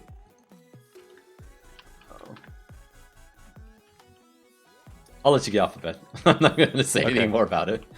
Remember it or write it down. What we came up to now. I think I'll remember it tomorrow, so at least one of us will know. And if not, then I'll spend the next 5 minutes describing it to myself, and I'll just watch the last 5 minutes of the stream. Yeah. So. Yeah. Okay. Okay. Good night, Tech. Good Night. luck. I probably won't talk to you until like Sunday or something. Okay. Have a good one. You too. Bye. Okay, so future tech that's probably sleepy. What we're going to do is we're going to have the garrison block, I already thought of a showstopper, dang it! Maybe the mine site. No, the mine site will work. What else? Oh, the mine site's gonna be such a pain in the butt. Okay, so we're gonna focus on the garrison block, the archer block, the town center, the stables, the research center, etc. Right? Those type blocks that are bigger in size, that can take up space. They should have a tooltip over them that says their space requirement, their footprint on the ground, right? So 5 by 5 by 5, we should also consider height. When we place it, it will spawn entities that are target entities, right? That's what these bricks represent. Those will then need to be something that all minions of any variety try to kill of opposing teams. They need to be team-based. They're not movable. They have health. They will not despawn. That tile entity that spawns these targets needs to keep a track of their IDs. It needs to keep track of their IDs because it will continually check the health of those entities. If those entities do not exist in the world, it will assume it's dead. So all of the health of that entity will be depleted from this tile entity. The combined damage across these needs to cross the threshold. When it crosses that threshold, the structure itself, that is the blocks that make up this garrison, shall go into the next stage of destruction. We will likely have a complete structure, a half destroyed, and a fully destroyed structure. The fully destroyed structure will not function. It will not spawn units. It will, over time, decay and disappear all the way. I think that's all. Good night, everybody that's still watching. I'll be back tomorrow streaming a lot. Good night, everybody. Subscribe now.